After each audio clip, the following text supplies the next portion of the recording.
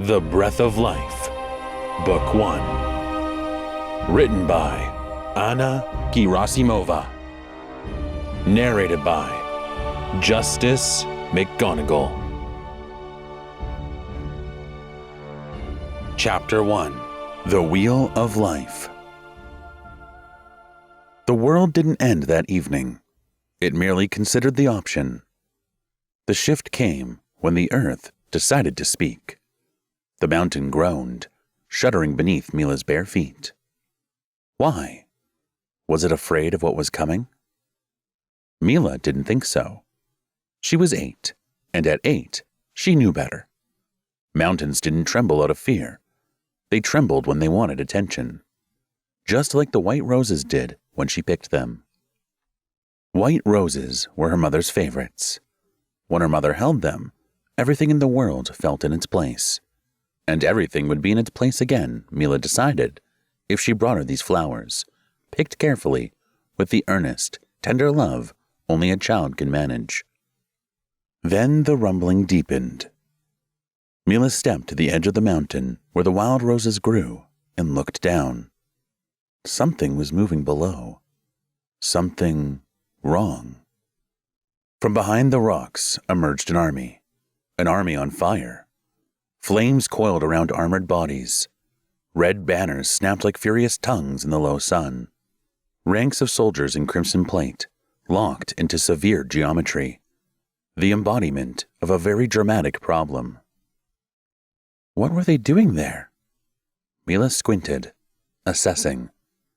With all that noise and blazing spectacle, the answer became obvious. They were begging. Begging for attention. And not even subtle about it. Mila stopped gathering flowers and studied their leader, riding upward, ringed by his finest warriors. His cape fluttered with theatrical precision across one shoulder. The golden crown of laurels was tipped perfectly at a just-so angle. The longer she examined the grave earnestness of his overworked attire, the more a single revelation outlined itself in her mind. And that's a grown-up? She thought, incredulous. Wow. Gorday believed himself the greatest ruler of all time. To anyone with functioning eyes, he looked like the most devoted servant of his own ornaments, a captive of his glamorous role arriving in full pageant. And when Gorday outdid himself, history suggested it never boded well for anyone. He angled his horse toward a carved seam in the cliff, the hidden mouth of the mountain, a narrow entrance into the cave. Within, Mila's parents kept watch over the most enigmatic object ever known. The Wheel of Life. This artifact, a large, otherworldly engine, ruled the heart of the cavern. Beads of mineral moisture freckled the cave stone like stars, and thin curtains of water drifted down the walls in slow, shimmering patterns. At certain angles, the cave seemed to open into a midnight sky, as if one step more might spill you into space. The Wheel of Life dominated the chamber. Etched sigils caught and flung the torchlight, so that fire appeared to read itself across its hammered gold rings. A man stood before it, his hair wild and bushy like the roots of an old tree. His chest rose and fell with measured resolve. He held the torch high. "Will brings everything into balance," he said, pressing his palm to the cold rim. "The curse can be defeated." A tremor rippled through the cavern. The star-speckled walls shivered, constellations trembling across the stone. Dust whispered from the ribs of the rock. The wheel answered with a low, resonant hum. The man by the wheel turned sharply. Another figure stood silhouetted in the doorway, hands planted on her hips, like a queen surveying a battlefield. She was breathtaking, even when furious, especially when furious. "Is it your brother?" the man asked. "Is he here yet?" She stepped into the light, leaves of her dark dress swaying. "It's Gorday," she said, Her voice was calm and controlled, which was far more intimidating than shouting. "And yes, he brought an army." The man's eyes narrowed. "An army? For what?" "For silence." She held his gaze.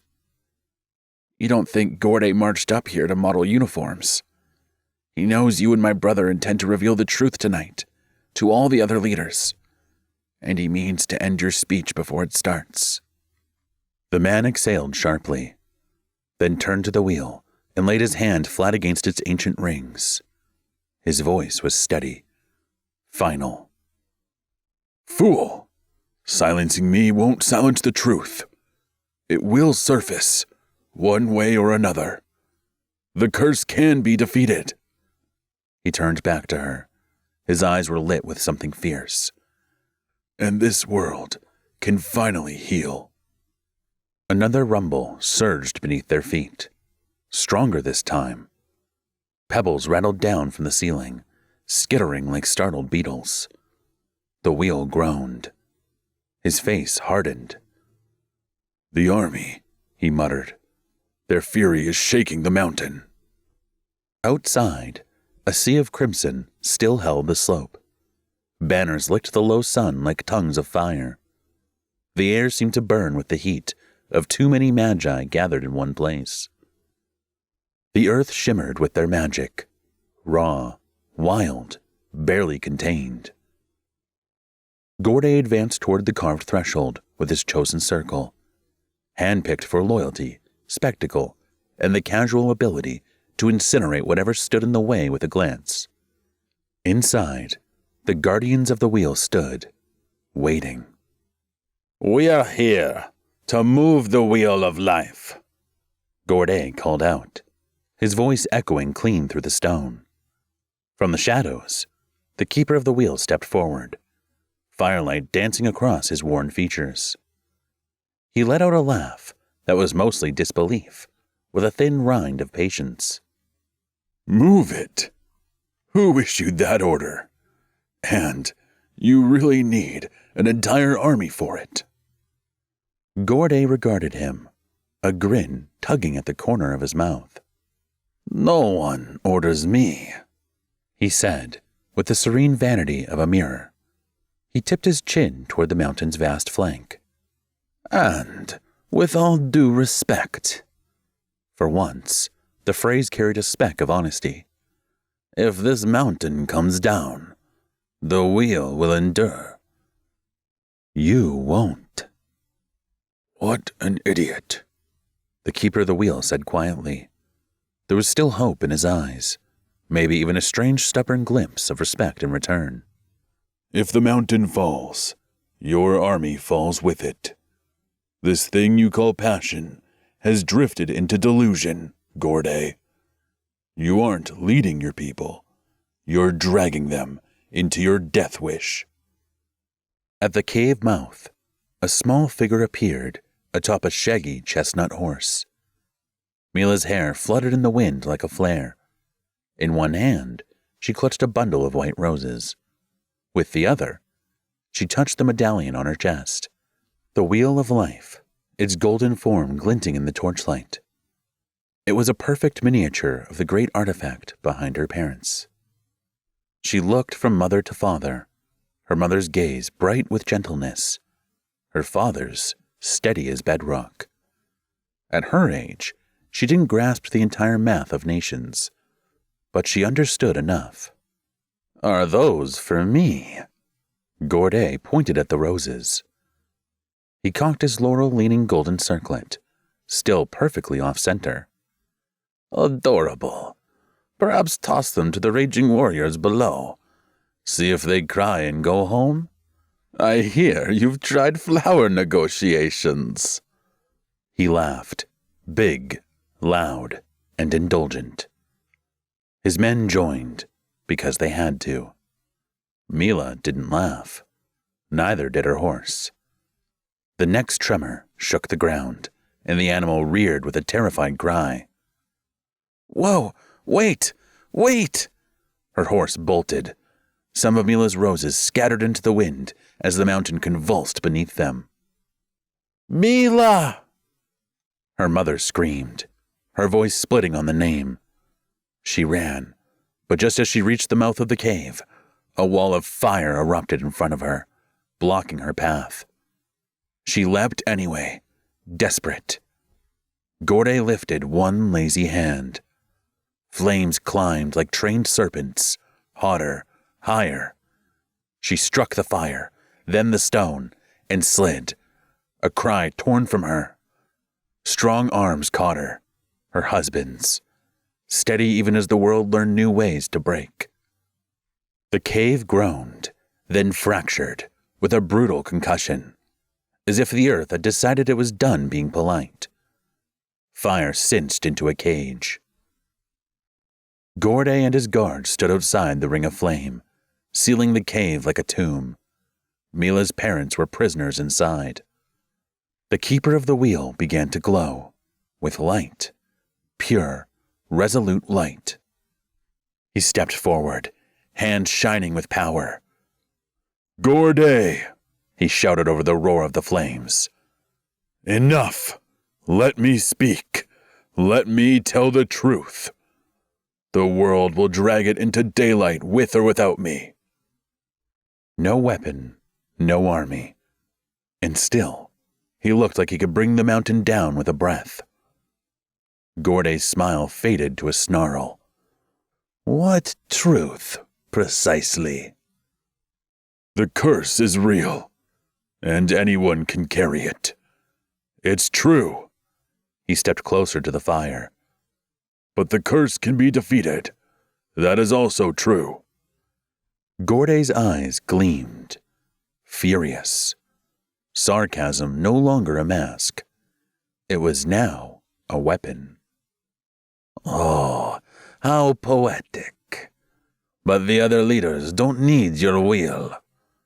His voice dropped, colder, darker, and more private.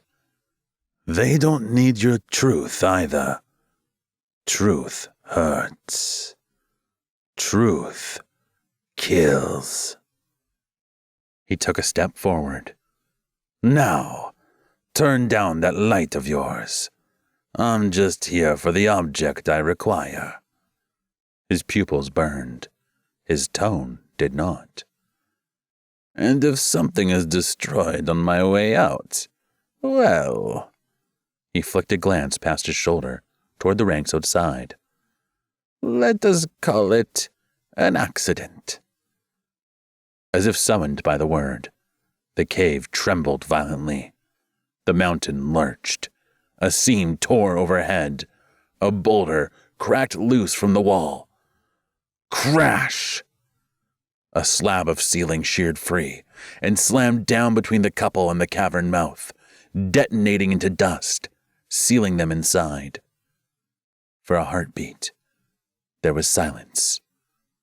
Then, "Mila!" Her father's voice echoed through the stone, frantic and muffled. Mila's chestnut horse kept dashing as the mountain shuddered beneath them. As they drew closer to the raging army, the animal reared again, skimming the edge of panic. The mountain roared in protest, hurling smoke and shards of glowing rock into the sky. Then the horror came at last. The summit ruptured, blasting clouds of superheated air outward and collapsing the cave where the Wheel of Life and Mila's parents had been sealed. Lightning tore through the charged sky of the eruption, splitting it open. The ranks shouted as one, spinning in confusion. Orders dissolved, lines fractured, chaos took hold. Mila's horse, maddened by fear, bolted from the heat of the eruption straight into the heat of warriors. A small girl on a bright animal plunged into a sea of armor and fire. In one clenched fist, she still held her bundle of white roses, her mother's flowers. Unaware she even carried them, she rode headlong into a storm of men. Gorde's joke about roses and raging warriors began to fulfill itself. Accidental irony. A pure child with petals, swallowed by a contest of egos. Down the lines, they had been feeding one another's blaze. Who could scorch more, roar louder, crush faster? Her medallion, the little wheel over her heart, caught the light. The hunt began. They surged after her, not as defenders of anything, but as rivals in the oldest sport: capture, claim, and brag. Hands lunged, laughter curdled to jeers. Yet, the chestnut threaded gaps, as if the air parted for her. She slipped them like light through fog, like sense through shouting. Some chuckled, already tasting triumph. Others barked in disbelief as she kept sliding away.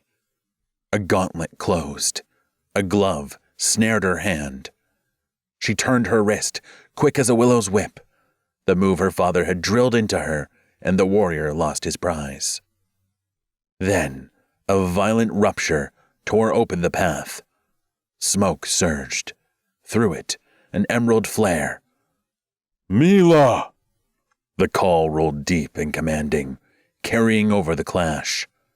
Green tore through red, vines lashing from scorched ground, roots heaving up to trip iron boots and split sunburned stone.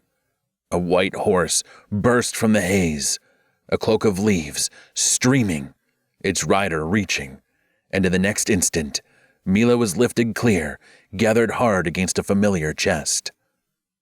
"Uncle!" she cried, the roses crushed between them. She buried her face in his shoulder. "Hold fast, little one," said the root keeper. Behind them, foliage detonated in brilliant defiance. Riders in green closed ranks, a living wall. The earth knit itself where they'd passed, roots sewing shut the mountain's torn skin while the white horse raced. They did not slow until the mountain's peak was only a dark cut on the horizon behind them, its shattered crown unspooling black smoke into the night. Far away, deep in the land of living nature, rose a tower of a tree, so vast it combed the night clouds, its bark lined with ancient symbols, its branches hollowed into stairways and galleries of soft green glow. High in one window, lit by soft green crystal light, a small figure sat curled up, quiet. Mila. Her knees drawn to her chest, a candle flickered beside her. The white roses lay where she had dropped them, a small drift of the past on the floor. In her lap rested a piece of parchment upon which she drew. A picture of 3 figures. Her mother, her father, standing together beneath the wheel of life. She shaded the lines slowly, carefully, like each stroke might bring them closer, like she could draw them back into the world. Her lips parted, a whisper, barely a sound. "Mom, Dad." Her voice cracked, the words snagged, thin as thread pulled through a knot. And this time, there was no fire, no wind, no roar. Just the quiet of a child sitting in a glowing tree, wishing the world would give her family back. The gaze slid along a cave wall, slick with mineral sheen, past a vein of quartz that flared briefly each time a drop struck stone. A shadow kept pace, a hooded silhouette gliding beneath the stalactites, while its owner walked beside the turquoise water. A tangle of living roots traced a narrow slit in the rock, and, with a patient creak, lifted it like a lid. Inside lay a cache of scrolls bound with twine that seemed to remember centuries of fingers. The knot yielded. Parchment breathed open. Ink stirred from sleep. Recipes of magic, care and craft. Margins feathered with notes and secrets. One small line lingered in sight. Learn by listening. Torchlight leaned closer. The hooded silhouette rolled the scroll closed. The gaze rested on the flame, lucid as frost. Sparks leapt. The fire caught, soft and sudden. Letters fled into running gold, edges cupped themselves to ember. Ash lifted in a slow, deliberate snow. Knowledge folded into heat and was gone. The roots that had sheltered those scrolls drew back, as if in mute frustration. The hooded shape watched the last ember dim to nothing, then tucked the soot back into silence among the roots and moved on. Chapter 2: The Tower That Knew Too Much. The forest was still wrapped in its misty morning veil, the air cool and damp. In this part of the woods, dawn had not yet arrived.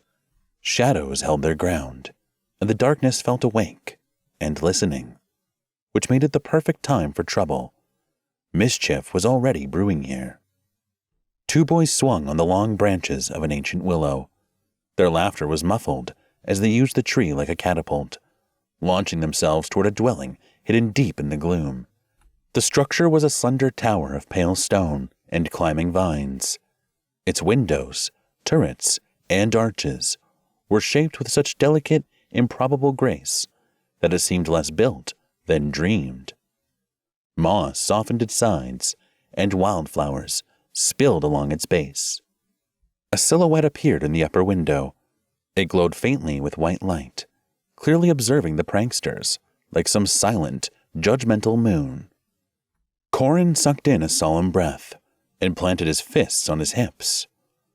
"Swear," he said sullenly, "by the unbreakable oath of our secret brotherhood of the Willow, that no one will ever know about our mission here." "I swear," the smaller boy whispered, clutching his heart. "No one will ever know, or may I perish in the most terrible, tragic, horribly heroic way imaginable." He drew a dramatic line across his throat with his finger, eyes bulging for emphasis. At that precise moment, the willow branches they had used for their sneaky launch parted like curtains on command, and the first sunbeams poured through and threw a blazing golden spotlight directly onto the pair. The boys froze at once, becoming guilty gargoyles clinging to the stone structure in the grand betrayal of daylight. "Busted!" Agnia called, stepping into a spill of sunlight on the hill across from them. "Training started at first light, slackers." Mila, meanwhile, was sitting cross-legged on that grassy hill next to Agnia, her parchment sketchbook propped on her knees. Charcoal swift as a swallow as she immortalized the chaos. Corin puffed himself taller.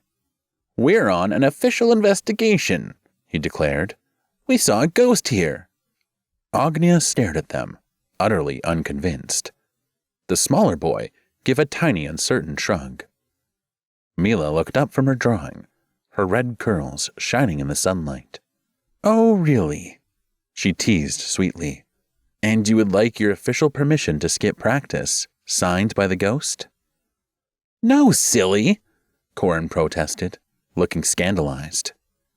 "This place is obviously haunted. Why? We must know the truth."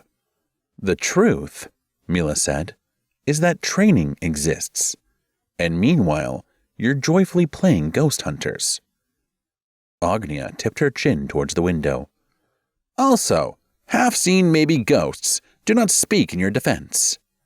Corin's eyes darted left, then right. "You talk as if we've committed some crime. You can't accuse us. You've got no proof."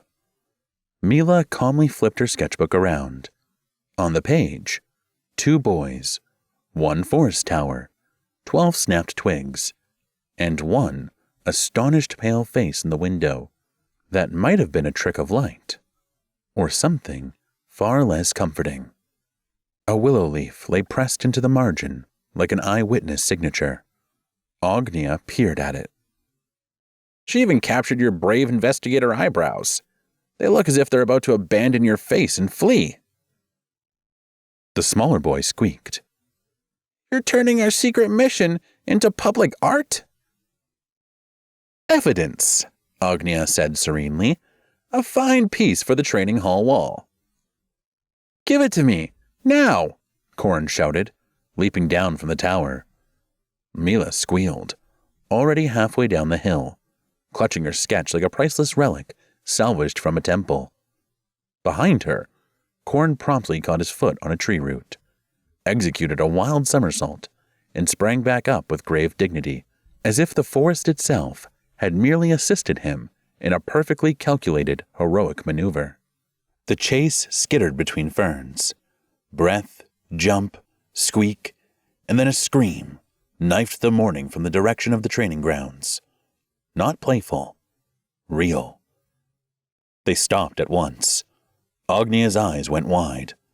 Mila's sketch lowered, a charcoal slipping into the grass. "Something's wrong," Mila murmured. A single sharp look passed between them, and they ran. The training clearing of living nature opened before them. Everyone gathered in a ring around a root cave beneath a colossal tree. Once, the roots had arched into shelves, cradling knowledge. Now, they cupped a black drift of ash.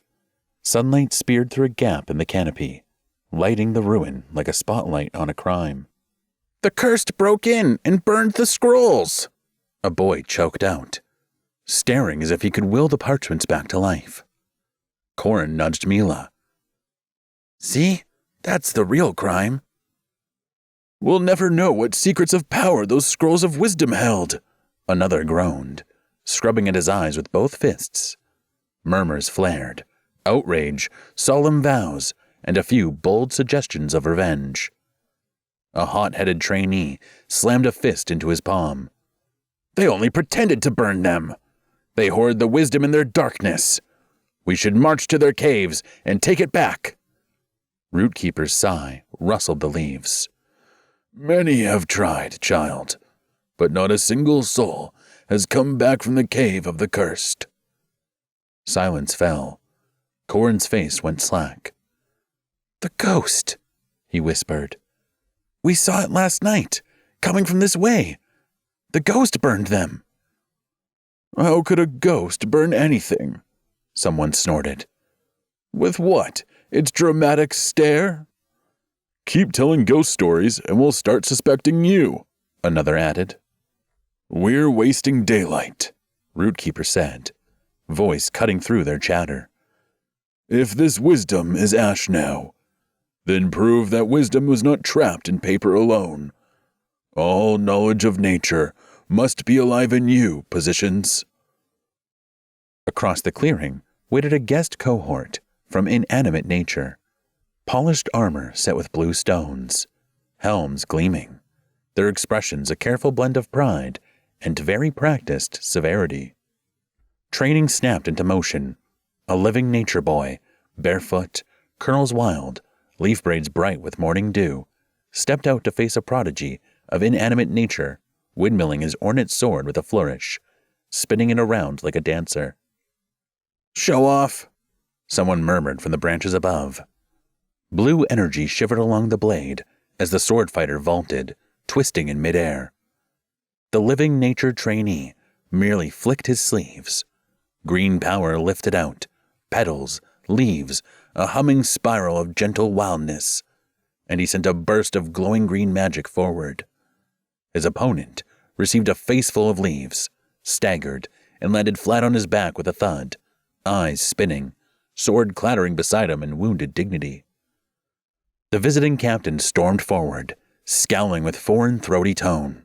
"You can't use such dirty tricks during training." "Sorry," the leaf-braided boy blurted. "I thought we were here to train, not watch some sword circus." A ripple of laughter loosened the tension. Rootkeeper lifted a hand, his voice carrying the weight of the forest's wisdom. "Control," he said, calm and unarguable. "Power without patience is only noise. Again." The land of living nature fell silent as the sun slipped below the horizon. Shadows gathered between the trunks of ancient trees, and a soft mist crept over the mossy ground like a silver veil across the forest floor. Mila's friends had gone home long ago, still giggling over Korn's spectacular tumble during training earlier that day. He tried to leap between branches, like a legendary forest champion, missed completely, and vanished into a thick patch of mushrooms, which burst into a cloud of spores so foul it cleared half the clearing. Korn had laughed too at the time, and everyone gave him a look of genuine respect for his rare and noble ability to laugh at himself. But now, that laughter felt far away. Now, it was Mila who had a mission. Standing at the edge of a clearing, her hair still wild from swinging through the trees, Mila stared at the stone tower that rose ahead of her. Compared to the colossal oaks stretching high above it, the structure did not seem tall, but it held its own quiet majesty.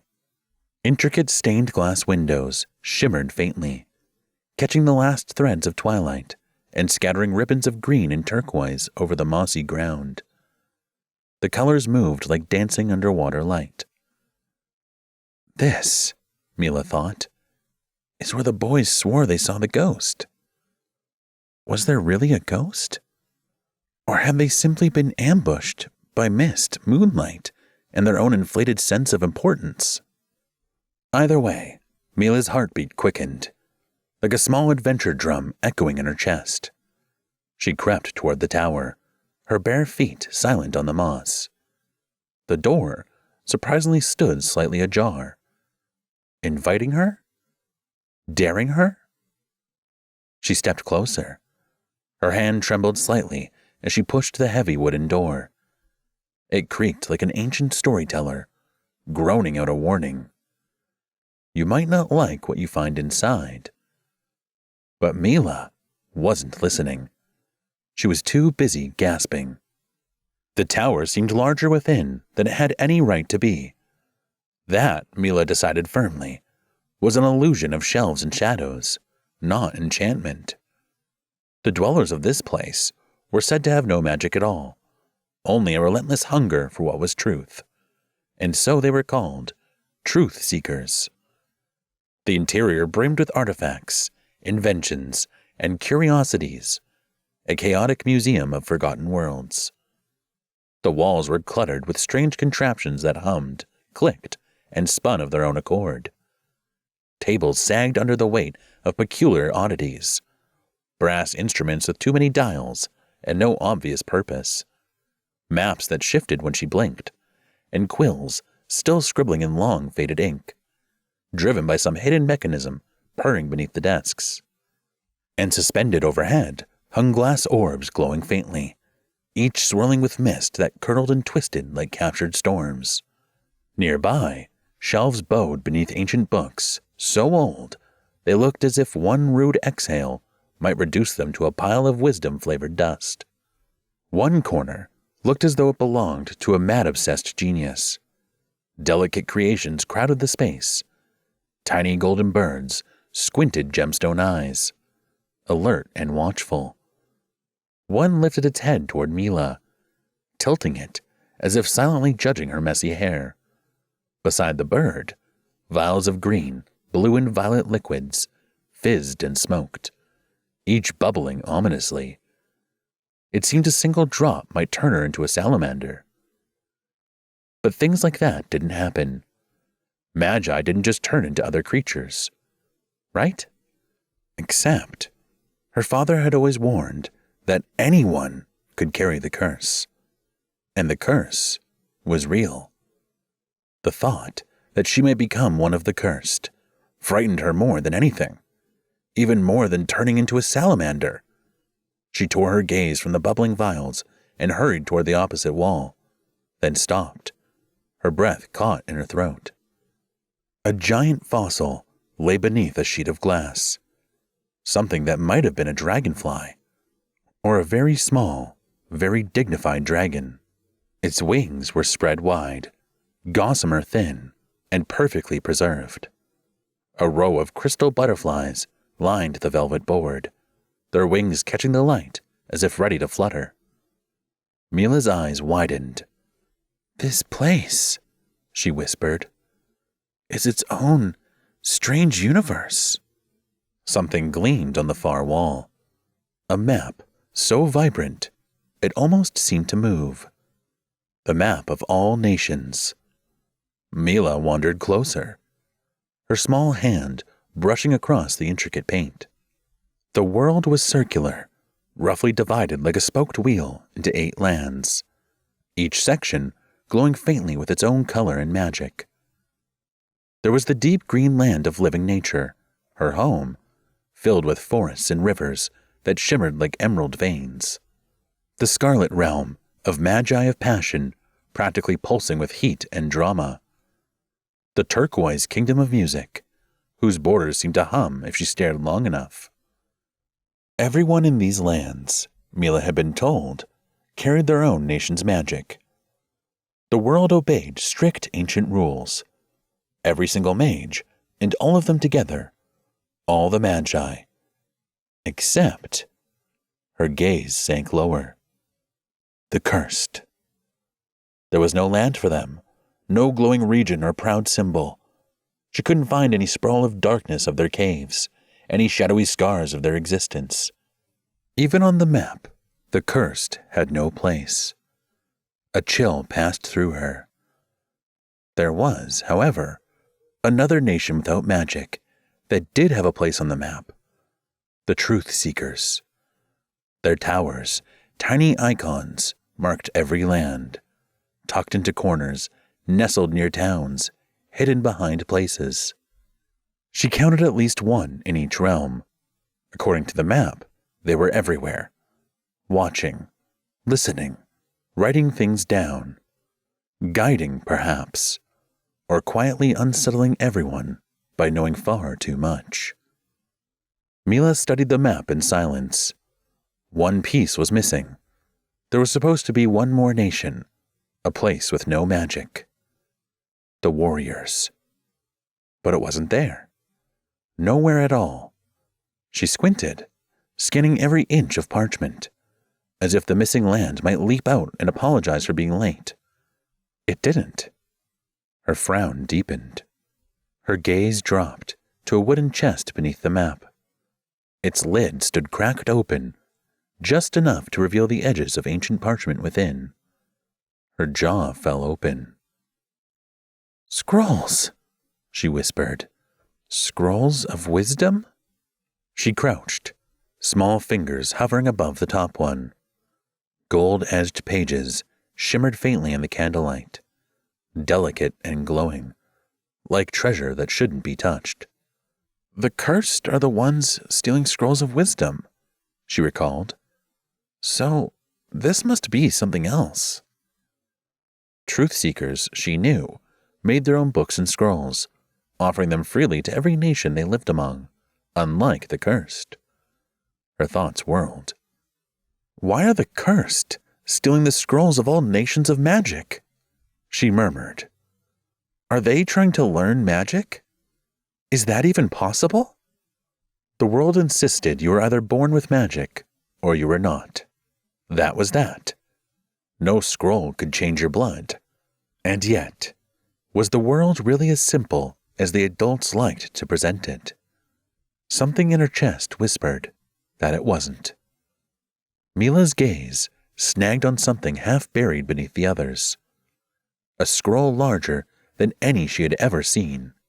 It was bound with a golden thread, so radiant, it looked as though someone had braided a ray of sunlight into rope. Her lips parted. "What is that?" "It is a very important scroll," a voice said. Mila's breath hitched. She hadn't just heard the voice. It had settled deep within her. Soft, yet commanding. It sounded like it already knew every secret she'd ever kept, including the one about the broken vase last summer. "It is the key to all magics," the voice continued, slow and deliberate. "It is the key to this world, to life itself." Mila spun around so fast, her locks slapped her cheek. Nobody was there. Her heart jolted, like a frightened bird in a cage. "Who's talking?" she whispered. though she wasn't sure she wanted the answer. "Open it," the voice urged, smooth as honey, yet carrying a note that brooked no refusal. Her fingers twitched. "Why do you want me to open it?" She was surprised by the bravery in her own demanding voice, especially as she felt about 3 heartbeats away from fainting. Still, she pressed on, questioning the disembodied voice with professional seriousness. "Is it even safe?" "It is safe, and you need to see it. But don't tell anybody," the voice replied, faintly amused, as if smiling somewhere in the darkness. "I trust you." "Trust me?" Mila's knees wobbled like jelly. She didn't want to obey, but who wouldn't want to see the key to all magics? Even her curiosity was yelling, loud and unhelpful. "Open it! Open it! Open it!" Her tiny hands trembled as she pulled the scroll closer. It was heavy, stubbornly so, as though it did not recognize 9-year-olds as authorized readers of world-shaping secrets. With effort, she began to unroll it slowly, inch by careful inch. The letters on it glowed with a soft golden light. Mila's eyes widened until they hurt. The first words shimmered into focus. "The Breath of Life." Her heart fluttered wildly. The script was surrounded by intricate, living patterns that pulsed faintly, threads of light running through the page. Below it was an exquisitely detailed image, the Wheel of Life, the same symbol as the medallion around her neck. Her trembling hand flew instinctively to her chest. This is... Before she could see more, something shifted. A cold tingle ran down her spine, like an icy fingertip. Out of the corner of her eye, something moved. She turned her head slowly. There, at the far end of the room, stood a silhouette of pure light. It wasn't a blur. It wasn't a reflection. It was someone, standing still, glowing with the cold brilliance of starlight, watching her. Mila let out a yelp that was more squeak than scream. The scroll slipped from her fingers. The brass handle hit the floor with a boom that cracked through the tower like a thunderclap. The shining figure didn't move. For one terrible second, Mila was certain it would glide toward her, that its light would stretch and reach. That was it. Detective Mila was done. She bolted. No, she launched herself toward the door with the desperate velocity of a startled rabbit on too much carrot cake. Her feet skidded across the polished floor, nearly sending her straight into a table of crystal butterflies. She tore through the door, out into the mist, heart pounding like a drumline. She didn't stop. Not when the branches clawed at her dress. Not when she tripped over a root and nearly kissed the ground. Not even when a firefly flew directly into her nose. How dare it! By the time she reached the roots of the giant tree she called home, she was panting, sweaty, one nostril glowing green, and she was clutching her medallion in a hard grip that left a mark on her palm. She turned once, just once, to look back at the shadow of the tower between the trees. It stood there, quiet and unbothered, like nothing had happened. Mila shivered. "What was that?" she panted, her voice as small as she suddenly felt. Then, as though to mock her terror, the medallion around her neck glinted softly in the moonlight. Just a knowing little shimmer, as if it had an answer and was not quite ready to share it. Chapter 3: The Great Reconciliation. If walls could speak, these would whisper ominously, and then smirk. It was the sacrificial room. It had hosted noble miracles, noble betrayals, and at least 3,003 noble lies. History happened here. Dignity, drama, and dread. This room had seen them all, many times, in that very order. The sacrificial chamber was a perfect circle, hewn into black stone and etched with ancient carvings. The walls glistened with a thin, clammy sheen, flashing across the stone like cold sweat seeping from walls that knew what was coming. From high above, a single shaft of pale light pierced the darkness, a celestial spotlight slicing the room in two, shadow and revelation, judgment and spectacle. At the very apex of the dome opened a narrow aperture, an unblinking eye through which the heavens could spy on the dark ritual below. In the center of the chamber, a raised stone platform brooded in silence. Ancient runes curled around it like vines, glowing faintly. The air smelled of old incense, scorched ideals, and ceremonial guilt. And yet, the young man tied to the platform didn't look like a man on the brink of annihilation. In fact, he looked disarmingly serene, bathed in a gentle orange glow that pulsed across his skin like the final light of a sunset. His curly hair flopped boyishly over his forehead, and his face bore such calm expression you'd assume he was just drifting into a nap and not, say, preparing to be ceremonially dismantled in front of an audience for world peace. The chamber observed quietly, stone-faced as ever, as a teenage boy dragged a mannequin that looked uncomfortably like the real sacrifice's twin. He moved with the casual confidence, pretending to fulfill his official duties, though nothing about smuggling in a counterfeit body felt remotely official. Maybe he genuinely believed he could rewrite history with one daring substitution. Maybe he thought he had the right. After all, he was a prince. Prince Varlam. If his father, King Leif of Natural Forces, could see what his son was doing to the future of the world, but Leif did not see it. The king was only one chamber away, far too occupied with quarreling over the purpose of the sacrificial rite, too busy to notice that one of the rite's foundations was being quietly rearranged by his own child. Meanwhile, in that same neighboring chamber, close to Leif, a voice rang out. "The great reconciliation of all nations." Aegon, the mage of animals, boomed. The temple trembled. The air in the central hall was dense with tension and the layered sense of magic, while the world's rulers were pressed together above the great round table.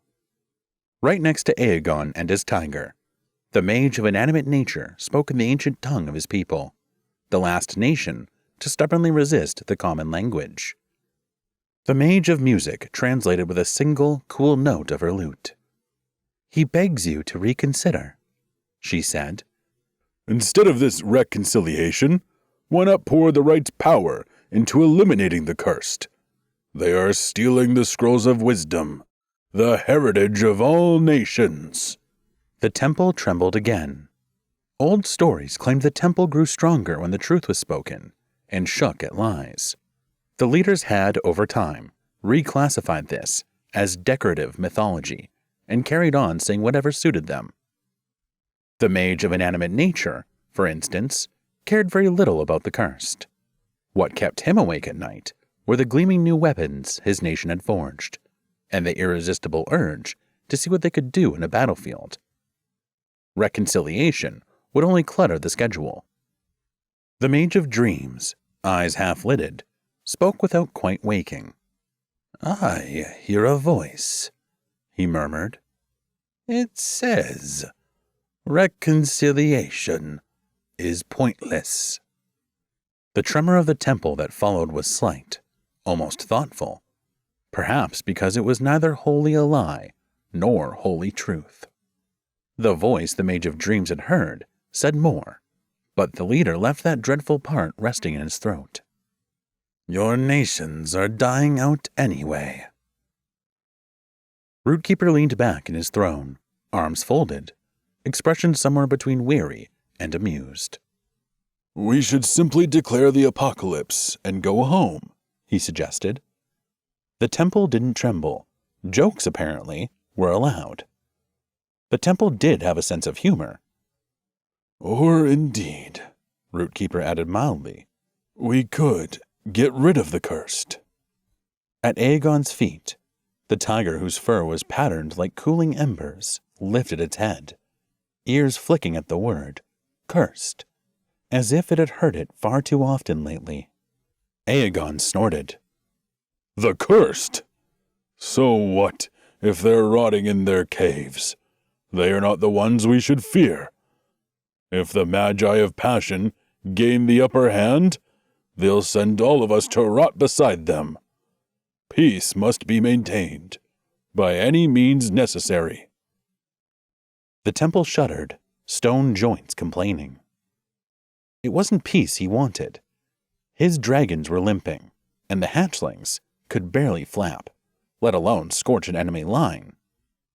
He couldn't afford another war, so he wrapped his need for recovery in silk words and called it virtue. "Let peace storm in with all its might," he proclaimed grandly. The temple doors flew inward with a boom that startled even the statues. Gorday strolled in, dangerous charisma radiating from every step. His smirk was saying, "I know I'm late, but I'm the only one worth waiting for." Behind him came Irinar, long black hair, quiet intensity, the air around him taut with restraint. Gorday handed him a sword as casually if he were both servant and knight.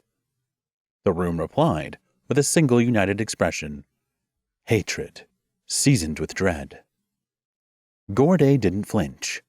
He never flinched.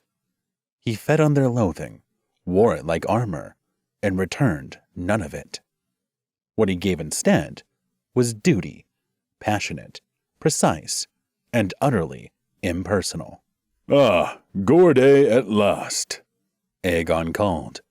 "We are delighted you could join our gentle quarrel about the right's noble purpose. What say you?" "I say we need a new temple," he replied.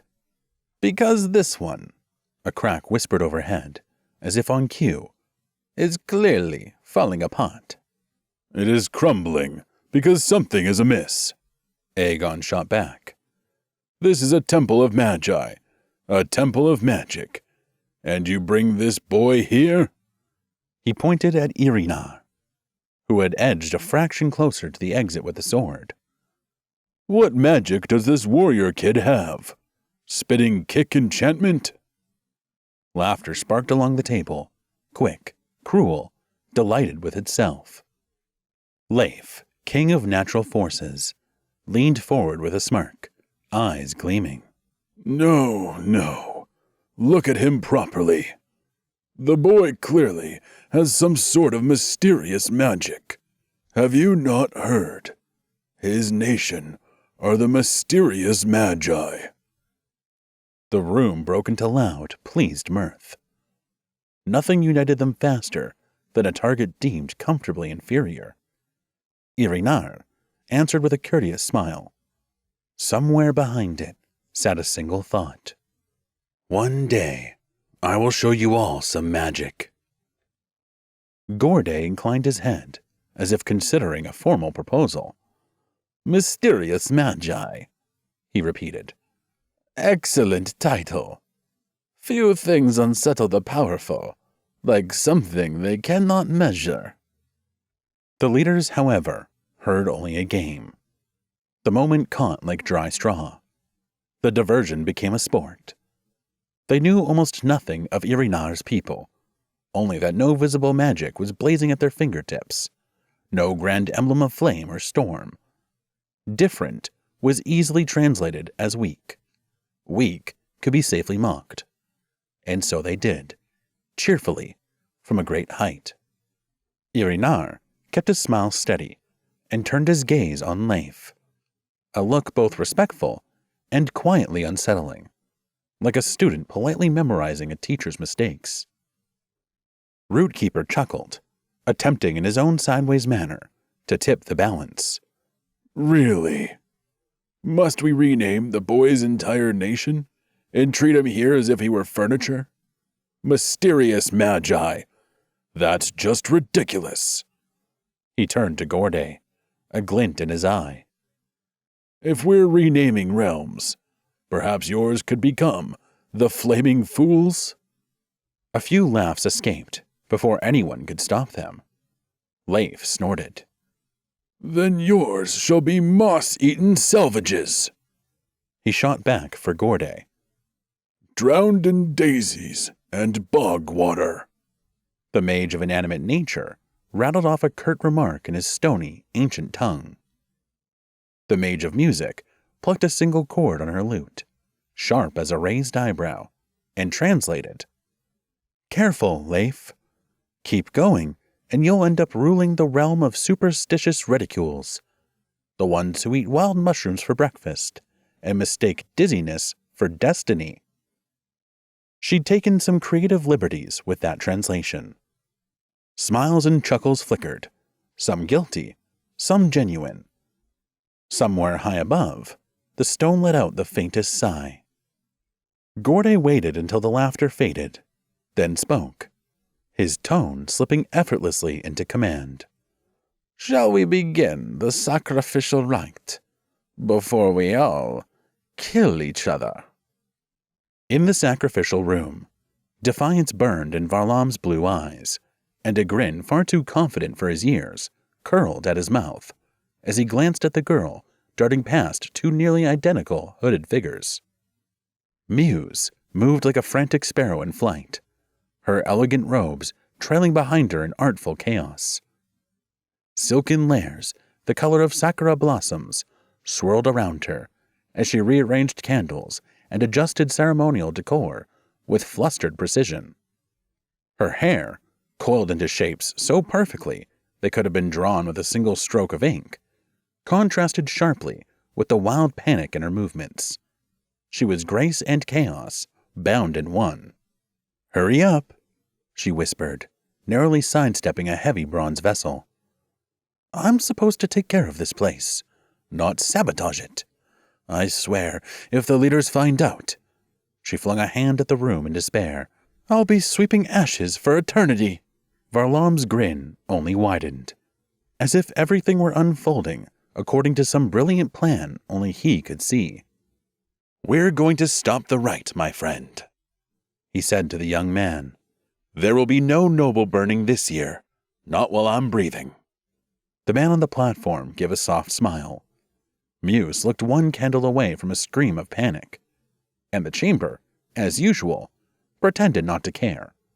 It had seen centuries of trembling knees and noble souls. Sabotage was hardly new, but teenagers, scribbling their own script into the sacred ceremony, always added a certain flair. The sacrifice raised a single eyebrow, his expression still eerily serene, almost too divine for someone about to have a dreadful ending. This is my choice, Rebel Prince, he said calmly. A great honor, Hero of the Year, remember? I'll be the bridge between warring nations. My soul will rise, and the great reconciliation will follow. Millions of lives saved. Worth the price. Varlam folded his arms. Right. They'll remember you as the guy who had his soul carved out and launched into the stars like some magical firework to fuel their ambitions. Doesn't exactly scream hero to me. The young man smiled again. That same saintly smile that made Varlam itch to slap some panic into him. You can't stop it anyway. They're about to enter. Varlam exhaled. Well then, maybe just one parting gift. He offered a crooked grin. A small light of your magic. For sentimental reasons. The young mage of animals almost laughed, as if they were exchanging keepsakes at the end of a feast, rather than soul fragments. With a graceful motion, he created a glowing orb of orange energy in his hands. It hovered in the air, pulsing gently. He handed it to Varlam. The moment the prince took it, the young man's eyes clouded. His body loosened, the tension melting from his limbs. He slipped into trance. Serene surrender that is only possible when someone is utterly convinced of the nobility of their ending. Varlam studied the orb, his fingers tightening around its warmth. Then, without a word, he crouched and nestled it into the chest of the mannequin. The lifeless double responded at once, beginning to glow with the same soft orange shimmer as the real one, as if it had always carried a soul. From the hallways beyond, the muffled footsteps and low ritual chants echoed, growing louder, the air heavy with the scent of burning tension. Muse went still, silk settling around her like dropped petals. "They're coming," she whispered. "Quick, to the roof." The sacrifice remained lost in his serene trance. Varlam untied him, and together he and Muse hoisted the oblivious man toward the hidden exit, as if escorting a sleepwalking legend through a door no one else remembered existed. In his place, they left that convincing decoy. The hooded mannequin slouched, just so, bathed in a warm orange glow where a true soul ought to shimmer. From a distance, uncannily lifelike. Up close? Well, best if nobody thought to get that close. Moments later, the leaders of all magics swept into the chamber, cloaked in black hooded robes. Their shadows stretched across the curved stone. Silently, they took their places, forming a solemn circle around the sacrificial platform. The chanting began again, low, rhythmic, and sounding ancient, though more than a few syllables were clearly improvised. It started in an archaic tongue, rich with forgotten weight, then slid into the common language as ceremony surrendered to habit. "O noble soul," the leaders intoned. High above, at the apex of the dome, 3 figures crouched at the narrow skylight, watching the right below. Muse, Varlam, and the man who was supposed to be glowing obediently on the platform. The sacrifice blinked himself fully out of trance, peered into the chamber, and froze. "What?" he mouthed. "Are they talking about me?" He leaned closer to the gap and shouted, "Hey, I'm up here!" No one heard him. The crystal set beneath the opening thrummed like a hive, and the first cracks of gathering magic drowned everything else. The leaders kept chanting, "Hero of our days." "Oh yes," Varlam murmured. "That would be you. Your selfless sacrifice for the good of the world will never be forgotten." The sacrifice's eyes flew wide as the realization hit. He was on the roof, while his grand gesture was being spent without him. "Oh no! What have you done? You've ruined it!" Varlam turned incredulous. "I haven't. You're still the hero. You just saved a life. Your own. That makes you the only hero in this temple who's still breathing." The sacrifice thrust a finger toward the circle below, outrage finally cracking his serenity. "This is why there are age limits on world-altering decisions," he snapped. "You think sacrifice is a game? You have no idea what these leaders carry every day to keep their nations from tearing themselves apart. Look at your father." He pointed, hand trembling slightly. "He is standing there, staking everything he has, trying to stitch this world back into one piece." Varlam winced inwardly. Being scolded by almost sacrifice of the right had not featured in his glorious plan. Below, the ritual reached its climax. For one brief moment, the leaders hesitated. Hands hovered. Eyes flickered. Even Gorday's expression wavered, just enough for something human to surface. Guilt? Doubt? Or a very sharp thought he didn't dare finish. Then the moment passed. Duty, or at least the weight of being watched by every other power in the world, settled back on their shoulders.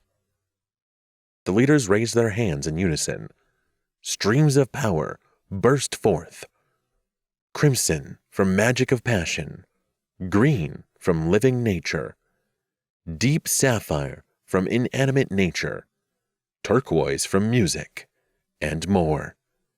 Each beam a clear streak of its realm's essence, writhing like painted lightning toward the platform. Only yellow was missing. The Magi of Sunlight, as always, had declined to attend.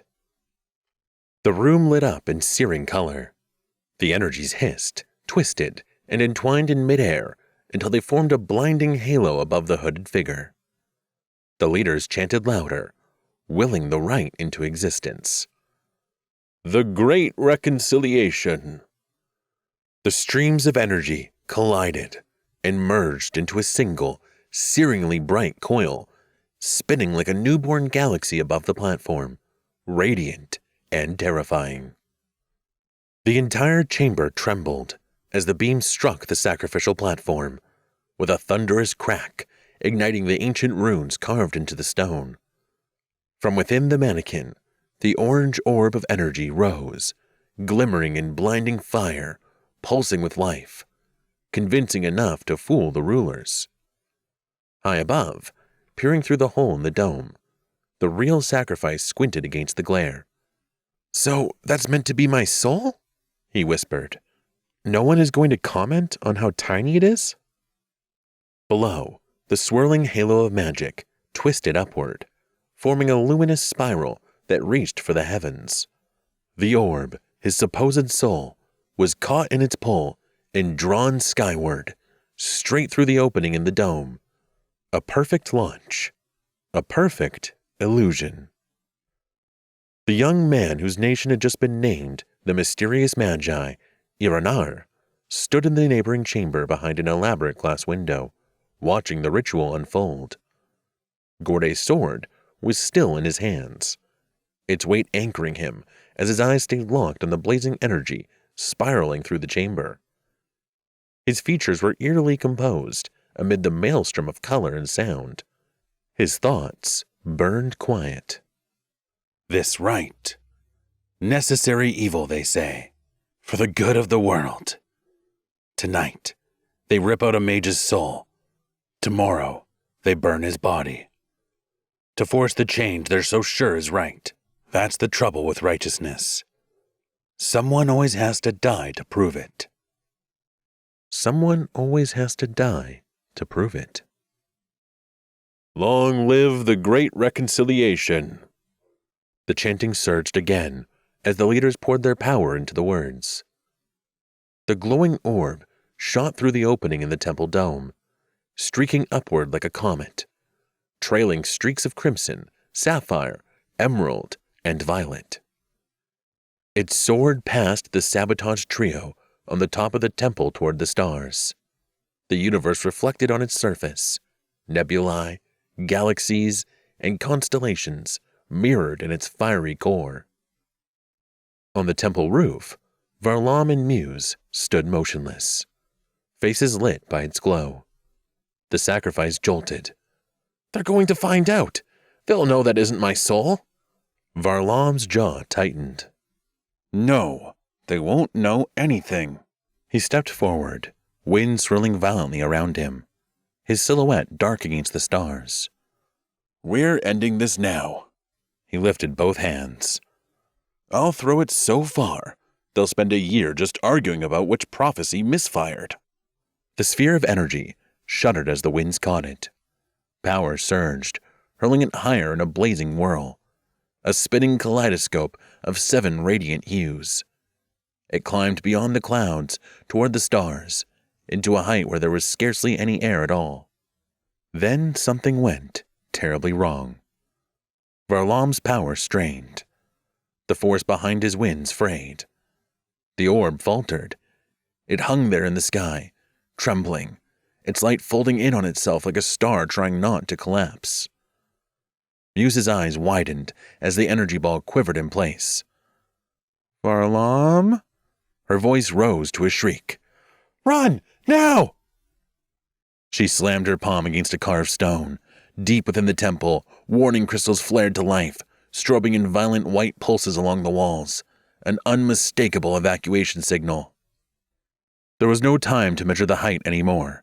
The three of them sprinted down the curve of the dome, boots skidding on smooth stone. At the lowest point they could reach, they pushed off and dropped from the edge, disappearing from sight. Above, the orb finally surrendered to gravity. It began to fall, as a heavy sun losing its nerve. Slow, inevitable, gathering weight as it descended. The stars watched the descent in delayed horror. Below, feet pounded along ancient corridors toward exits. Robes flared behind them.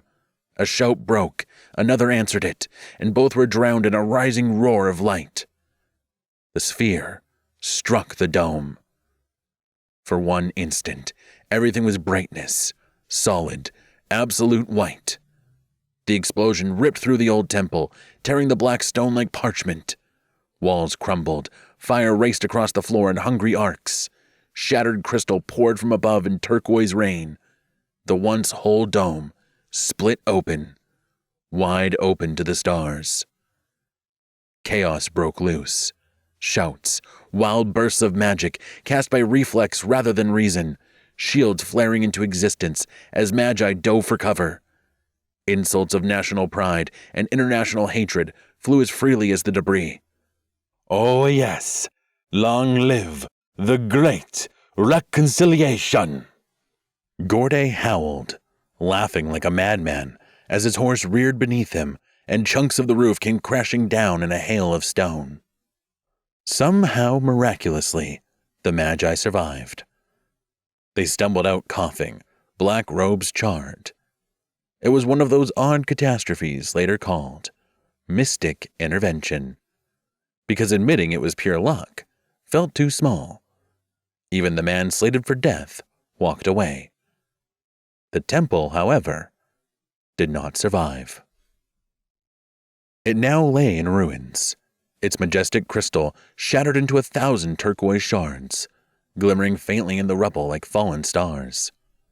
On a broken ledge, Varlam, Muse, and the one sacrificial man watched in silence. Muse's petal-colored robes were smudged with soot, a tear along one sleeve where the world had grabbed her. Her voice came barely above a whisper. "Ruining the right was right," she said, then added, almost to herself, "I think." The no longer sacrifice hugged his knees, gaze fixed on the broken temple. Was it? He wondered quietly. Was stopping it truly right? Or did you just crack the world a little more? Varlam did not answer at once. Wind tugged at his hair. The distant shouts from below rose and fell like a wounded tide. If the world needs sacrifices like that to keep turning, he looked down at the shattered dome, at the leaders stumbling through their own wreckage. Maybe it's time to find another way. Sound arrived first. A slow drip, counting time no clock could keep. The gaze followed, slipping through a throat of stone, into a wide chamber where echoes turned footsteps into muted chords. The hooded outline crossed the floor. Its reflection wavered in the turquoise pool. Behind a broken stalactite lay a scroll case. The lid yielded to a patient twist. Parchment sighed awake. The shadow of the torn hood lingered over the opened scroll. The sight fixed on the play of symbols for a long, still stretch, absorbing the ancient, hidden knowledge. Then the hands drew the scroll toward the torch. Flame touched parchment. Heat blurred the lines. Fine storms of ink lifted and were gone. When no trace of the old symbols remained, the scroll crumbled between the fingers, pinched down to powder. Echoes resumed their counting. The pool kept its secrets. The gaze withdrew down the same throat of stone, carrying one more memory with it. Chapter 4. A Festival of Wonders. The land of living nature sparkled with celebration. Turquoise light pulsed from tree trunks and leaves. Music spilled like water over roots and moss. And the grand stage of the Magi of Music blazed at the center. Voices weaving chords so bright, the entire forest seemed to sing in unison. Around it, the fair of all magics unfolded in a ring of pavilions and stalls, each realm showing off its proudest wonders in a whirl of color, sound, and accidentally dramatic effects. Mila and Agnia stood pressed to the stall of natural forces, staring at what could only be called living paintings. Thin sheets of ice, clear as crystal, propped in silver frames. At first glance, they were just frozen patterns of frost and light. Then, the image Mila was admiring shifted. Suddenly, it was a landscape of glaciers. Mountains surged out of mist. A storm split the sky. A figure turned and vanished in a swirl of snow. Mila's eyes shone. "It's like they're made of light itself," she whispered. "And the picture actually moves. The painting is alive." She bit her lip, breathless. "Isn't that what every artist is aiming to accomplish?" Agnia tried very hard not to be impressed with the hostile nation's achievements. Some ice with ambitions? The frost sheet flickered. For an instant, her own reflection stared back at her, with a crown of snowlight and antlers made of gleaming ice. Agnia blinked and took a small, strategic step backward. "Fine," she muttered. "Maybe it's mildly talented ice." They exchanged a quick, giddy look and moved on, drawn forward by the promise of even stranger marvels. They turned the corner and nearly collided with a procession of mysterious magi. Cloaked in dark gray fabrics, the warriors glided past with quiet gravity. It seemed like the world had gathered all its different faces into a single line with different skin, different hair, different bone structure, and yet they moved as one. They didn't smile. They didn't speak. Their focus was absolute, a contained intensity that seemed to press the crowd back without a word. Among the cloaked figures walked a young man, taller, looser in the shoulders, carrying a quiet confidence and an unmistakable spark in his eyes. Irinar. His gaze met Mila's, and he smiled. Not the polite smile he offered world leaders while holding Gorde's sword. Not a sly smirk or a smoothed-over courtesy. A genuine smile. It was real. It was warm. It was trouble. Mila forgot everything. Agnia, the fair, gravity. Her heart flipped and did something it had absolutely no permission to do. Her face lit up, betraying every secret at once, surprise, delight, and memories. She smiled back, wide, like he was the reason she'd come to the festival at all. Her feet moved of their own accord. She took a step toward him. Agnia yanked her back, like a fisherman reeling in a rogue fish. "Don't even think about it. We don't talk to them, Mila. Look." She spun Mila by the shoulders. "They're already gone." And they were. The mysterious magi flowed away in a line so precise it could have been drawn by a perfectionist. Irinar disappeared among them. But the smile lingered, imprinted in the air, in Mila's memory, and in the pages of fate. After a good bit of wandering, the path finally delivered the girls to something straight out of a moonlit legend, a treasure chest of enchantments, the stall of the magi of inanimate nature. Everything here glittered.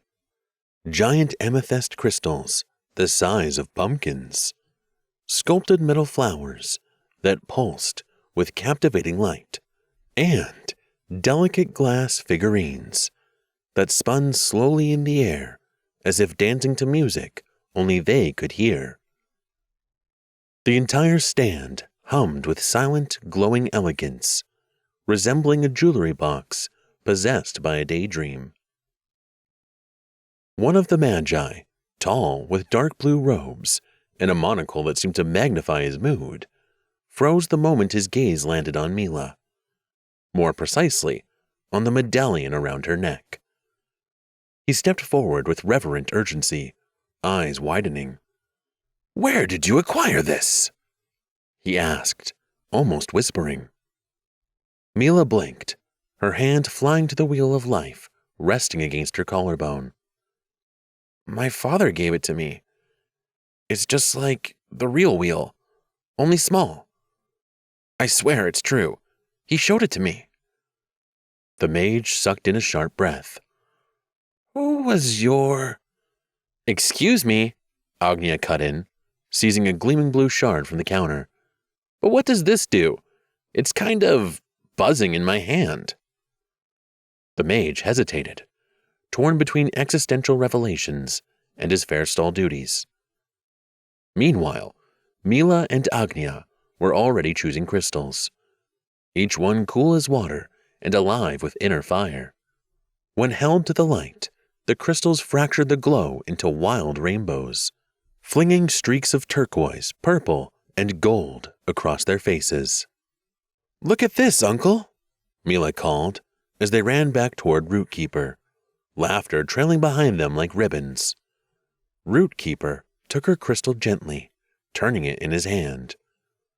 The lantern light broke apart inside it and spilled over his weathered face in a spray of shifting colors. "Crystals of inanimate nature," he murmured. "When they let the light in, it splits into all its possible forms, all the colors of all the magics. It's like holding every nation's power in your hand." Mila's eyes lit up. "They say you can see your future in these." Rootkeeper smiled, tapping the crystal lightly against her palm. "People say many things, Mila. Stories bend as they pass from mouth to mouth. Just like light in a crystal, thoughts turned into words can twist, scatter, and change into something beautiful. Yes, but not always true." He crouched to meet her eyes. "To see clearly, Mila, you must contemplate and verify everything they say with your own thoughts and feelings. You have to think for yourself." For a moment, neither of them said anything. Then the crystal caught another glint of lantern light and scattered it into a perfect spiral. Out of the blue, they saw them again. The mysterious magi, gliding along the far edge of the festival, their dark cloaks slicing straight through all the color and noise. Mila tugged at Rootkeeper's sleeve, her voice shy and careful. I really want to see my friend." Rootkeeper gave her a side glance and a wry smile. "I know exactly who you mean. But it's late, Mila. Time to head home." The girls groaned in unison, but there was no arguing with that tone. The fair, with its music, lights, and impossible wonders, slipped away behind them as they followed Rootkeeper down a quieter path under the trees. The path itself shifted, just as the massive roots of the ancient trees did, stretching when they needed to. Deep cracks echoed through the forest as the roots moved around them. Soon, they passed the tall Truth Seeker's tower, half swallowed by ivy and moonlight. Its high window shimmered with a pale, ghostly glow. A voice, calm, deep, and oddly close, rolled out of the silence, or perhaps from the tower, or perhaps from somewhere else entirely. "Think for yourself, Detective Mila. The crystal in your hand. Where does it get its colors? Where do magics get their colors. Mila stopped dead. The crystal in her palm was still warm from the fair, its facets catching stray threads of light. She stared at it, then spun toward Agnia. "Did you hear that?" she whispered. "Hear what?" Agnia frowned and moved on. "Mila! Agnia!" Rootkeeper's voice called from beyond the hedge of rustling trees. Mila blinked, her heartbeat thudding in her ears. "Nothing," she muttered. "Let's catch up with your dad. Quick." They hurried after him, but the echo of the voice clung to her like mist, its strange questions still swirling in her mind, refusing to fade. "Think for yourself. Where do magics get their colors?" Chapter 5. 3 Suspects and a Whisper.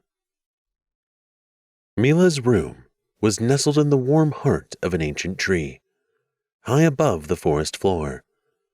Shelves had grown naturally from the bark, cradling feathers, tiny bundles of dried herbs, and dream-filled drawings tucked in for the night.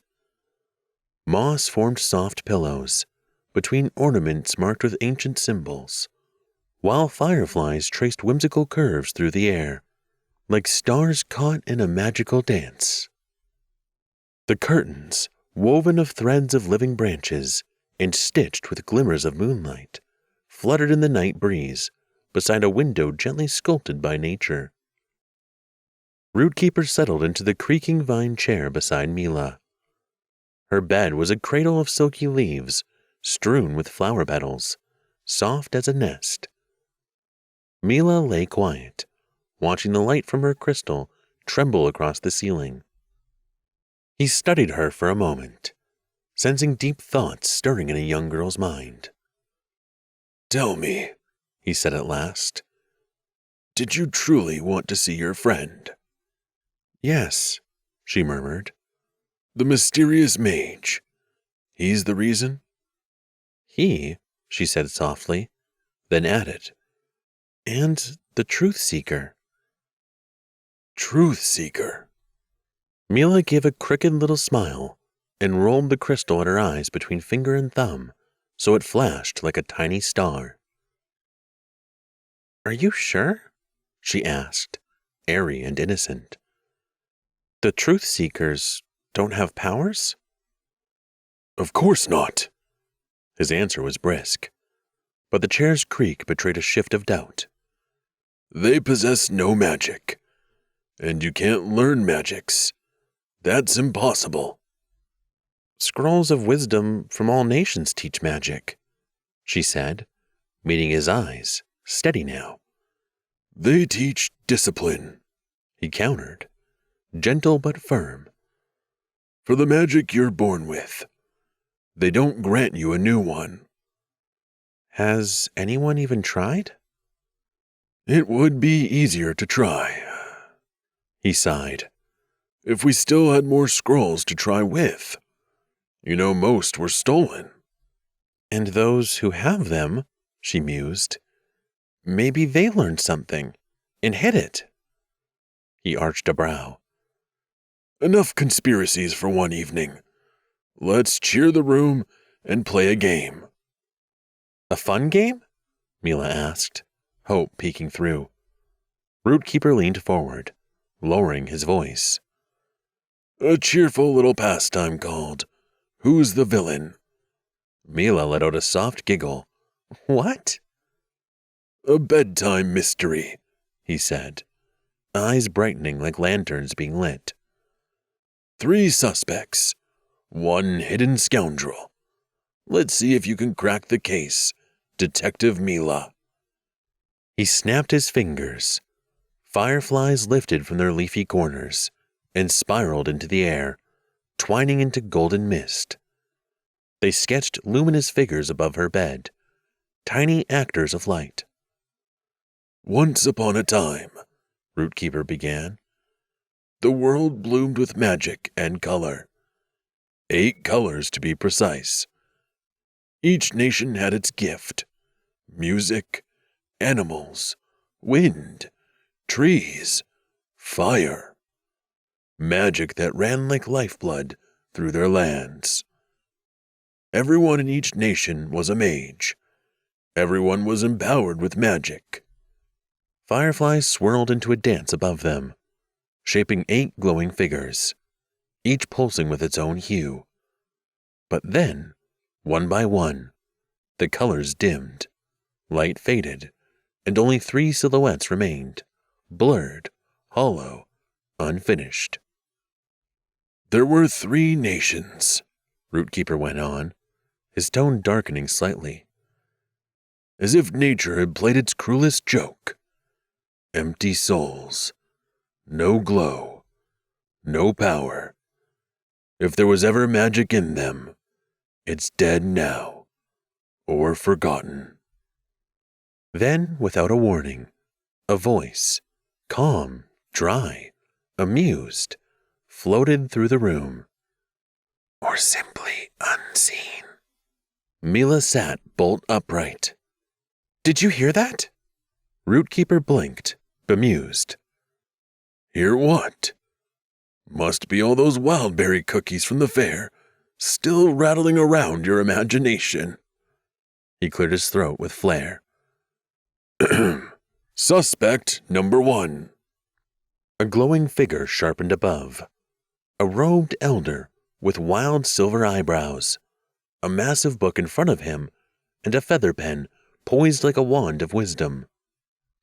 The Truth Seekers, Rootkeeper announced. Quiet, wise, elusive as mist. They drift from nation to nation, leaving behind ideas, inventions, philosophies, peace treaties, and the occasional riddle no one has asked for and no one can solve. Admired for having more knowledge than anyone knows what to do with. And so, Mila, they're revered, despite being powerless. A whisper curled through the room again, smooth as smoke. Or are they really so powerless? For knowledge is power. Mila narrowed her eyes, gears already turning. They're the ones. Rootkeeper leaned in slightly. Oh, and what gives them away? They're the ones no one ever suspects, she said with sudden sharpness. That's always the twist. It's the harmless-looking ones who hide the biggest secrets. Rootkeeper gave her a long, thoughtful look, then grinned and swept his hand toward the next swirl of fireflies. Suspect number 2. The fireflies shimmered and snapped into motion again, reshaping into new forms suspended in silver light. A tall warrior emerged, kneeling before a towering man whose crown blazed like living fire. The warrior placed a hand over his heart in a vow of undying allegiance. Behind him, a line of silent fighters stood still as statues, like shadows trained to obey. The warriors, Rootkeeper said, rising to his feet and beginning to pace dramatically. Recently, and very much without their consent, they were dubbed the Mysterious Magi. Why? Because they are mysterious. I mean, dead loyal to Gorday and his land of flaming passion. Why? Silent as ghosts, intense as thunderstorms. Why? They bow without blinking. They strike without blinking. They probably sleep with their eyes open. He leaned in, lowering his voice. What do they want? Serving their flame-crowned master without question? Or just showing off how intimidating they look, performing a 7-blade spin kick as time stretches around them? From somewhere in the breeze, the voice purred again. I vote for the second. Mila burst out laughing, her small frame trembling. Wow! So they are so very loyal. And so very blind? Rootkeeper blinked, caught off guard. What? No, I mean, I wouldn't say that out loud near them. Or to me? Mila shot back, still giggling. That was such a ridiculous stereotype. Rootkeeper grinned sheepishly. A terrible stereotype, yes. I thought you could use a laugh. But I'm not the one to tell you about them. You tell me. What should we know for the game? Mila dropped her voice to a hush, her eyes suddenly serious. They definitely have their own plans. Rootkeeper raised an eyebrow. Well, well. All right. That's some serious midnight puzzler spirit. She grinned. Detective, actually. You made me one the moment this game started. Rootkeeper lifted a finger. Which brings us to our third and final suspect. The fireflies hesitated. Their glow dimmed, flickering uncertainly, like even they were reluctant to shape what came next. But they did. A bleak cavern shimmered into view above them. Jagged stone walls, oozing shadows, the ceiling lost in blackness. Figures emerged, thin, hollow-eyed, draped in shredded robes, like ghosts who refused to fade. Their bodies were gaunt, but oddly poised, as if pride and pain had sculpted them into something disturbingly elegant.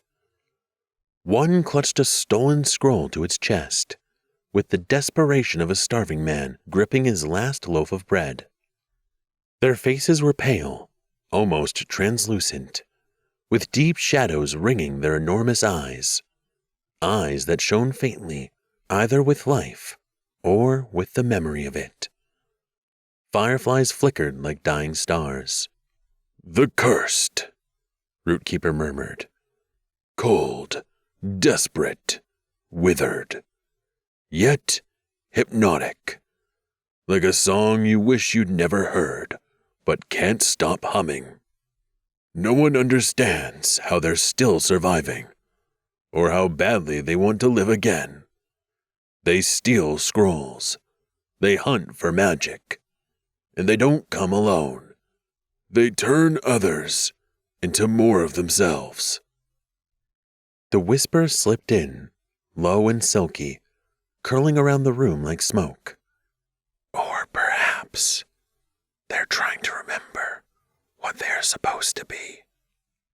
Mila angled her gaze, her voice light. Some say they're actually kind of charming. Charming? Rootkeeper's eyebrow climbed. They're pure suffering, wrapped in shadow. That's not charming, Mila.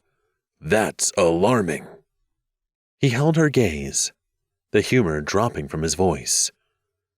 It's sick, he said quietly.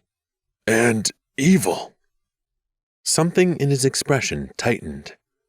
Every part of him wanted to tear up that idea at the root, that darkness like that could ever be dressed up as romantic. Mila's lips twitched. Except, she hesitated. My father used to say they weren't what they seemed. The whisper paused, quiet, listening. Rootkeeper's tone softened. Your father had a way of looking for light in places most would never dare. Mila frowned, eyes fixed on the firefly-formed cavern. I just want to understand what the curse is. Why can't they use magic? It's not fair to call someone cursed and never tell their story. Rootkeeper let out a long breath. Well then, maybe you'll be the one to find out. She shivered. The glowing cavern pulsed again. Now they look sad. Mila hesitated. Or dangerous, Rootkeeper offered. He leaned back in his chair, The firefly images flickered like the dying embers of a story. So, Detective Mila, what's your verdict? Who's the villain? Mila studied the 3 shimmering illusions. Everyone says it's the cursed, she ventured slowly. Too obvious, the voice whispered. Rootkeeper raised an eyebrow. Well, those who raid your library and turn your magi into drained vessels rarely find themselves honored in the records of the revered. Mila didn't answer. She was still staring at the image of the cursed, not with fear, but with a deep, thoughtful curiosity. Rootkeeper watched her for a moment, then spoke softly. Look, I know. Your father used to say strange things about them too. I remember. He said the curse could be defeated. Mila lay back slowly, her thoughts racing faster than dreams could catch. Above her, the fireflies hovered. 3 suspects, flickering into fading light. Truth seekers, mysterious magi, the cursed. And somewhere between leaf shadow and sleep, the whisper returned, gentle and amused. Detective Mila, your story has only just begun. The images faded. Rootkeeper came quietly to her bed and brushed a strand of hair from her forehead, his touch gentle. Good night, he said softly. Dream well. Then he left. Good night, Mila replied. Though she didn't close her eyes, she set the crystal aside. For a while she simply lay there. Then her fingers began to move, guided by something quicker than reason. She reached beneath her bed, where parchment and charcoal waited like old friends, and pulled them into her lap.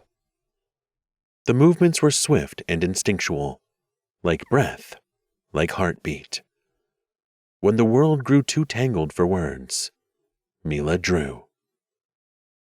Images were simpler than language, purer. They didn't lie, didn't hesitate, didn't trip over themselves trying to sound wise. Pictures told the truth. And the truth poured out fast. Her charcoal glided over parchment, sketching a galloping horse with a mane of smoke. Upon its back rode a figure cloaked in shredded black rags, his silhouette flickering with every slash of her hand. His face was hidden in shadow, but she felt it behind the charcoal. Proud, haunted, beautifully broken. Darkness clung to him like a second skin, dangerous, but magnetic, like watching a star collapse slowly. The image trembled with unfinished energy. Mila's fingers smudged a bold black word beneath it. The cursed. Then she whispered to herself, what is their tragedy? What is their curse? The fireflies overhead slowed their orbit, dimming like tired stars returning to some faraway sky. She placed the charcoal aside, cradled the parchment with trembling hands, and slid it gently beneath her pillow. Then she reached for the little medallion around her neck. The Wheel of Life. Time-worn metal, carved with ancient patterns, warm in her hand, always warm, like it remembered her father's touch. Mila curled beside it, drawing the chain through her fingers. She wasn't sure when her eyes drifted shut, only that they did, and the dream began. She stood beneath moonlight, facing her father. He looked younger than she remembered, but just as kind, just as wise. Behind him, rising like an ancient monument, was the true Wheel of Life. At every place, a ring crossed a spoke, a gem was set, a constellation of precious stones in every color, glowing as if lit from within. Glyphs flowed along the metal, symbols she didn't recognize, yet somehow understood. In the dream, her father smiled and placed the smaller wheel, her medallion, into her palm. "This will help you see," he said, "that the curse can be defeated." The dream felt so vivid, it might have been real. Whenever her father had told her stories, it always seemed she was living inside them. The images in her mind were bright and breathless with excitement. She wished he would tell her another story now. But the light behind him flickered, then vanished. Suddenly, the world tilted. The mountain fell away, replaced by echoing darkness. The caves of the cursed. She was underground, surrounded by walls that wept and shadows that whispered. The cursed writhed around her, not attacking, not even noticing her, just suffering, not memorizing, not scheming, not charming, just in pain. Hands reached toward forgotten glyphs. Eyes blinked at light they no longer recognized. Some wept, some sang broken songs. One tried to speak, but the words dissolved like dust. The dream twisted. Out of the blue, through the haunted mist of the cave, a figure emerged, darker than shadow. A horseman, his tattered cloak whipped violently behind him. It moved with intention, coiling and writhing, pulling against gravity, bending space, as if defying every law that tried to hold it back. He came closer, claiming her.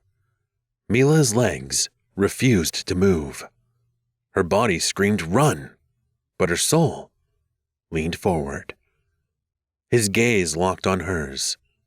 Then, with a snap of unseen power, the cave flared white. His cape reached toward her like a flame, and Mila screamed. She woke in the same room, same bed, the same stars retreating into the sky. But the scream still clung to her throat, like smoke after fire. 9 years had passed since that first nightmare about the horseman, and she knew now that dreams were not always just dreams. Her fingers curled tightly around the medallion at her chest, gripping it like a lifeline. Slowly, she sat up, gasping, and pulled the wheel of life fully into view.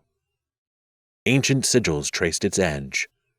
Her gaze fixed on the words engraved there, tiny but unmistakable. Her father's hand. A message in the old tongue he had secretly taught her to read. Her eyes traced the message again, as they had countless times before. The curse can be defeated. Will brings everything into balance. Her voice came out in a whisper, fragile and raw.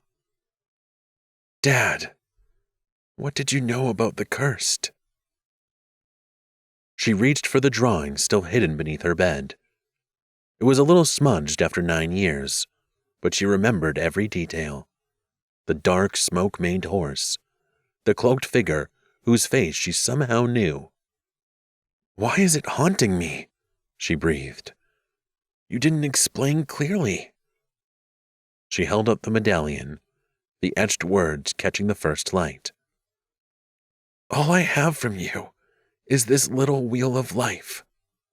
Tears slid down her cheeks as she watched dawn rise over the land of living nature, a spectacular unfolding of warmth across the trees. Chapter 6.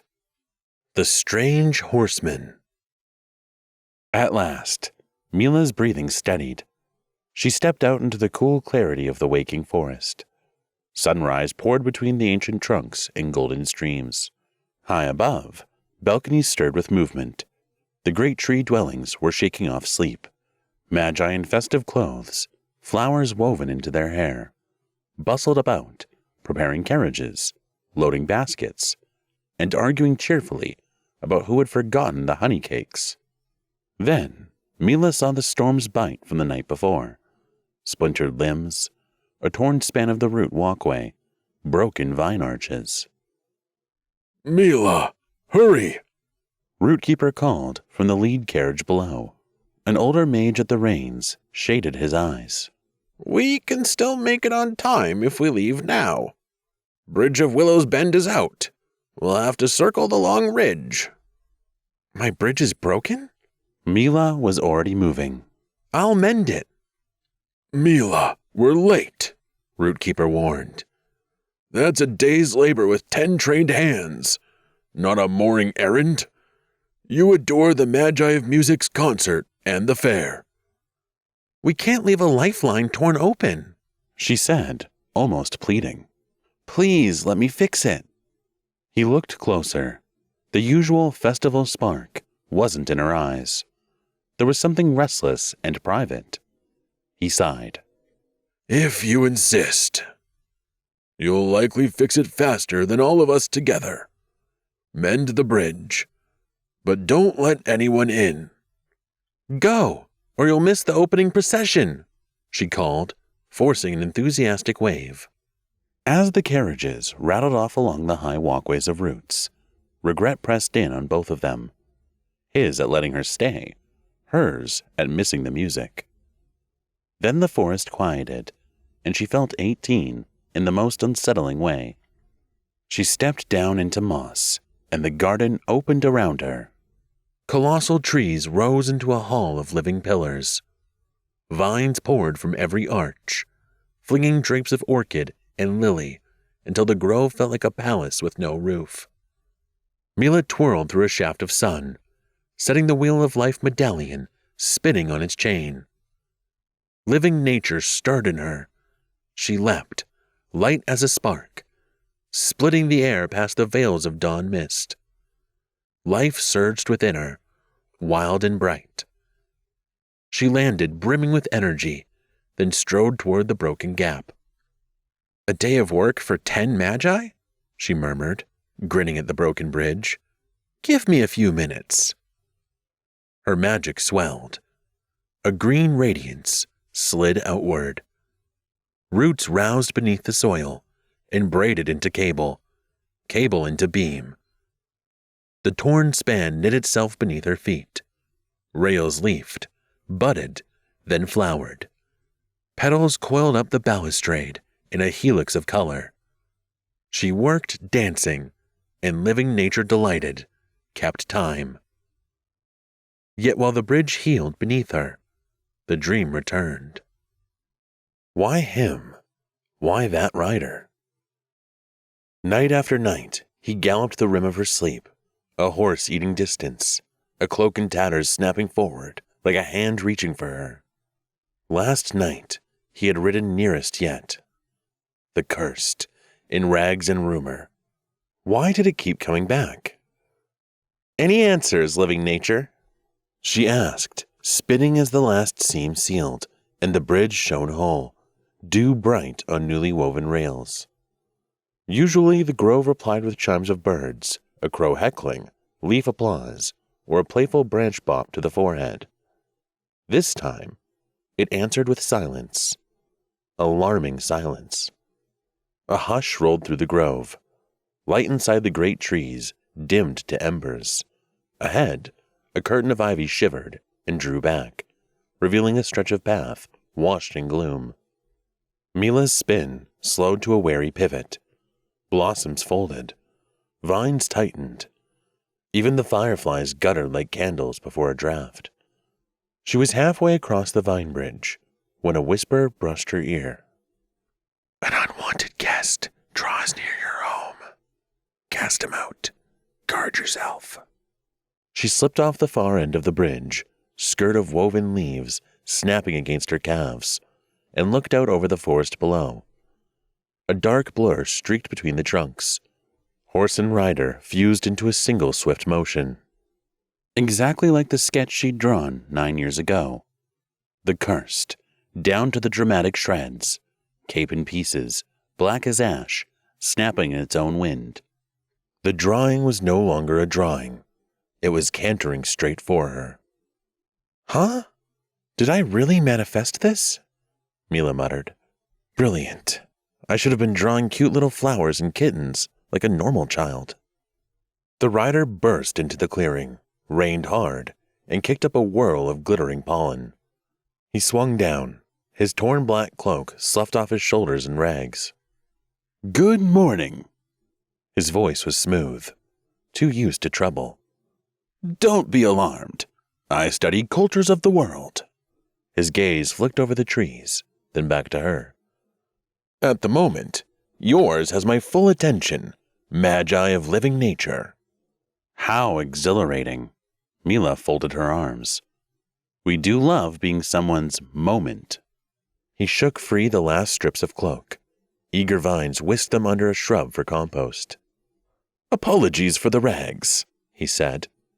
Your vines tried to strangle me. They're shy with strangers, Mila replied sweetly, especially ones who smell suspicious. Undeterred, he flashed a road-worn grin. Perhaps a tour. A demonstration of your renowned magic. You do seem conveniently alone. Mila's smile brightened dangerously. How thoughtful of you to notice. If you turn your attention just behind you, she pointed past his shoulder. That's where the fun usually starts. He smiled and looked. That was his first mistake. With a sparrow-swift motion, she drew his sword from his scabbard, pivoted, and set its gleaming point against his chest. His second mistake was blinking. The moment he did, the forest took Mila's side. Roots lifted under his boots. He pinwheeled backward, saved from falling only by a lashing branch that thunked him upright like a scold. Still interested in my magic? Mila asked sweetly. He lifted both hands. Eyes sparkled with a reckless humor that probably got men killed. Let's proceed with the introductory course.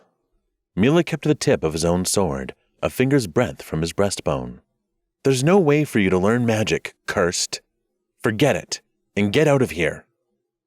His sea-glass eyes were still bright with a far too cheerful glimmer. I swear, I'm only fascinated by your culture. I mean you no harm. My nature sent a warning. Only the cursed wear cloaks like that. Leave. Have you ever met a cursed who's picky about fashion? He said, just before she drove him back against a tree, steel steady at his ribs. He yelped. His horse took the hint and bolted with a scandalized neigh, his silver mane. Before the stranger could manufacture a comeback, the living vines woke. Glossy coils slid from the roots, looped his ankles, and slammed him onto the moss with a gratifying thump. All right, fine. Give me my sword, and I'll see myself out. I'm keeping the sword, Mila shouted. Seriously, he groaned. Yeah, right. He writhed out of the tangle of vines, just long enough to lunge for the sword. Branches cracked, leaves whipped, and the clearing exploded into a blur of green and steel. For 3 wild instants, everything was motion. Flaring purple sleeves, a silver arc, vines snapping like outraged forest wardens. And then... Ah! They howled in unison. Silence fell, draping the glade in a charged hush. Mila found the blade pressed against his tunic, a crimson line blooming beneath. Great. You crazy little witch! The stranger yelled, clutching his arm. Blood ran from his shoulder in bright threads. Oh, Roots, what have I done? Mila whispered, her knees going weak. And why? He stared at her. Do I truly look accursed? If you could have seen yourself riding, Mila snapped back. Those rags, straight out of my worst nightmares. Apologies for not previewing your nightmares. Next time I'll arrive in shining armor.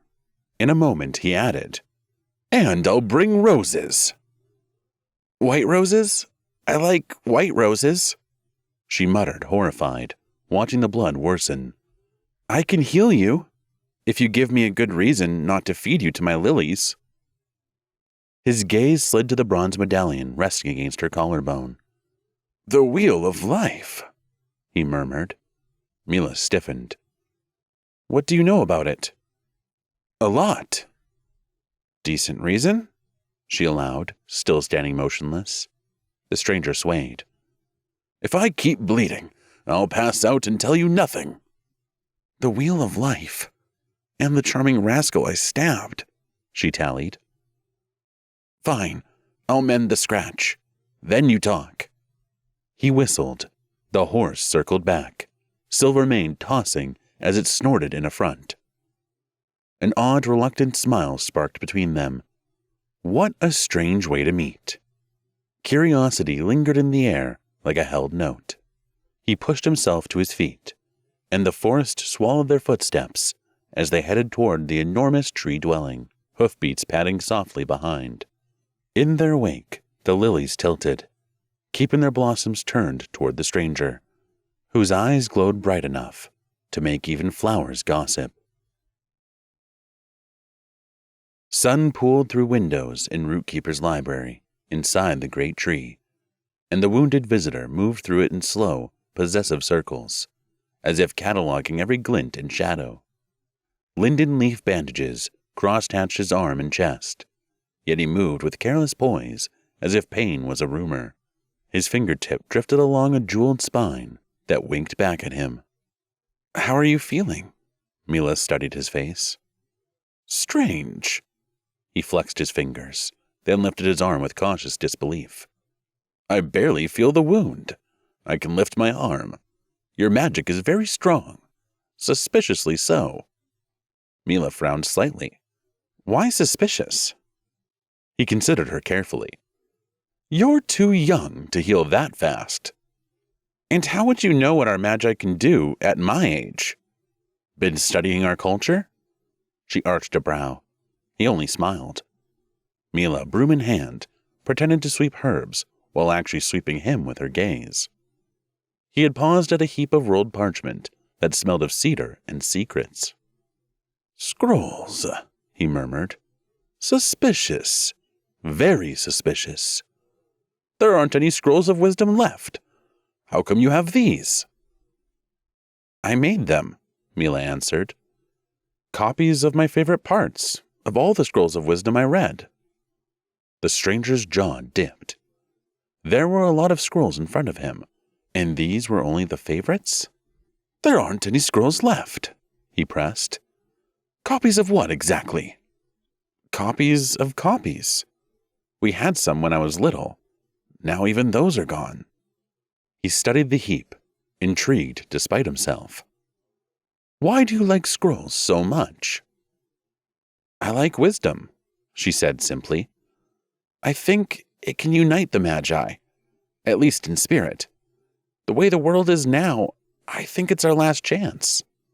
"Then you are our last chance," he pointed at the paper hill. "The only one reckless enough to keep the wisdom." "Stop laughing at me. There are also the truth seekers. Their wisdom rivals the scrolls. Did you know that? That makes your truth seekers doubly suspicious." He paused. "Borderline suspicious." "Oh." Her tone sharpened with interest. "Explain." "They're impossibly wise. And old." He tapped a brittle line of prose. "All of them. Ancient. My question is, who were they before the wrinkles?" A spark lit her eyes. "I don't know. I don't think anyone's ever asked." "Exactly. Suspicious to an unreasonable degree." He slid a scroll back. Dust motes pirouetted in the sun like tiny conspirators. Mila's detective mind lit. It was such an obvious oddity, and yet no one had named it.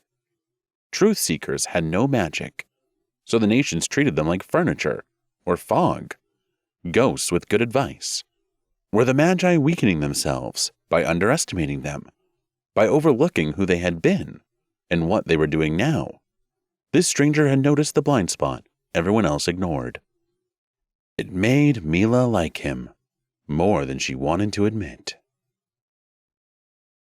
Clouds smeared themselves purple against the orange blaze of sunset as they crossed a living bridge of braided roots.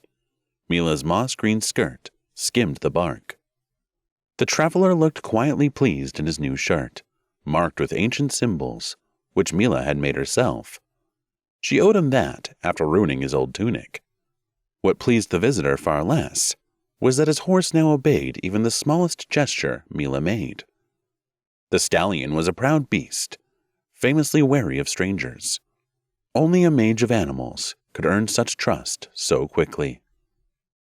Mila caught the traveler watching her, eyes narrowed in thought. "That's a splendid stallion," Mila said at last. "There's a story about him," the stranger offered. "I helped the Magi of Animals bring their Valley of Waterfalls back into harmony. They gifted me their fastest mount." "You expect me to believe you have the fastest horse in the realm of the Magi of Animals?" Mila side-eyed him. "That's extremely suspicious." "Not suspicious at all," he countered smoothly. He tapped the pommel with airy pride. "I collect things from different nations. I study cultures, remember?" His hand settled on the hilt. "Behold, my sword, the one that reflects and retains magic. A gift from the Magi of inanimate nature. If I didn't know them and respect them, they would never have trusted me with it." He drew the blade halfway. Sunset ricocheted down its edge.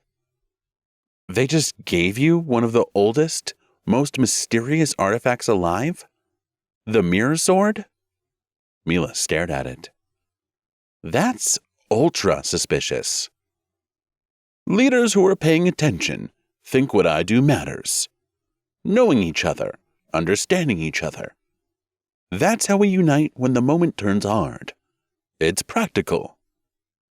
"Wisdom is practical," Mila insisted. "Scrolls are practical." "Yes," his voice leveled. "And they're gone. Taken underground by the cursed. And there's a good chance the cursed don't have them anymore either." "How do you know?" Mila demanded. "It's the culture I study most." She stopped short. "That's the most suspicious thing I've heard yet. How do you study them? You've been inside the caves of the cursed?" "Repeatedly." He didn't even blink. "Impossible! No one returns from those caves." "I do," his grin flashed, unabashed. "Regularly." "Huh?" Her brows climbed, then froze. "Wait. Are you seriously telling me, with a straight face, that—" Hail hit, sharp pebbles out of a clear sky. Mila threw up an elbow. "There! A precious culture in action. The Magi of natural forces. Complete idiots. They get bored and start lobbing ice to make us dance." The stranger laughed, ducking an icy sting. "Know any of them personally?" "Only by legend. They're thunder-mouthed tricksters, with lightning for manners." The sprinkle became a drumming downpour. "Tree, please," Mila called. Thick branches unscrolled and scooped them into a high, leaf-lined hollow. The traveler looked around, wonder flickering over his face, before he seemed to notice just how close they now were. "Cozy," he murmured. "Too cozy for two," Mila warned, laughing. "Perfect for two." Inside, a warm amber glow filled a chamber grown from living wood. Sap lamps pulsed along the walls. Bark shelves cradled jars tied with vine ribbon. A petite counter wove itself into place beneath Mila's fingertips. She pressed her palm to the floor.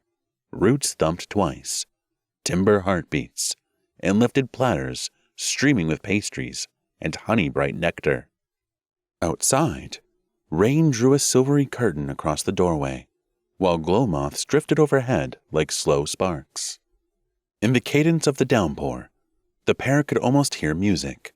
Soft strings, a murmuring flute, as if the forest had cued a love song for their hidden rendezvous. Voila! Mila brushed damp hair from her cheek and pointed at their dinner. Ask nicely, and the tree obliges. The stranger bit into a pastry that tasted of warm herbs and honey. His eyes flared. So being a mage of living nature also makes you a mage of really good food. Useful talent. She grinned. That's just hospitality. My second magic is different. He froze with the bite halfway in his mouth. Second magic? Impossible. I was told I'm the only one who can tame two magics. The words landed, and he realized he'd just given himself away. He faltered for a moment, but her calm smile didn't change. His gaze dropped to the pendant at her throat. Your mother's from living nature.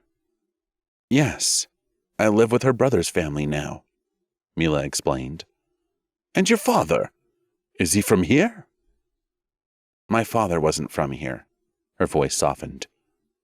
My parents died when I was 8.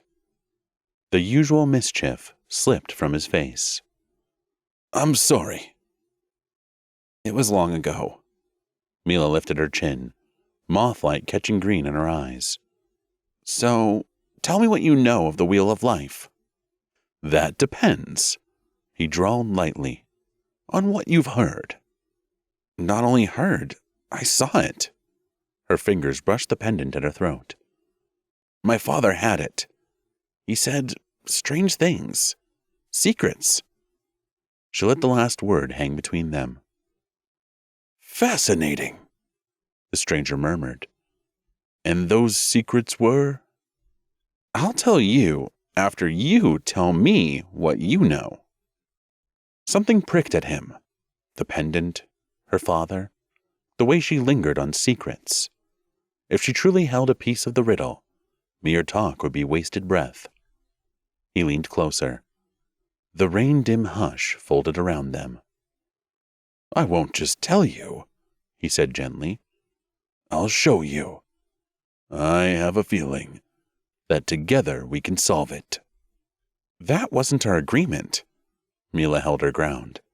Confess what you know, now. He gave her a reluctant, crooked smile. Next time, I'm on borrowed hours. Refuse me, suspicious mage of two magics, and my uncle Rootkeeper, yes, that Rootkeeper, will extract your answers himself. He'll be here any moment. The traveler coughed. Which is precisely why I really must go. No, her eyes flashed. You promised. Tell me about the wheel. You'll find out. His voice tightened. But I should vanish before your uncle arrives. I'll return. A spark lit behind his eyes, and I'll be ready for him. He whistled. Below, his stallion stirred in reply. They knelt there a moment longer, the air between them alive with tension. A branch bowed, offering the wanderer a way out. He touched her hand, just the brush of fingertips, then swung into the lowered bough and dropped toward his horse. Until the next storm, he called softly. Bring sunshine, she answered. She remained in the hollow as he left, the echo of his smile lingering, a bright, charged promise humming in the dark. The gaze drifted through the cave. Pillars of stalactites rose like drowned palaces. A glowing river stitched the floor in a slow, dark thread. Bats spilled from the ceiling. Footfalls belonged to the hooded figure whose form wavered in the turquoise water and cast a long, shifting shadow on the stone. Stone yielded into water, water into light, and light into the watcher. The seams between things slackened until they seemed to hum on the same quiet note. A niche opened in the rock, a natural hollow that made a perfect hiding place. On it, coils of parchment waited. The hand that reached for them felt distant, as if borrowed. When the first scroll unfurled, dust rose in a pale sigh, and the ink woke, strokes from old hands, the wisdom of nations. Lines spoke of disciplines, how fire could be tempered by patience, how wind relearned itself by listening, how a soul might apprentice to powers beyond imagination. Study, care, patience, practice. Once the world had been a library. The gaze skimmed the margins, notations from wise minds. A small smile from centuries ago caught between glyphs. Outside these letters, memory had stiffened into flags, each nation polishing one gift until it went blind to the others. They trained skill and forgot curiosity, called caution tradition, and ignorance virtue. Strength narrowed into a weakness. Torchlight pressed closer. The hands, obedient, closed the scroll. For a moment, the mind hovered above the choice like a hawk above water, feeling both the river and its reflection, feeling the unity of elements. That stillness shattered when flame met page. Fire stitched the letters into running gold. The parchment curled, petals of ember folding inward, until knowledge became heat, and heat became ash. Flames wrote their last bright sentence on the cave wall, and went out. In the soot-flecked dark, the gaze slipped on, free and lucid. Chapter 7. Storm Prince. The Temple of Negotiations rose from the Valley of Mist. Old stone stitched with glittering veins of ice, like a crown someone had dropped and then glued back together out of guilt. 10 years ago, it had blown apart in a halo of shattered lintels and outraged leaders. Now it stood, chastened, frosted, and faintly resonant. The traveler Mila had so recently wounded reined in at the foot of the steps and swung down from the saddle. At the bottom of the stairs, Muse waited, petals in her hair, silk falling around her like blossoms, the same luminous face she'd worn a decade ago, when a certain boy had converted sacred architecture into flying debris. The traveler's horse nickered, ears forward. Then, betraying all royal dignity, it trotted past its master, climbed the first 3 steps, and shoved its nose into Muse's waiting hand. "Hello, best creature in your entire kingdom," Muse murmured, scratching its silver forelock. Only then did she lift her gaze to the traveler. "Varlam, your animal is welcome. You, historically, less so." Varlam bowed. "I rebuilt the place." "You detonated it first." Her mouth curved faintly. "With enthusiasm." "A youthful critique of design," he shrugged, unapologetic. "I've since embraced restoration." You mended Sacred Temple with your ice magic. It was less restoration and more glacial hostage situation." Her eyes danced. "Tell me, are you here to apologize, or to test the blast radius again?" "Neither. I came to admire my craftsmanship." A hint of pride crept into his voice. "Also, to visit an old friend who hasn't aged a day. Which is rude, by the way." Muse's smile tilted. "I'm preserved by elegance. You should try it." He glanced up the frozen seams, then back to her. "So, am I allowed inside my former crime scene?" "Magi of passion are still prowling about," she said, stepping down to block his path with the kindest refusal he'd ever seen. "Give them time to preen and leave." Varlam's eyes gleamed with wicked delight. "So, they're the only ones inside. Splendid. Ideal audience for constructive criticism. Perhaps I'll dismantle a few columns while they're distracted by their own reflections." "Try it, and I'll present you as the new supporting pillar, permanently." She tipped her chin toward the river path, where pink mist threaded the tall, slender spires. "Until then, walk?" "Lead on," he said, falling in beside her as the temple exhaled a faint, frosty creak behind them, like an old scandal remembering how to keep its mouth shut. They followed the river through the Valley of Dreams. Jade-dark pillars rose like brushstrokes along the banks, and a blush of mist pooled in the hollows. The fog curling around their boots and carrying the faint scent of sakura blossoms and rain. Magi of Passion are moving everything to their shiny new temple, Muse said, cutting him a look. Gorday's parading it as a gift to the world, also known as bribery. It's the turn to set the right's objective, and he wants everyone smitten first. I know, Varlam said, skipping a pebble across the river's surface. It vanished into cloud. I'm involved. Muse halted. What? Did you become the leader of your nation while I wasn't looking? He snorted. Heavens no. I sincerely hope I never reach that level of punishment. But they did give me a role. Oh. A tiny part. He waved it off, much too casual. Barely worth mentioning. Muse narrowed her eyes. Varlam? He shifted his hands. Fine. I'm slated to finish the rite. She blinked. Finish? As in actually burning the sacrifice? He grinned, eyes glittering. That's the pageant Gorday expects. A grand gesture of reconciliation. Symbolic, tasteful, hilarious. But you're not doing it, she pressed. Right? He studied her with amused caution, as if the answer might bite. Which moment are you worried about? Muse's laugh rang against the cliffs. Then her voice dropped. You're serious. Officially, he shrugged, lopsided. I am the portrait of seriousness, when asked to ignite ancient symbolism in front of the entire world. They walked on, mist threading between them. What's the real reason? Muse fixed him with a steady look. My rescue plan, Varlam answered calmly. If you mean saving another sacrifice, must you stand inside that abomination to do it? Why the sudden piety? You keep this temple breathing, so the rite can happen in the first place.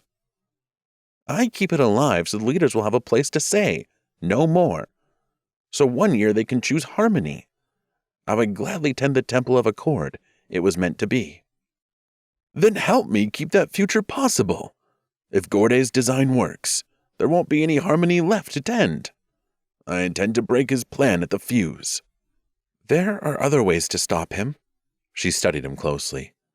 Yet you're not just attending this horror. This isn't our childhood heists anymore, he cut in, voice low. It's the real board. Real pieces. And in reality, she returned unyielding, you're still hiding pieces from me. You always do. Oh, Muse. He stepped closer, smiling without warmth. I never tell anyone everything. Why on earth would you be the exception? She brushed wind-blown hair from her cheek. I've been your partner in every crime. But this is different. You shattered this temple because you loathed the rite. Because you wanted the tradition itself to crack. The fog curled around her words. Now you're not only attending, you're standing in the circle. You're the one holding the fire. To burn Gorday's grand plan. Her voice fell to a thread. Are you still the Varlam I knew? Or have you begun taking lessons from the shadows you study? Dawn in the Ice Kingdom shattered across 1,000 gleaming facets. Pale light skittered over the palace square, turning every cornice into bared, crystalline teeth. Below, servants practiced the kingdom's most sacred martial art, icicle combat. Rune-lit blades flashed as they flipped and spun, dueling vicious hanging spears of ice as if facing sworn enemies. Each defeated shard was caught with a bow to appease the roof spirits, then sent off on a velvet sled like a fallen knight laid to rest. Anyone seeing it for the first time understood at once. In this kingdom, you did not joke about icicles. Beyond the square, the ice palace climbed in translucent tiers, arches ribbed with glacier, galleries of ice statues veining the walls. Balconies were guarded by ice figures of storm kings and frost queens, their crystal capes forever billowing in an invisible gale. The palace hid a maze of curious, glowing chambers, with stairways and ice slides curling through its depths. And at its heart lay the Winter Hall, a vast cavern of sky-colored vaults, ranks of frozen heroes along the walls, and a long negotiation table where more often than not, the fates of nations were decided. In a side corridor, 2 palace guards stood watch, breath puffing in pale clouds. They weren't so much standing as shivering in place, marching in tiny steps, tapping their spears and singing rowdy songs about frozen hearts to keep their own from icing over, slipping in improvised, hot verses whenever they forgot the real ones. One of them was currently wiggling his frozen eyelid with great urgency, trying to set it back into motion. "Good omen," murmured the other, tapping his frost-crusted brow. "Left eye twitch means treasure's on its way." "I thought that meant demonic goat stampede," said the first. "Only on Thursdays, at 3:30. The second paled. "It is Thursday." Both turned to the nearest ice clock. The minute hand was beautifully engraved, also immovably frozen. "See?" the first murmured. "A sign." "Of what?" The first guard squinted, thinking. "Unclear, but definitely ominous." They consulted the Manual of Respectable Superstitions, Pocket Edition. Protocol for Unscheduled Portents. Knock on wood. Lacking actual wood, they struck the statue's shield, an ice replica carved of oak. It answered with a tower-deep boom that rolled through the corridor, across the frost-lit colonnades, and straight into the Winter Hall. Leif, king of natural forces, slumped in a throne of carved permafrost. At the bong, his head snapped toward the doors. "Superstitious idiots," he muttered, and turned back to the more important idiots who'd been arguing for 47 minutes. The royal scribe, quill trembling in its mitten, glanced up. "If the ink freezes before I finish this sentence, the treaty will The ink froze.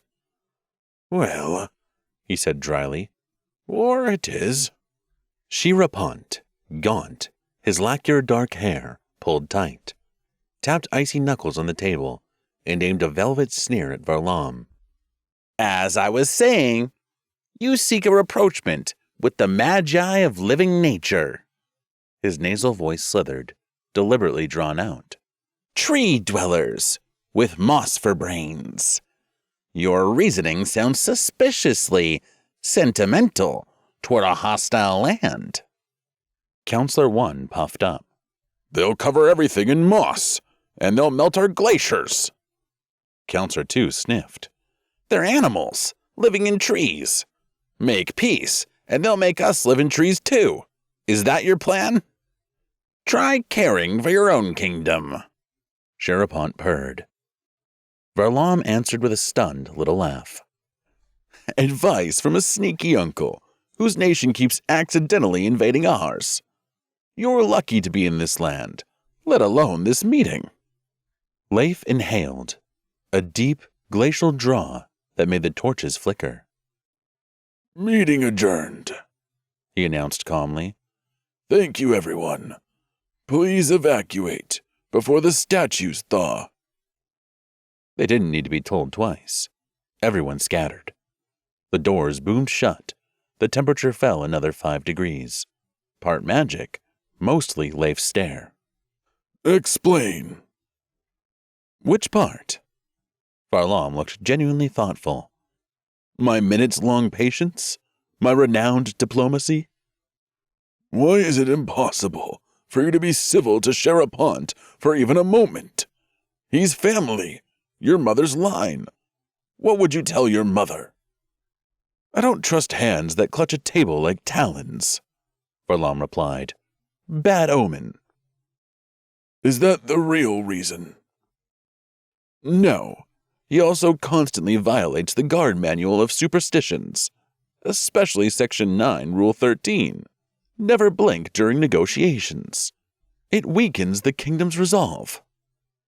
Leif groaned. Tell me you don't believe those ridiculous rules.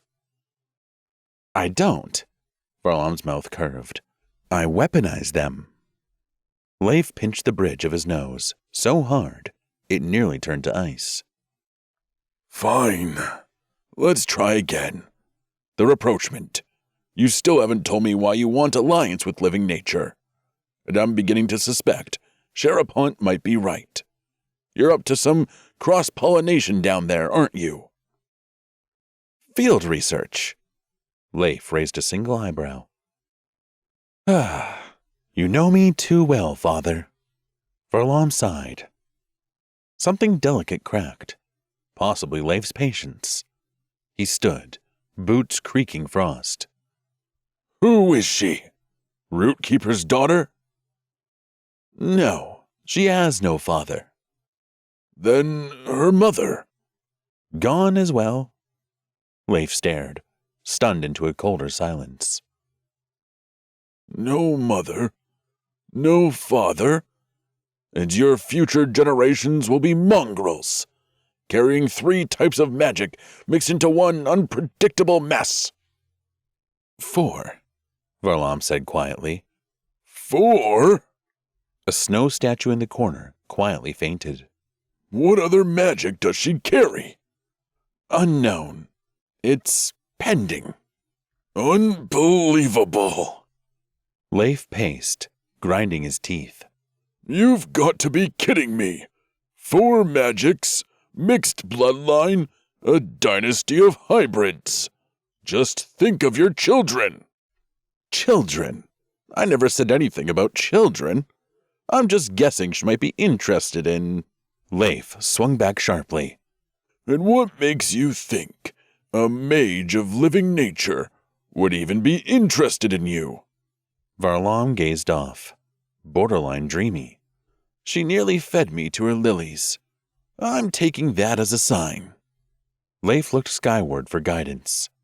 The vaulted ceiling offered nothing but cold silence and stalactites that seemed one bad decision away from falling. Fine. Bring her. Let's see how thrilled she is to be Ice Queen when the leaves on her dress freeze and fall off at the gate. He chuckled gravelly. Tears of laughter welled and flash froze to his lashes. You have some other serious responsibilities, son. You must meet the other passion guest tonight. Varlam blinked. What other guest? Leif rubbed his temple. Never mind. Just observe the omens. If the right-hand torch sputters thrice, do not enter the throne hall. If the geysers hiss before the icicle chimes finish, bow and back away. And if the mist starts swirling counterclockwise, run? Pray, Leif corrected. Then run. It usually means Rosalia is in the throne room. Chapter 8. Geysers in the Throne Hall. Mist had taken the throne hall. It curled along the ice floor in slow currents and in pale veils through the arches, catching on carved pillars and the faces of ice statues. The whole place, usually severe, precise, and glacial, now looked half-dreamed. And the source of this mood, this deliberate fog, was impossible to overlook. Geysers. Fresh geysers. They had cracked straight through the polished ice floor in arrogant little fountains, hissing and steaming. Hot breath from some other land, invading the careful symmetry of the ice palace and leaving droplets on the crystal filigree. Through that mist, a silhouette arrived. Rosalia moved forward in slow, measured steps, her dress flowing around her layers of deep red velvet. She wasn't walking so much as gliding, a crimson flame drifting through snowlight. The contrast was absurdly intentional. She knew it, Anyone with eyes knew it. Varlam did, very much against his will. He came toward her without remembering to announce himself, gaze snagging first on the dark wave of hair, glossy and heavy over her shoulders, then on her eyes, black, bright, unapologetically alive. Her beauty made statements and expected treaties. And when he noticed something even more striking, behind her, the ice throne was different. The once flawless ice backrest, shaped over generations, had melted in a warped oval where the geyser steam had struck it. The melt hadn't pooled randomly, the way heat usually does. It had refrozen in a pattern, a shape, a rose, in the royal throne of the Ice Kingdom. Varlam's expression flattened. Rosalia, the name came out slowly. Did you brand yourself into my throne? Rosalia didn't blink. What does a rose mean? It means a secret. Her mouth curved. Exactly. She flicked a glance, not at him, but at the guards. That was all it took. Leave us, Varlam commanded without turning. The Ice Kingdom guards hesitated just long enough to communicate. They did not approve of this entire situation, then bowed and retreated into the mist. The doors sealed. So, Rosalia murmured, what secret is it? Varlam exhaled through his nose. Rosalia, can I be blunt? She lifted her chin in invitation. You are a red rose. His gaze drifted to the back of the throne, where Rosalia's reflection shimmered in the ice. A red, dramatic, exceedingly high-maintenance rose. Your secret is something I have absolutely no interest in solving, and I cannot imagine you on the throne of the Ice Kingdom. Rosalia's smile cooled. You guessed the secret wrong. Second guess. She angled her head toward the damaged ice above the throne. Varlam glanced again and paused. Up close, the rose in the ice was pale, clean, luminous. He huffed. Ah, my mistake. It's a white rose. Rosalia said nothing. Varlam went on, folding his arms. A white rose is more complicated. Symbol of purity, innocence, spiritual grace, gentle perfection. The feminine living light made flower. Priceless, provided such a woman exists anywhere outside legend. Rosalia's lashes lowered, then lifted. Wrong again. The sweetness lingered. Last try. He studied the frozen rose one more time. A rose can also mark guidance, a compass to something precious, the greatest hidden treasure in the world. Her answering smile was slow and satisfied. Yes. Rosalia let the word settle. The wheel of life. Mist curled around them in slow veils. The geysers hissed. The rose in the back of the ice throne glowed faintly in the steam like a sigil, and for a moment, Varlam was confused. He had never thought of the wheel of life as a rose. To him, it had always been a wheel before anything else. An image of guidance. 8 perfect spokes, branching from a center.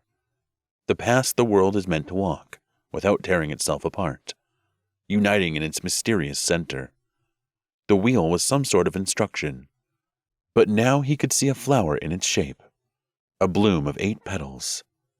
He had heard, several times during his world traveling, in some scholars' muttering, that this precise pattern, in mathematics, astronomy, and other sciences, was called a rose. He hadn't cared then. Now the connection seemed obvious, and it was burned into him. He was intrigued. His brows lifted, almost against his will. Rosalia, he said quietly. You're right. Rosalia's expression remained perfectly composed. Of course I'm right. she replied smoothly. I'm always right. That earned her a sideways look. So, Varlam gestured toward the throne, what treasure does the wheel's rose point to? What truth do you think it's hiding? Rosalia turned, red velvet brushing the ice. You already know. Her voice carried quiet certainty. Harmony. It combines magics. The wheel is the key. And the unity of magics is our shared passion and obsession. She glanced back at him. It is, Varlam admitted. But you're skipping something. What proof is there that the Wheel of Life has anything to do with the magics? At all? Have you ever seen it with your own eyes? Yes. How many petals does it have? He didn't even have to think. 8. And how many nations of magic exist in the world? Her brows lifted, dramatic and unmistakably sarcastic. Oh no, what a shocking, staggering coincidence. 8. He exhaled through his teeth. So, you're saying each petal is a nation? Obviously. Rosalia didn't bother softening it. Each petal is a branch of magic. Each branch thinks it's the only one that matters. Each branch is wrong. He studied her. Then how does it combine them? In harmony? That, her voice dropped, is the question I've been trying to answer. For years, repeatedly, I have attempted every possible approach to merging various magics together. Varlam was already grinning. Rosalia's eyes flashed. You can wipe that smile off your face. I'm being serious. I know. His grin widened. That's what makes this wonderful. Please continue. And you survived all of these. Barely, she snapped. Most of the combinations ended in catastrophe. Structures collapsed, ceilings dissolved, hair caught fire. All in explosions. And in one case, a crater. He made a sympathetic sound. Was the crater big? It was elegant. Rosalia's tone turned prim. Very elegant. In his head, Varlam saw her exactly as she described it. Rosalia in some sealed underground hall, surrounded by tall candles, scribbled diagrams, and very nervous assistants, whispering, gently, gently, to a pillar of unsettled energy, right before it detonated and painted the ceiling red. He couldn't help it. The image delighted him. She noticed his expression and bristled. Do not laugh at scientific progress. I'm not. He was absolutely lying. Rosalia folded her arms. Anyway, the official saying, our oh-so-ancient, oh-so-wise doctrine, is that magics cannot be combined. Ever. Period. End of scroll. Don't even try. Yes, Varlam nodded. I've heard that sermon. Good. Now throw it away. Because nature herself is contradicting it. He lifted an eyebrow. For example, her gaze locked onto him. You. He went still. Rosalia took one step closer. You, she repeated. You are living proof that magics can combine. Your bloodline is proof. Your existence is proof. Do you know what an insult that is to the entire structure of this world? You're a walking blasphemy. He made a show of bowing. Always wanted to be special. Don't get smug. Rosalia cut him off. I want answers. Rosalia. His voice sagged, suddenly tired. If you're trying to get me to explain how 2 different magics ended up inside one person, Then talk to my parents. I don't have that answer." Her eyes narrowed. "You do have the answer. First, you spent your entire life obsessed with uniting the nations." She mimed his voice with brutal accuracy. "Let us form peace. Let us cooperate. Let us end the pointless wars. Let us understand each other." She rolled her eyes. "Your favorite lullaby." "That's not how I sound," he muttered. "That's exactly how you sound." She lifted a finger. "Second, you knew about the wheel. You knew what it could do. You knew it connects magics. That's why you stole it." Varlam arranged his features into the most innocent expression he could find. "From us," she finished sweetly. Varlam kept his portrait of virtue. Rosalia's lashes lowered.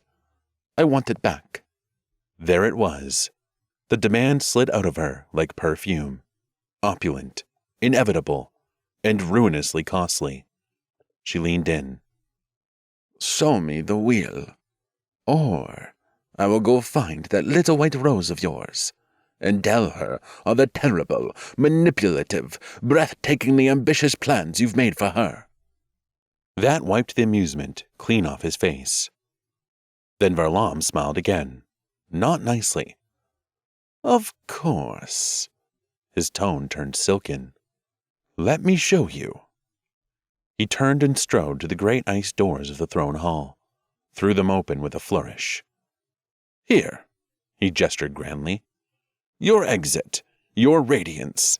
Time to sparkle elsewhere." Varlam took Rosalia by the elbow and prepared to march her out. Instead, a storm hurled itself in. A blast of cold air whooshed past him, along with a young blonde mage who tumbled in sideways, boots slipping on polished ice, as if the geysers and mist hadn't brought enough chaos to the grand hall already. Right behind him strode a woman with the posture of a war commander and the hair of a lion that refused to be tamed.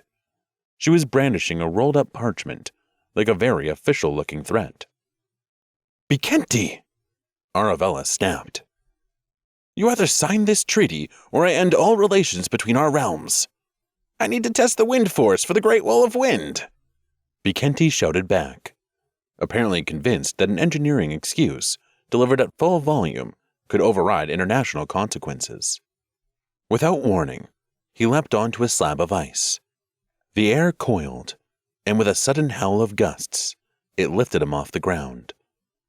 Seconds later, he was windsurfing through the ice hall. "By the hurricanes," Varlam muttered, ducking just in time as Bikenti whooshed past. "What is this?" Aravella sighed. "Your brother says he's working on the Wall of Wind." "He looks like he's having fun," Rosalia observed. "He always looks like that," Aravella muttered, "even when we're moments from diplomatic collapse." She turned to Varlam with absolutely no patience left in her body. "The Wall of Wind is not recreation." Her voice cut cleanly through the hall. "It's a defensive agreement. Bikenti is responsible for constructing a storm barrier separating us. The Magi of Animals from the Magi of Dreams, because the Dreamers—" She finally let her outrage surface. "Keep sneaking into our minds at night and rearranging our wildlife. We found a starling quoting their philosophy last week." Up above, Bikenti shot past again, almost horizontal now, arms out for balance, grin wide and unrepentant. "I'm getting excellent readings," he yelled down. "The cross-current from the geysers is perfect. We could anchor the primary gust wall in the volcanic thermal and lock it into the upper draft channel. Aravella, tell them we're half done." Varlam raised an eyebrow. "Bikenti seems committed." A nearby icicle was kicked loose by his brother's board and flew across the hall like a frozen dagger. "Too committed," Aravella snapped. "I haven't been able to pin him down for 3 days. He's always windsurfing. I've chased him across half the Ice Kingdom with this contract." Varlam gave her a sympathetic smile. Please don't give up, Arabella. He may look completely deranged, but he's obviously thinking. And if he's thinking—" He ducked again, as Bekenti looped above them, upside down, cackling. "He's probably plotting something super impressive." "Just like you," Rosalia muttered, flipping her hair like a curtain of fire. "Except I'm going to stop letting you two improvise with the fate of the world. Things will change when we get the wheel of life back." She spun on her toes, like a dancer claiming the stage with a final, decisive turn, and stormed the hall. The large doors slammed behind her with a bang that shook frost from the rafters. Overhead, Bekenti whistled cheerfully, still suspended in a spinning current. "Everyone aside! I'm about to test the gale force!" "No," Varlam called up. "Not tonight. Tonight are the silent auroras. Do not ruin the one peaceful holiday we have." Bekenti actually slowed. For a moment, he hovered in midair in deep consideration, as if weighing civic responsibility against the joy of catastrophic wind. He nodded solemnly. "All right. I'll try again when the night is over. On Tuesday, in 2 weeks." Arabella rolled her eyes and drew in a breath to argue, but there was no arguing with that kind of calendar. Chapter 9. Anticipation. The colossal ancient tree of in living nature was alive with giggling. Girls Mila's age had taken over her room high inside the tree, turning it into a small storm of beauty and chaos. Vines helped them into their outfits. Some kneaded their shoulders in leafy massage. Others wove their hair, sliding in hummingbird feathers and blossoms of every shape and color. The girls moved through the room in bright swirls of fabric and laughter, tying sashes, testing necklaces and bracelets and shawls, twirling and glowing. Mila sat in the middle of it all, while little bug clusters hovered around her face, patting color into her cheeks. "Oh, they're an absolute health hazard," Blossie announced cheerfully. "They chug mushroom brew, declare themselves emotionally aligned, and then go berserk 3 times a week for mental clarity. That's the Ice Kingdom's official holistic lifestyle." Laughter broke like chimes. "And so recently," Blossie continued, eyes wide, "after one of those very uplifting mushroom brews, or what, they heard a whisper that our swamp is expanding into their territory, releasing warm gases that melt their permafrost, which destroys their sacred ice statues, which then erases their national history. So obviously the only solution is war. They have to seize our swamps and regulate our humidity by force for historic preservation." The giggling cut off. "How perfectly logical," Lyndon snorted, "if your brain lives in a snowdrift." "And so," Blossie continued, suddenly solemn, "the mysterious voice advised the Council of Natural Forces that our final warning would be the next storm." She paused, letting that sink in. "And I hear the next storm is tonight." "He said until the next storm," Mila murmured, almost absently. The room stilled. Petals hung in the air. A vine stopped braiding. All heads turned. Agnia blinked. "Wait! Who said that?" Mila seemed to wake up a second too late. "Didn't you say the next storm is tonight?" "Mila," Agnia cut in, sweet as honey. "Who's coming by the next storm?" Mila blinked. "Nobody. I was just wondering." "Too late," Agnia sang, springing to her feet. She aimed a finger at Mila, eyes blazing with delighted accusation. "Mila has a crush! A secret suitor! Confess immediately, or we tickle you into another dimension." The chamber erupted into giggles and renewed cheer. Mila bolted for the door, But a flurry of hands caught her. Laughing, the girls dragged her back onto the moss-soft bed. Vines uncoiled from the carved branches above, like gleeful accomplices, looped around her ankles, and hoisted her upside down. "Agnia!" Mila yelped, hair tumbling toward the floor in a golden waterfall. "Call them off!" "Confess!" Agnia crowed, folding her arms, eyes glittering. "Who is he? What's his name?" "I don't know." A collective gasp. "You don't know his name?" Lily squealed. "You fell for a mystery?" Agnia leaned closer. "Fine then. Which nation is he from?" "I don't know," Mila gasped between helpless giggles, twisting in the vines. Her cheeks were scarlet. Her ribs hurt from laughing. She was doomed. "I don't know." "Then the vines shall show no mercy," Agnia proclaimed. At her command, one of the vines bloomed. A single white rose blossomed, glowing softly.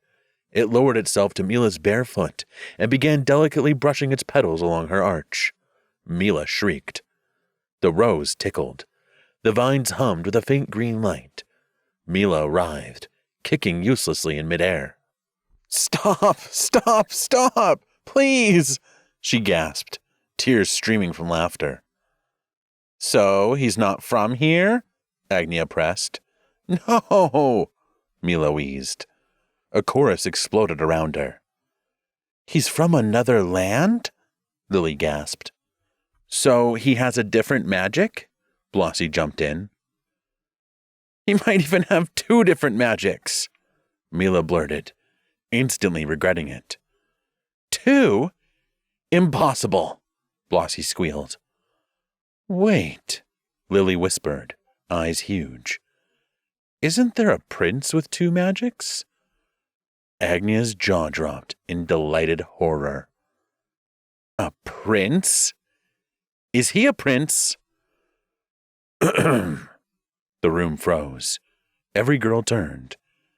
In the doorway stood Rootkeeper, arms folded, his expression stern, unmistakably declaring you are all in trouble, yet tempered by just enough quiet approval to concede that using the vines this way was inventive. One eyebrow climbed slowly. "Father," Agnia said gravely, "you really have to knock before entering the lair of maidens." "The door," Rootkeeper observed, "was open, and the shrieking could be heard from the mushroom bog to the eastern marsh. I assumed someone was being murdered." "No." Agnia's smile turned sugar-sweet. "Mila's in love." Mila made a strangled sound from upside down. "I'm not." Rootkeeper's gaze slid to her. He took in the vines, the glow, the white rose actively tormenting her foot. Agnia continued. "Mila's dream suitor is arriving with the next storm. Do you know if there's a storm tonight?" Rootkeeper was silent for a moment. "No storm tonight. Tonight, everything must be impeccable. You all will present living nature with dignity. I expect composure, grace, serenity." "I'll need a little time for that," Mila managed, breathless and pink-faced, as the vines finally, mercifully, lowered her to the moss. "But I'll catch up, promise." "Good." He turned to leave, then paused.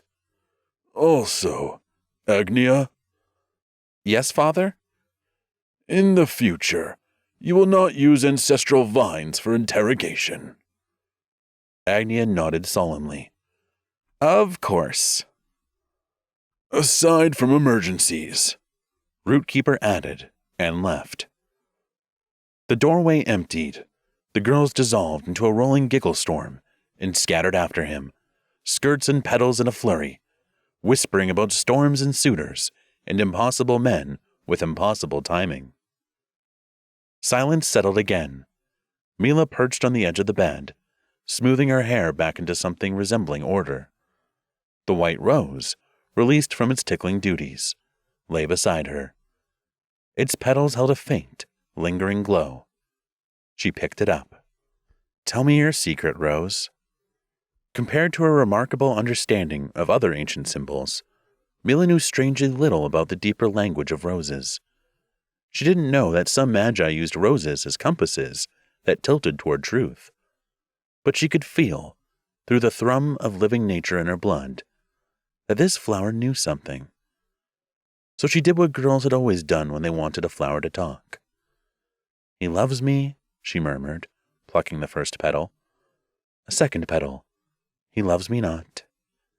Her voice grew softer. Petal after petal drifted to the moss.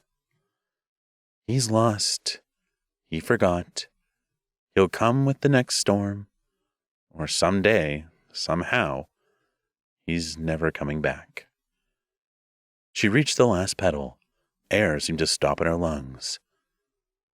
"He's here now?" Mila froze. Slowly. Very slowly. She lifted her head, eyes wide, listening to the living walls of the tree. Somewhere in the distance, the air changed. A tremor. The first low murmur of thunder rolling in from far, far beyond the forest. Chapter 10. A Star in the Chest. Mila's bridge had never looked so splendid, adorned as though it were expecting a very important visitor. Vines looped along the railing, heavy with flowers that spilled honey-sweet fragrance into the air. Sunlight slanted through the canopy and shattered on the water below, throwing dappled gold across Mila's dress. The river beneath rushed, fast and clear, chattering over stone. The whole land felt awake and buzzing. Somewhere deeper in the trees, celebratory cheers were just beginning to swell. Mila stepped closer to the bridge and pressed her palm to a nearby tree for balance. Her own pulse wouldn't calm. He rode this path last time, she thought, and tried not to look like she was waiting. She knew she'd failed the moment the forest stirred. A dark shape slid between the trees, then broke into the clearing. Even in the shadow, she recognized his horse right away. The sleek black animal with a silver mane, its coat catching the last of the sun like oil on water. Its stride was smooth and deliberate. Varlam rode in with his back straight, dressed in layers of black and storm purple, too precisely cut to be casual. His sword hung at his hip. Its hilt gleamed with a faint internal flicker. Mila lit up in outrage. "No rags this time? Royal embroidery. Very suspicious," she whispered. He drew his horse to a halt and swung down in one fluid motion. The animal stamped once and settled, obedient. "And no flowers," Mila thought. "I thought I told him clearly I like white roses." He landed softly on moss and bark. "You're back before the storm." Mila was already starting to glow. "Just in time." He glanced at the sky. "And I brought you sunshine, like you asked." Her smile happened before she could stop it. She reached into his cloak and drew out a small whittled chest, carved wood, inlaid with gold. Varlam smiled. "I thought white roses on top of it would be a bit of overkill." Mila took the chest. It pulsed faintly. Her brows lifted. "Only if that's your heart." "Open it." She did. Light burst over her face. It wasn't fire. It wasn't magic the way she recognized magic. It flowed out of the box in soft rays and settled on her skin like warmth, like morning. At the center, floating just above a cushion of white fabric, was a little sphere. It hummed at the edge of hearing, and it pulsed, faintly with intense golden light, like a star. Mila gasped. "What is this?" "Pure sunlight," he said simply. The Magi of Sunlight use it to stay in contact across distance. If you hold it and think of me, I'll feel it. And I can send thought back, across oceans, across nations." His mouth quirked.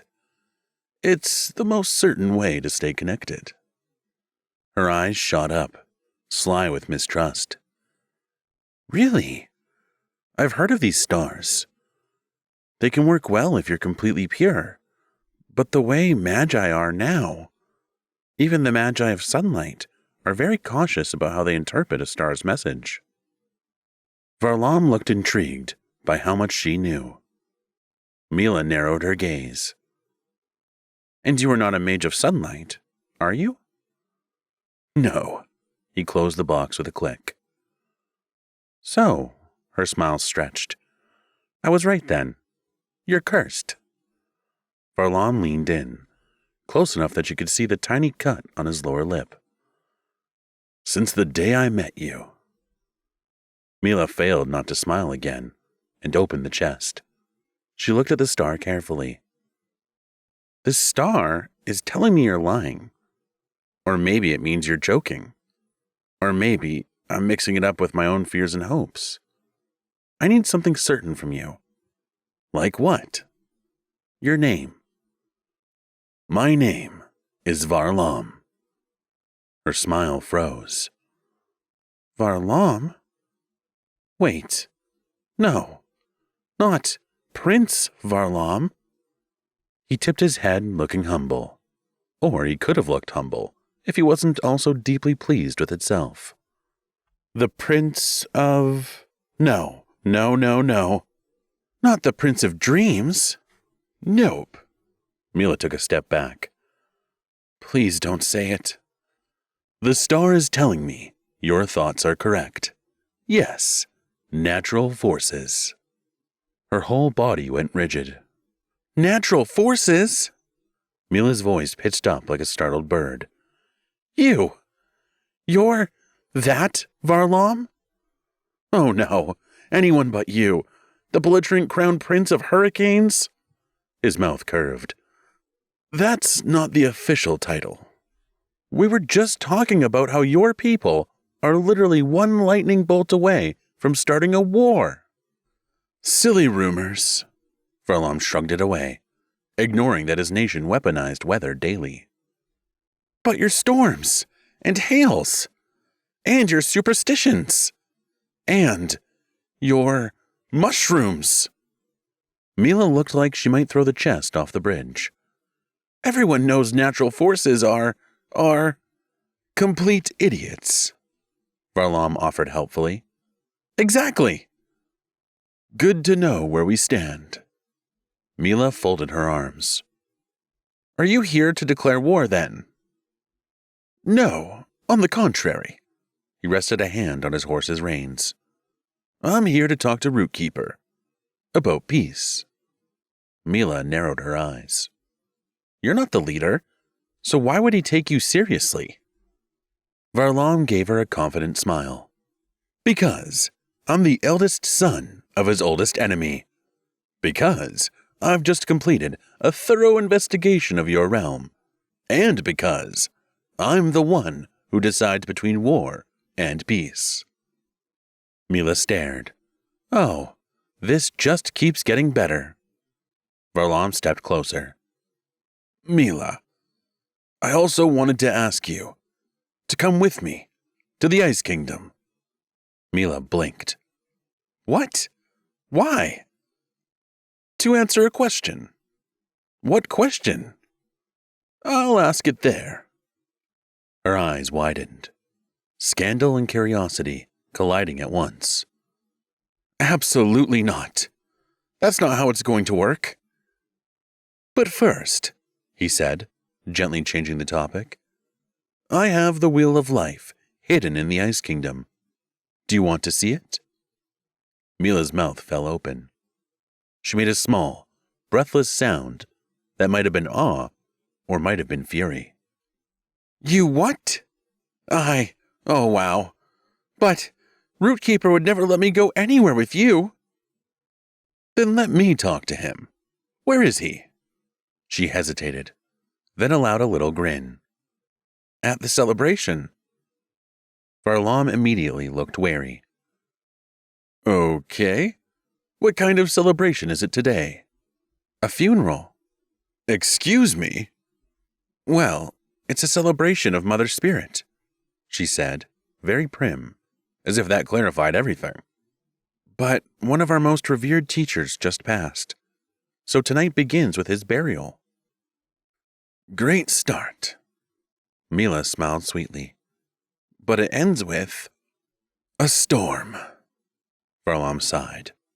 I guarantee. Chapter 11. The Burial and the Bargain. Varlam left his horse at the ridge. The animal stood like a sentry above the slope, watching its rider disappear down into the mist, as if into another world. Below, the clearing of Mother Spirit pulsed with quiet ceremony. Flowering vines swayed in the warm twilight. Glow beetles floated through the air, casting a soft living lantern light over faces gathered in a wide circle. Every time the breeze stirred the trees, the sound of the leaves shifted into harmony with the low chant of voices rising across the glade. From the shadows between two cedar trunks, a mage stepped forward, carrying the body of the teacher. The circle parted for him. The old master's face was peaceful, nearly smiling. His body had been wrapped in leaf silk, layers of pressed petals sealed into the green. The bearer knelt and laid the teacher onto a bed of pine boughs, already arranged in a spiral, arms folded, palms resting over the heart. Then, in one precise motion, the mage drew a blade. The steel caught a glint of firelight. He cut behind the knees. The lifeless body folded forward.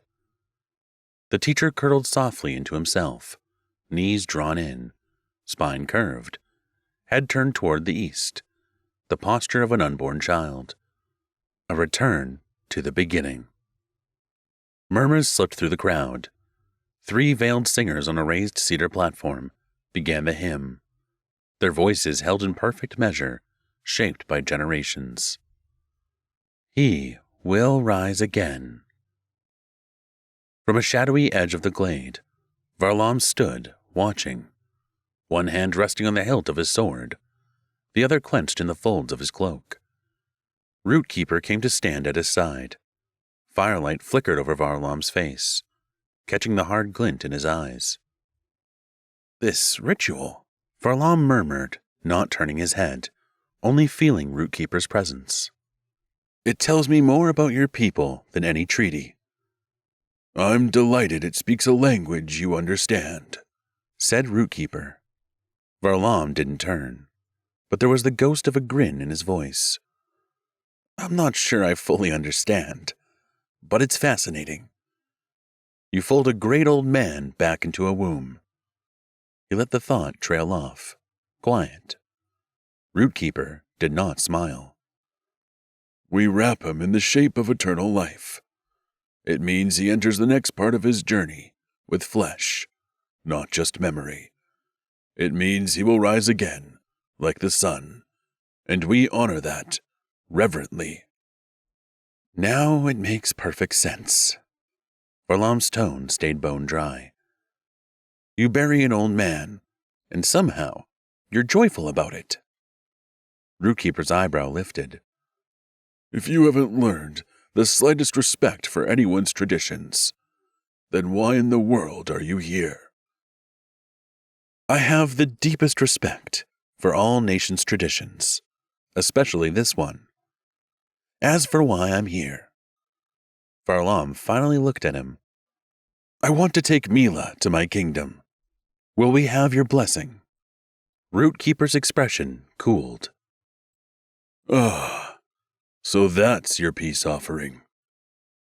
I call it a cultural exchange, Varlam said, smiling smoothly. And I call it abduction with manners. Varlam's smile faded. When he spoke next, his voice had lost the teasing edge. Listen to me. Don't think it's time the nations unite. You've seen it We all have. There have been more battles between the Magi in the last months than in the last century. Someone is making us fight. Magi of passion, Rootkeeper answered at once. Possibly, Varlam allowed. But it's more than that. Someone wants every nation on edge. Someone wants us paranoid, angry, stretched thin. We're being softened. We're being prepared. For a moment, Rootkeeper had to admit there was sense in what Varlam was saying. A gust of wind spiraled through the trees, scattering petals over the body at the center of the glade. For a long while, neither man spoke. The chant swelled. Drums joined in, low and steady, like a pulse spreading through the forest. Vines along the cedar platforms began to glow with bioluminescent warmth, tracing slow gold along the bark, up bare arms of the performers, across collarbones. Figures swayed. Women were crowned with blossoms and green light, moving in a graceful, flowing dance they called the feminine living light. The reverence turned, as it always did here, toward the statue of Mother, the spirit of the earth. Rootkeeper nodded slowly, still turning everything over in his mind. So, after a long silence, Varlam finally spoke. Is that a yes, then? Can I take her? Rootkeeper didn't even blink. Absolutely not. Ah, Varlam nodded. So you don't agree with me? I agree with you about peace, Rootkeeper replied evenly. And about uniting the nations if we can identify who's trying to weaken us. He lifted a hand, stopping Varlam before he could interrupt. But let's be honest with each other, for one moment. Is this also a dark plan to steal my daughter? She's not your daughter. The words came almost gently. Rootkeeper's stare turned severe. So it is your dark plan. I knew it. Stay where you are. We'll talk after the ceremony. The celebration was now in full bloom. The serene hymn rose, and the clearing glowed. Lilies, irises, orchids, and roses flew in waves, landing in hair, piling on shoulders, carpeting the moss underfoot, until it looked as if the forest were blooming from the ground up. Dancers floated above it, barely touching the earth in slow, flowing movements. Gravity seemed to be forgotten. Varlam had never seen anything like it. Not in his own kingdom, not in the courts of sunlight, not in the volcanic fairs of passion. It was too surreal, too alive, too exquisite. Here, they called it the feminine living light, but he had no name for it at all. It left him utterly speechless. Two of Rootkeeper's guards took quiet positions at his sides, then two more, then six. A slow, polite little circle formed around him. He was trapped. Varlam's jaw shifted thoughtfully. Are they going to bury me here too, and then celebrate it? Do I have to curl up first? Do they fold you themselves? Or is it more of a guide me into the fetal position situation? He shoved the thought away. It was ridiculous. They weren't doing that. They were honoring the mother, offering beauty back to the earth, admiring creation. Nothing about that involved dismembering him. Probably. But still, there were the vines. That was the problem. They were beginning to creep up from the soil, winding smoothly around his ankles, some already curling higher along his legs, not gripping yet. The guards held vines looped in their hands, wrapped around their wrists. Were those going to end up around his wrists next? Living cuffs. Varlam smiled at the guards politely back, as if to say, "What a meaningful cultural exchange this has been." And also, very clearly, absolutely not. The chant climbed higher around him, trilling notes from the Magi in the glade, an ululation of praise and joy. Roses rained down. Petals clung to Varlam, his hair, his shoulders, his boots, and several other unexpectedly fortunate places. By the time he realized it, Varlam looked like a worship statue. The circle of guards was tightening. The high, piercing trills rippled through the crowd as more voices joined in. Varlam had no idea how to make those sounds, so he whistled instead. The mist on the hill above them answered with a vision. A glowing horse with a silver mane emerged, descending the slope through the fog, like an angel riding into the most sacred celebration. Hooves hammered the earth. Sparks flew from the moss. Heat rolled off its flanks in waves. Its silver mane streamed, eyes burning. The creature flashed through the outer edge of the clearing with unbelievable speed, scattering panicked magi and knocking 2 guards into a patch of ferns. Glow beetles burst away in a cloud of light. The drums faltered, then choked to silence. The horse reared and slammed front hooves into the ground, spitting dirt and steam. Varlam let out a relieved whisper. "Oh, thank the heavens!" He vaulted in one fluid motion, legs sweeping over the saddle as if he'd never left it. By the time the first guard even reached for him, Varlam was already mounted. The horse lunged forward, muscles coiling and releasing in a single explosive surge, and they were gone, torn from the glade in a streak of speed. Varlam shot through the flowering arch like an arrow, still half covered in roses, petals tearing free and floating behind him. It was a moment worthy of an epic fresco, the untamable foreign prince escaping on a storm-bright steed, cloaked in roses and mist, framed by the sacred celebration. The image practically begged to be plastered across the tallest tower ceiling. A dozen territorial magi tried to give chase. They didn't last long. Lightning cracked from Varlam's outstretched hand, warning arcs, sizzling past their shoulders and slamming into the ground ahead of them. Rootkeeper lifted a hand, holding his remaining guards back. "No!" The word cut clean. "Let him run. His horse is too fast. We won't catch him. And frankly, I want him galloping home to his own kingdom and staying very, very far away from my daughter." Up the slope, thunder rolled, louder and closer. Varlam drove the horse into a full gallop, ripping roses out of his sleeves, his collar, and several places no flower had any right to be. A handful of enthusiastic pursuers still pelted after him, their shouts roaring through the trees, refusing to fade. Away from the bustle and excitement, Mila perched on a thick, swaying branch of the giant willow, her bare toes skimming the warm air above the mirror-still lake.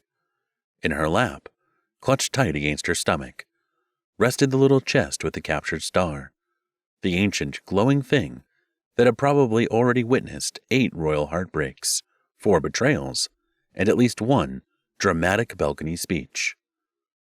"He thinks I'm so naive," she muttered to it, "that I'll just drop everything and go with him, as if this is my one and only chance in life to see the wheel and learn my father's secrets." Along with the star, Mila held the crystal she'd chosen at the Fair of All Magics when she was a child. Whenever she needed to think deeply, she liked to watch the way it bent the light. Now the crystal was catching the star's glow and breaking it apart, turning it into a tiny private light show in her hands. The lake below her held the night like a mirror. 1,000 stars trembled on its surface, rippling when the breeze sighed. Far behind her, the celebration of Mother Spirit rolled on. Flutes, ululations, laughter skipping through the flowering meadows and hanging lanterns. But here, under the willow's long draping curtains, it was quiet. Crickets laced the silence with sound. Firebugs wrote slow circles of light in the air. A velvet voice whispered right by her ear, intimate and close. "Detective Mila, there's no guarantee you'll uncover what your father was hiding this way. No proof Varlam even has the Wheel of Life." "Yes," she whispered back. I'll figure it out on my own. Later. I'm sure there'll be a way. Her reflection stared up at her from the lake, eyes soft with wonder. The voice slid in again, thoughtful, almost amused. And why he's so interested in you. That's the real mystery. What is he actually up to? She murmured. What does he want from me? The branch suddenly swung in a different direction, and Mila's mood went with it. But what if this is the only chance? She muttered. To learn who my father truly was.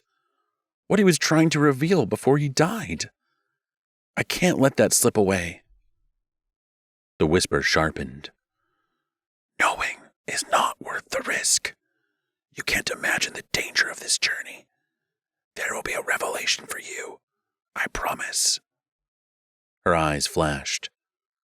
Stop talking to me like I'm a child. Above the willow canopy, the night shuddered. The first raindrop struck her wrist, then more. A cold patter began on the leaves around her. The air shifted. The wind was rising. Thunder rolled in the distance. She turned toward the path and heard hoofbeats, fast. The willow trembled beneath her. Something cracked in the dark. A horse exploded through the undergrowth, black and blazing, cutting through ferns and torch flowers, scattering petals and startled birds. Varlam leaned, low over the saddle, ducking branches faster than any horse Mila had ever seen. One angry shout still echoed behind him. Mila exhaled through her nose. That troublemaker? She lifted herself into a crouch on the bough. From the shadows of the edge of the glade, one last stubborn living nature mage lashed out. Green light, threaded with leaves and thorns, snapped forward like a whip, cracking through the air toward Varlam. His sword caught the magic in a hard arc and flung it off course, scattering it in a burst of harmless sparks and shredded vines. From her branch, Mila stared down at Varlam riding with impossible speed. She had never seen a horse move so fast, or magic reflected like that. A quiet thrill ran through her. He didn't lie about his horse, she murmured, eyes sparkling. Or his sword. Then quieter still, she added, words finally slipping free. What if he didn't lie about the wheel of life either? Rain slicked her hair to her face. The chest with the star pulsed faintly in her arms, lighting her hands in soft gold. She made up her mind. All right, she told herself. We'll do it this way. If I land on the horse, I go. If I miss and fall face first into a puddle, I stay in the puddle and pretend I chose that. She shifted her weight forward. Then she jumped. For a single perfect instant, there was nothing but motion. Hair, rain, skirts, starlight. The little chest in her arms flared, streaking bright, so that from a distance she looked like a falling star ripping out of the tree. Varlam's horse tore under the willow. Mila dropped out of the branches and landed in the saddle behind him with a wet, glorious thud, sending up a splash of mud and leaves. The impact jolted her so hard, she had to let the star go, just to hang on. Hi, she said calmly, speaking to the white rose still stuck in his hair from the ceremony. Varlam didn't even pretend to be surprised. He just grinned, rain streaming down his face. I knew you couldn't resist seeing the wheel of life. I was bored. Thunder cracked like the sky was laughing. Behind them, the last glow of the celebration flickered between the trees. Drums, flowers, living lantern light. Then, just as Varlam kicked the horse forward and the world blurred into speed, the rain came in hard sheets. The forest roared alive.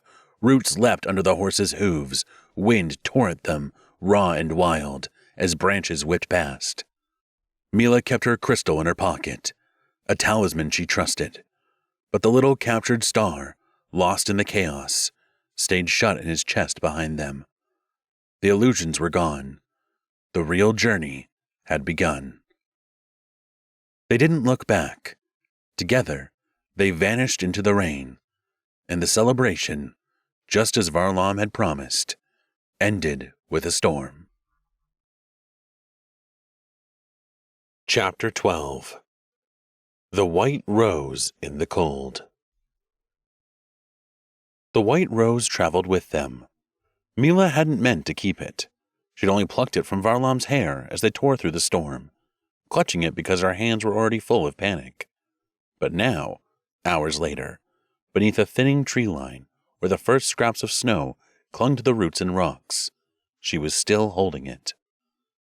A single white rose from home, a symbol of her quest, she decided. They stopped where the forest finally began to break, and the mountains opened their snowy peaks to the night.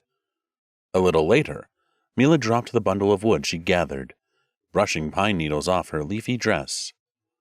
Varlam crouched, staring into the fire pit. His eyes gleamed faintly, and the wood ignited. Mila leapt back. "Holy powers of nature! You're just like a magi of passion." "I am," he said casually, stirring the flames with a smirk. "Half mage of passion. What did you think my second magic was?" Mila squinted at him. "I suspected it had curse written all over it. But this is a shocking fusion. Passion and natural forces? The hottest and the coldest magics?" She let out a whistle. "That's the kind of mix that starts legends." Varlam smiled at the thought, and they settled by the fire. Mila leaned in toward its warmth. "See?" Varlam observed. "There are obvious advantages in combining magics." "Not just advantages," Mila brightened. "I feel it's vitally important, more than we even realize." Varlam's eyes lit up at her words. He watched the sparks drift up and vanish into the dark. "Totally agree with you. That's why I'm friends with magi from every nation, because someone is trying to break us apart. It's getting worse. There are fights that shouldn't exist, whispers turning into wars, voices stirring panic, and nobody knows who those voices belong to." He looked at her now, straight on. "How else," his tone dropped, "are we going to stand against this invisible force if we don't stand together?" "There is to be a path to balance," Mila said steadily. "Scrolls of wisdom from every nation. I read scrolls of different nations, and you know what I realized?" "What?" "We were supposed to learn from all of them, not just our own." "That's intriguing. Too bad there are no more scrolls," Varlam muttered. "We can still get them back." Mila met his gaze. "From the cursed." Varlam shifted closer. "I've been underground, Mila. I didn't see any scrolls there." He edged in a little more. "That doesn't mean they don't exist. It just means they're very good at hiding." Mila lifted her hand. Leaves and green light glimmered there, drifting toward him. "What is this?" Varlam asked. "Come closer, and you'll find out." He actually did, smiling. The green sparks shot straight into his face, and he almost slumped off the log, catching himself the last second as the world reeled. "Mila," he mumbled, eyes narrowing in slow confusion. "This is a very cute way to knock someone out." Her lips curved. "Yes, so don't get too close." The fire popped. Mila squinted past the dark pines, beyond frost-silvered branches and the low fog clinging to the ground, until she caught a pale glow. "Look," she whispered, shaking Varlam's shoulder. "Do you see that? The Truth Seeker's tower. It's right there." Varlam, still half sedated from her leaf attack, lifted his head a fraction and produced a sound that might, under generous interpretation, qualify as language. Mila leaned close. "Do you want to stay in the tower of the Truth Seeker instead?" That woke him. His eyes opened, still a little unfocused, but sharp enough to catch intent. "No," he muttered. "I'd rather camp." Mila stared. Camp? Out here? Where the ground had turned to stone and frost, and the wind had begun to feel like knives? Her face did not move. Her soul, however, leaned toward warmth, toward a roof, toward a wise old voice telling her secrets by a candle, toward tea, blankets, toward literally anything except sleep in a snowdrift and pretend that counts as character development? Mila drew a slow breath. The Truth Seekers. Her voice dipped. They might have answers about uniting the nations. Their wisdom is closest to the scrolls. At the very least, the Truth Seeker here could give us a hint, a clue. Varlam frowned. They can't even use magic. How would they know how to unite nations with magic? Mila looked at him.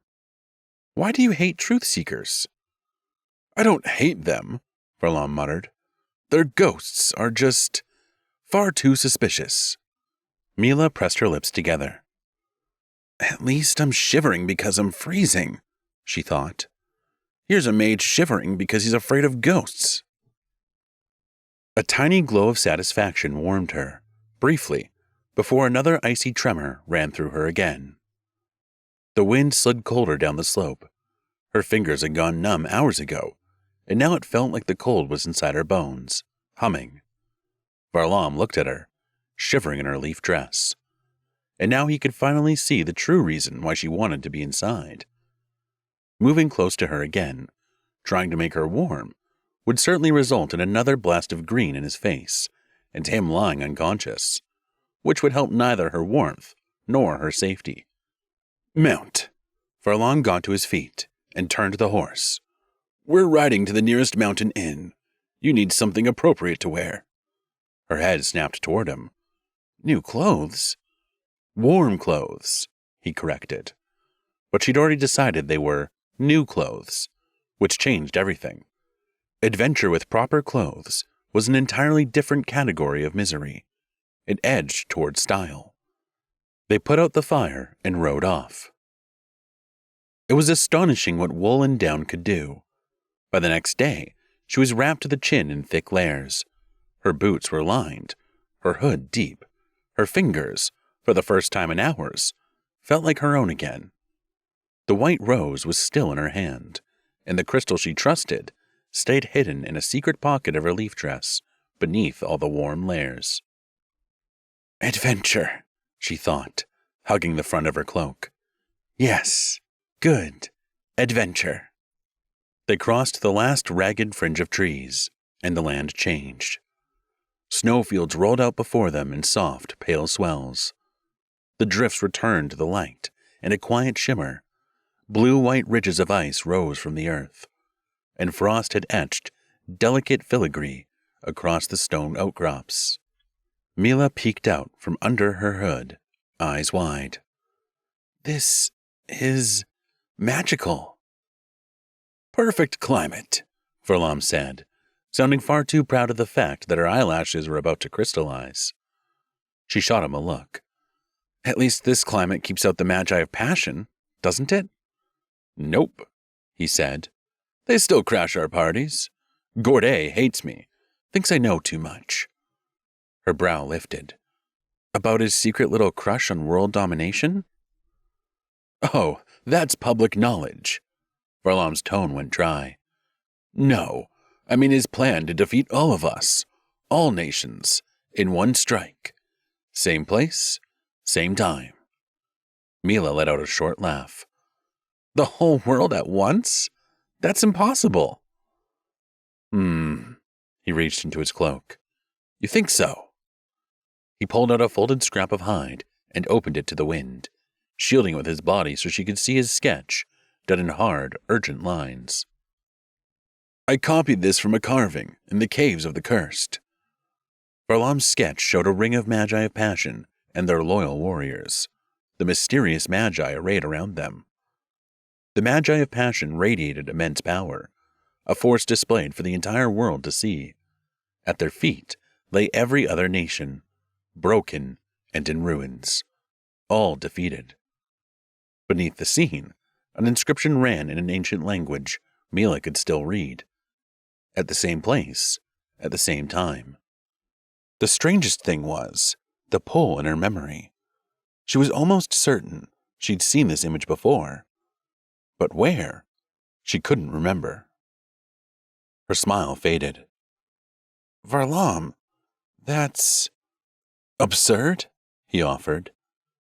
Yes, she paused. And terrifying, but mostly absurd. She swallowed the urge to say more, to admit how familiar it felt. Not yet. Passion, he went on quietly, specializes in plans that sound absurd, right up until they work. Another bend in the path, past yet another distant truth-seeker's tower, opened into a winter dream so clean it almost hurt to look at. Mila stopped dead, the white rose still clutched in her hand. Varlam only smiled, brushing snow out of his hair. Welcome to the kingdom of natural forces. He glanced ahead, and possibly the truth. The ice palace rose from the valley, its otherworldly light shining from within, dazzling even in daylight. Forests of columns, carved from deep blue ice, held up its vaults. Sculptures and frostwork covered every wall, frozen scenes flowing seamlessly into one another. Heroes in horned helmets, kings and queens unleashing bursts of ice magic. Half magi, half beasts, guarding their realm. Trapped lightning threading between the statues, binding them into a single, unbroken story. Snowflakes fell softly as Mila stepped forward. A gust broke the serenity, and something streaked around a spire. A figure was airborne, skimming an air current, carving loops around towers and statues with reckless grace. He finished a triumphant arc, just in time to catch a sizable snowball, launched with surgical accuracy, straight into his face. There was a yelp, a flail, and then a spectacular plunge into a drift. Limbs surfaced, a blonde head. A man sputtered up in a spray of powder, flicking ice from his face. As they approached the palace steps, Varlam lifted a hand in a fond, exasperated wave, presenting his favorite disaster.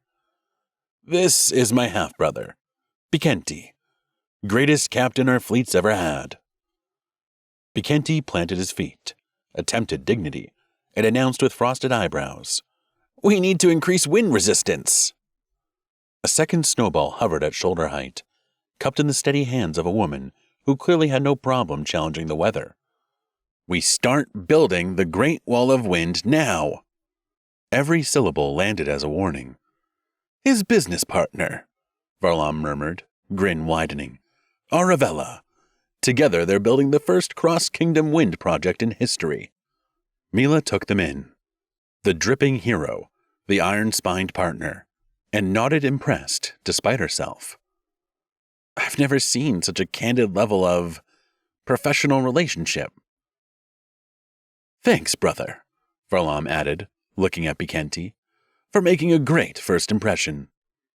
Aravella launched into her complaints, and within moments, the three of them, 2 princes and 1 furious wind visionary, were locked in a rapid-fire debate about Gale coefficients, structural harmonics, and the eternal war of calendar versus schedule. Meanwhile, Mila drifted toward the palace facade, drawn to the ice walls.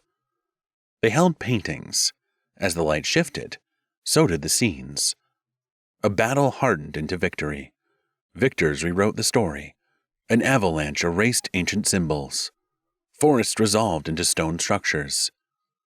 The strict geometry of light, passing through plains of ice, created images born entirely of shimmer and frost.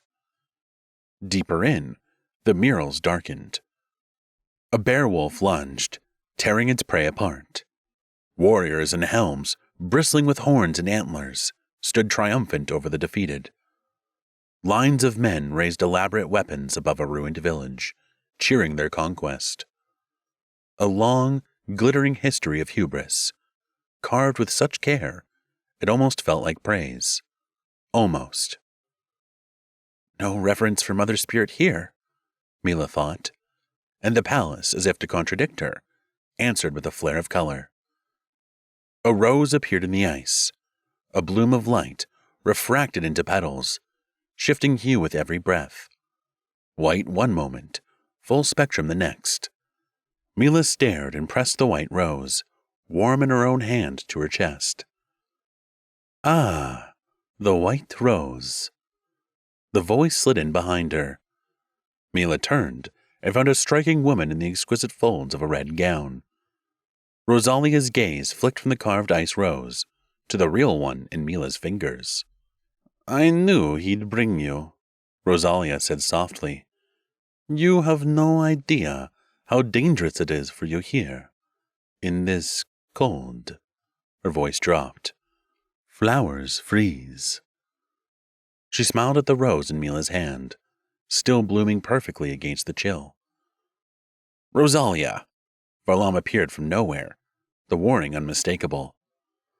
Oh, I'll stop, she purred, if you show me. She didn't say the name. She didn't have to. No, Varlam said. No way in delightful family reunion, sang Shirapont, materializing with the timing of a curse. He looked at Rosalia, then Mila, then beamed. She's been waiting to warn you. Rosalia didn't look away from Mila. Varlam will be part of the sacrificial rite. The most evil part, Shirapont added helpfully. And it wouldn't be the first time he bent the rite to his favor, Rosalia went on. Rosalia, shut it, Varlam snapped. Why do you think he brought you here? She pressed. Mila's jaw dropped. She searched Varlam's face for an answer, and found deflection. Cough, half shrug. Just her passionate sense of humor. He kept it light. Still not getting the joke, Mila replied dry. Shirapont snorted, gearing up to add something catastrophic. That's enough, Varlam said, one hand closing on Shirapont's collar, the other firm on Rosalia's elbow. With a smooth pivot, he turned and hauled both conspirators away. Their bickering faded out into the cold, leaving Mila alone with the rose in the wall, the rose in her hand, and a palace full of shifting art. Courtyards rang with skates and iron-shod boots. Messengers darted between statues. Icicle removers continued their relentless, noble fight for the kingdom's safety. In all that efficient bustle, no one seemed to notice the girl, standing very still, snow drifting softly around her. They all had their own odd tasks. No, not odd. She was in a foreign land. It was unfair to call the locals, or their guests, weird. She was the one who was out of place here. She was the one who didn't belong. And she didn't want to. She remembered the Truth Seeker's tower she'd seen on the way to the Ice Palace, and drifted toward it. The path drew her toward the mountains. With every step, the world grew darker. Shadows deepened, blue and sharp on the snow.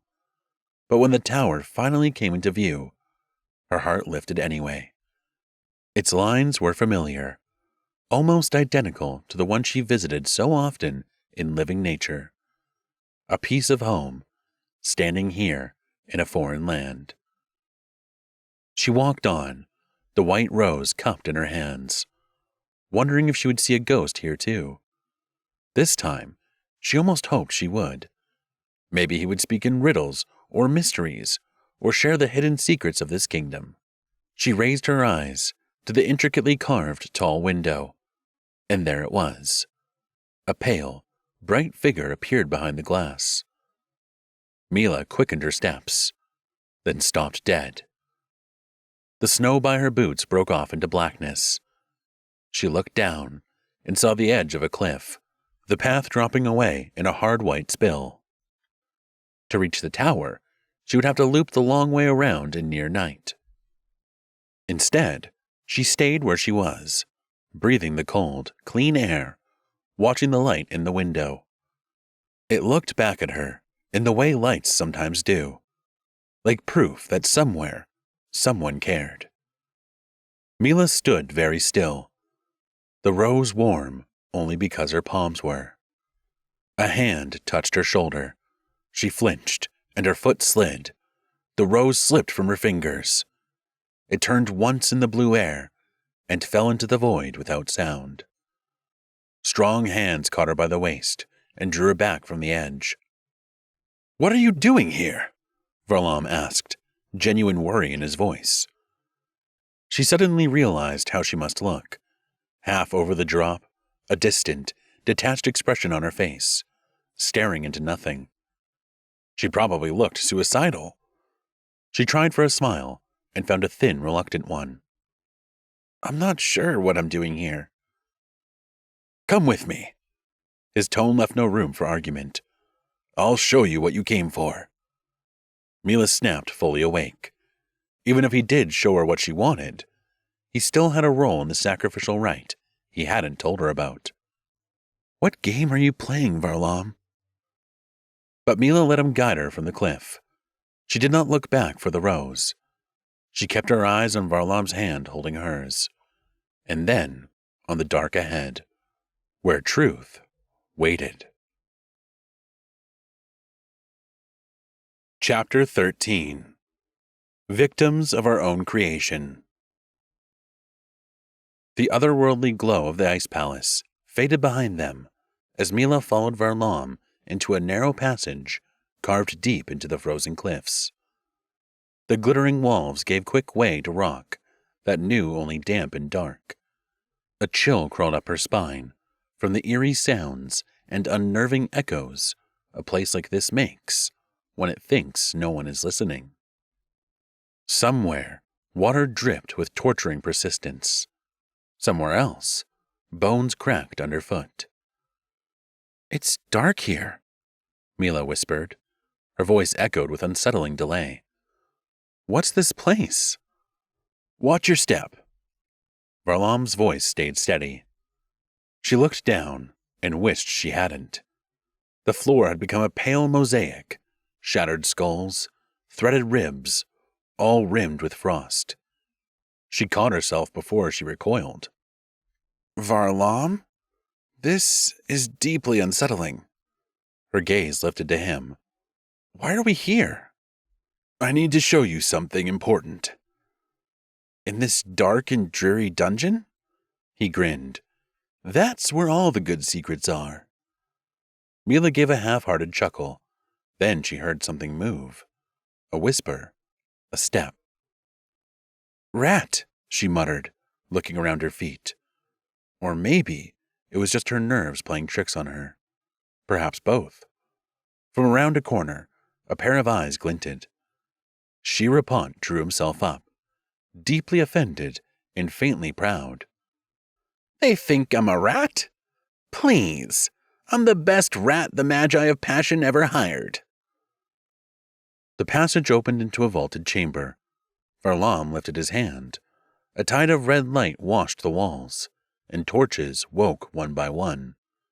Their flames climbed high enough to reveal a colossal wheel. 8 spokes like petals, ring after ring, advancing toward its ice core. Along each spoke and ring, round housings punctured the metal, empty sockets in a pattern that made the eye want to solve it.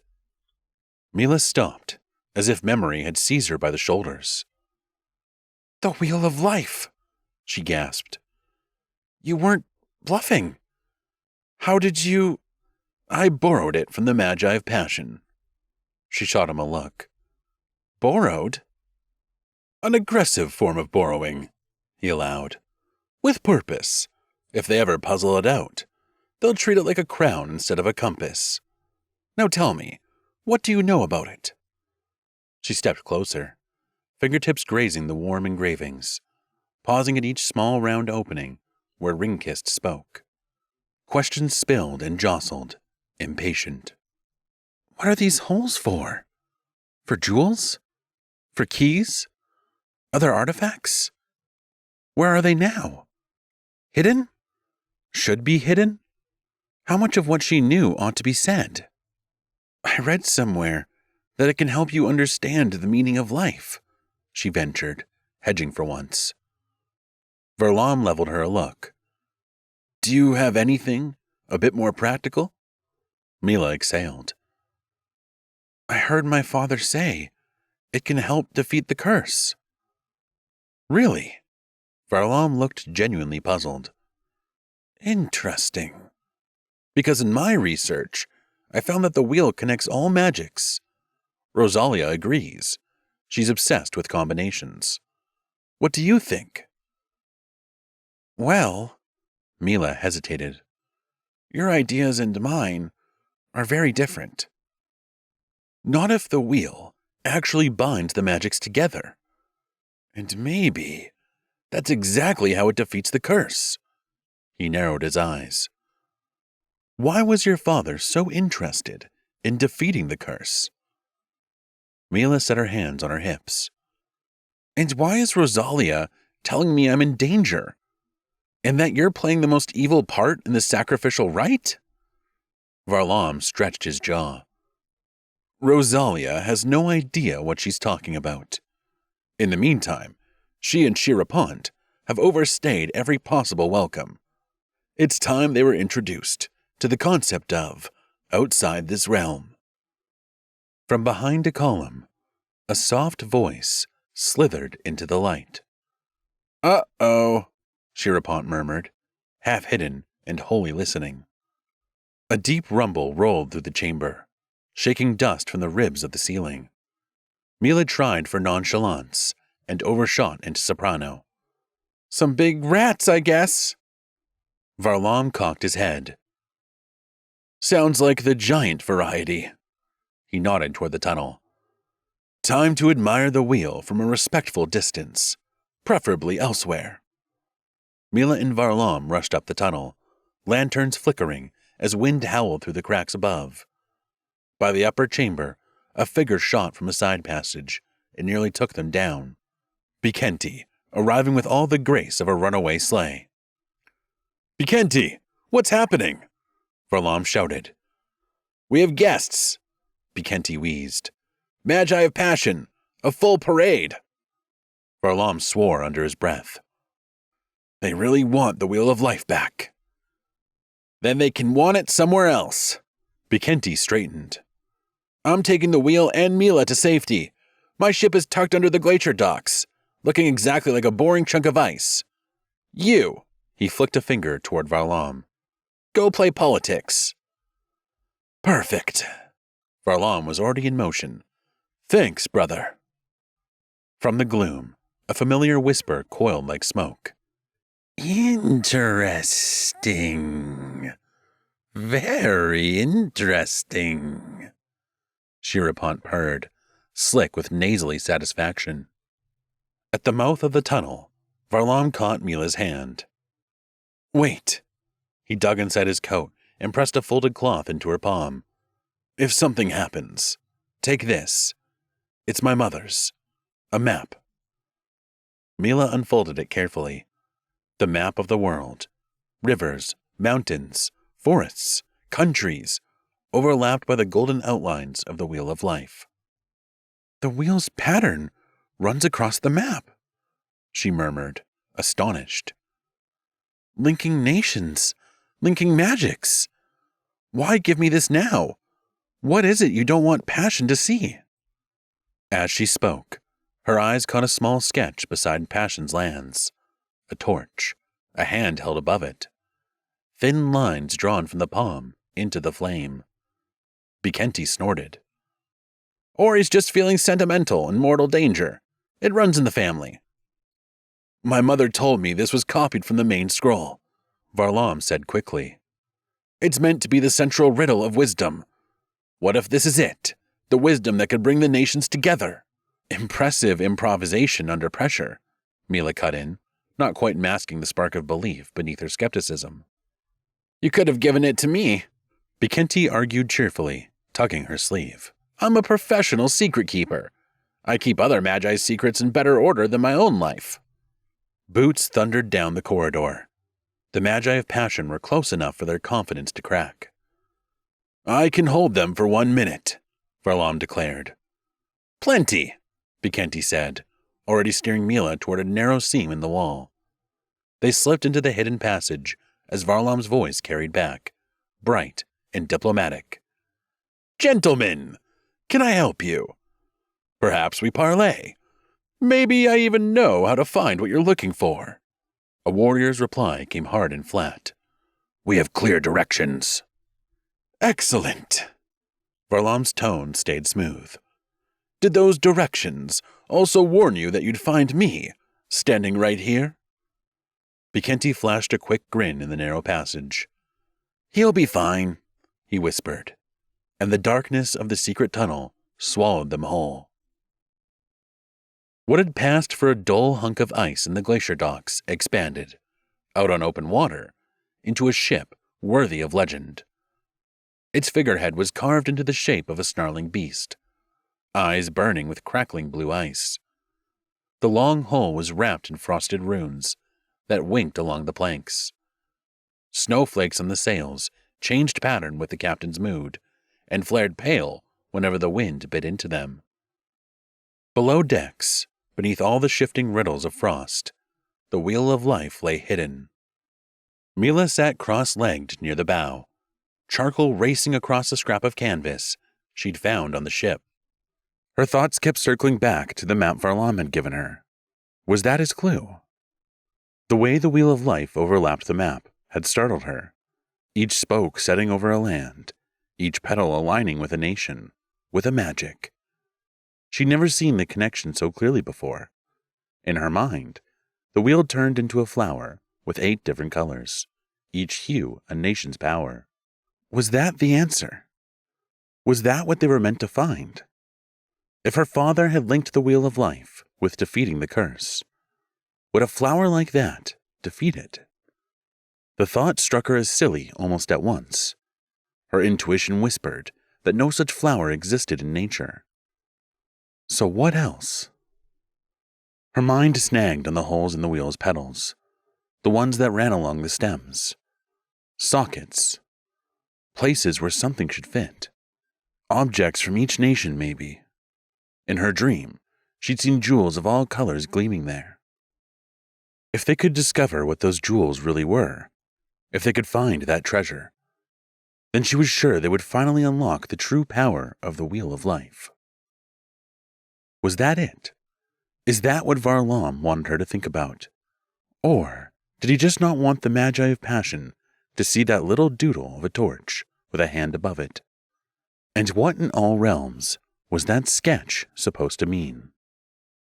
Mila shifted her attention back to the canvas. She drew the curve of the prow, the snarl of the figurehead. Bekenti framed against a stormlit sky. She made herself a quiet promise.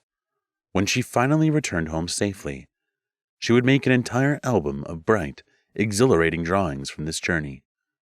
Memories powerful enough to drown out every sketch of the cursed rider that still haunted her sleep. Bekenti's wild blonde hair whipped around his face, each strand seeming to crackle with static as he steered the ship through the swells.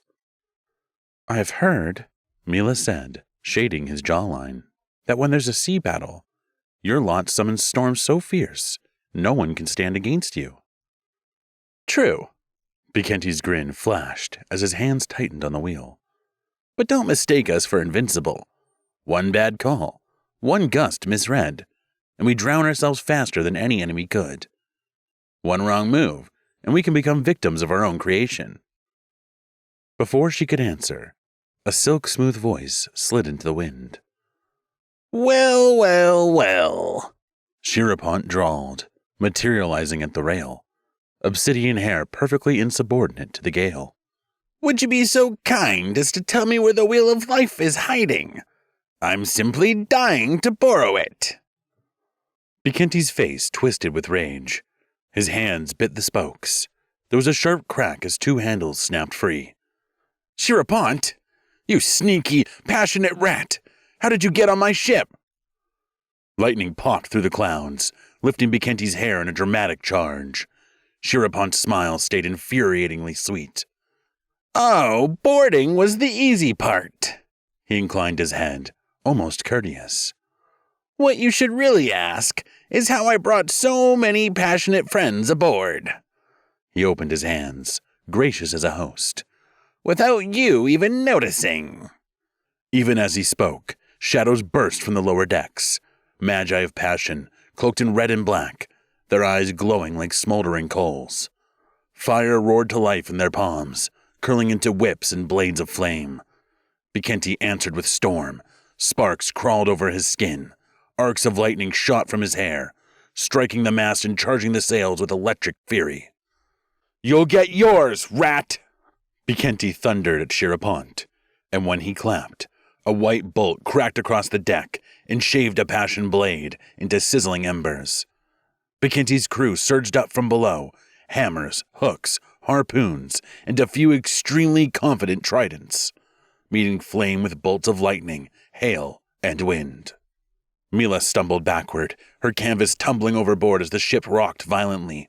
A wave of heat surged past her as a fireball from one of the Passion Magi collided with the icy railing, turning it to steam. Bekenti caught her elbow. "With me!" "Where are you?" "Safe!" He hauled her toward a small iron cabin made for prisoners. He shoved her inside and dropped the bar. "Stay put!" He yelled through the door, then swerved to let a flaming spear discover it had urgent business with the ocean. "Bekenti, let me out!" she shouted, pounding her fists against the metal. Bekenti kicked a plank to his feet, hopped on, and rode a column of wind, skimming the battle to throw gusts where his magi needed air and ripping fire out of the hands of invaders that didn't. Overhead, clouds roared. Below, Shirapont peered from a dark corner, a terrible joke made flesh, smiling, as if he had just remembered the punchline. The Magi of Passion changed the sea. They flung heat into the troughs until the water flashed to steam. The surface heaved, and a wall of ocean moved itself toward the deck. Bekenti cut across it. Too late. The wave hit like a racing glacier. His windboard snapped. He cartwheeled once and vanished into the boiling dark. "Bekenti!" Mila slammed her fists against the metal until her palms burned. Through the slit of the shutter, she saw a sword tumble end over end, bright as a falling star. A natural forces mage on deck snagged it by the hilt, and half a dozen of Bekenti's crew threw themselves overboard to save their commander. The Magi of Passion were delighted. The sharks, even more so. Shirapont strolled past the barred door of Mila's cabin, humming something annoyingly catchy and deeply regrettable. "What an interesting adventure you're having," he remarked pleasantly, as the last explosions of steam and lightning faded. The storm began to ebb. On the deck below, Passion operatives hauled a precious weight up from the hold, the Wheel of Life, still gleaming, stubbornly in spite of everyone. Shirapont laid a hand on it with deliberate care. A crimson flag snapped up the mast. The purple standard of natural forces caught fire, flared once, and vanished, leaving red to burn alone against the dark sky. Chapter 14. The Lava Palace. Dawn arrived, scorched, painted with hues of ash and crimson. Heat pressed like a palm over the mouth. The horizon boiled. Basalt knives sawed at the sky, and below them lay a sea of bubbling lava steams. Mila was chained on the mast, her heart pounding with dread as she saw the land ahead. Shirapont stood beside her, arms folded. "Ah, home sweet home." He glanced sideways at her. "Overwhelmed with tender childhood memories, aren't you? Welcome back to the Valley of Volcanoes, Miss Mila." The red flag above them hissed as a stray ember shot from a nearby vent, setting its edge ablaze. In a blink, that flag burned to ash too. Shirapont didn't so much as flinch. The ship drifted into a narrow channel cut through volcanic cliffs. The lava rivers wound between the rocks, glowing orange and gold like the veins of a living beast. It was hard to fathom how Magi lived here, yet she knew better. They thrived here. Gorday's palace rose in long, jagged towers and needle-thin spires of volcanic stone, punctuated by bursts of lava and bursts of laughter. The laughter carried even outside the palace walls. Inside, it grew wild, echoing off black stone, rising louder than the hiss and crackle of lava rivers that snaked across the floor in glowing channels. Obsidian chandeliers burned overhead, their flames casting warped shadows between uneven, skeletal columns. Gerasimova had already made himself at home on a dune of coin, rolling in delight and laughing. "It's all mine! It's all mine!" He scooped up a gilt avalanche and let it rain across his chest. "Thank you, Master! I accept these humble mountains for bringing you the Wheel of Life back." Gorday gave him a look. "Try not to spend it all before lunch." At the far end of the grand hall, lined with columns of volcanic glass, Mila stood cuffed between two guards. She surveyed the space, a colonnade of round arches, each crowned with double-headed dragon standards, marching toward the throne. Nothing was symmetrical, neither the columns nor any other elements of the architecture. But somehow, it still managed to look majestic. Mila wasn't sure why that mattered here, so she decided not to judge. The heat was so intense, sweat purled at her temples. She was still wrapped in the warm wool layers they'd gotten for the Ice Kingdom. Now she was suffocating in them. Gorday admired his reflection in the broad blade of his sword, tilting it from side to side, as if the right angle might finally produce a better monarch. At last, he looked up and gave Mila a smile, dazzling as flame and just as capable of burning the room down. She rolled her eyes. When she glanced back, she noticed the large torch engraved in the center of his chest, the exact same shape as in Varlam's doodle. "Well," she thought, "now that definitely means something." And seeing it here, blazing on Gorday's chest, she realized it had a very definite phallic shape. Suddenly, for all his swagger and glamour, Gorday looked deeply insecure. Yes, now she judged. Not far from them, Gerasimova cavorted on a dune of coin. "Mine! It's all mine!"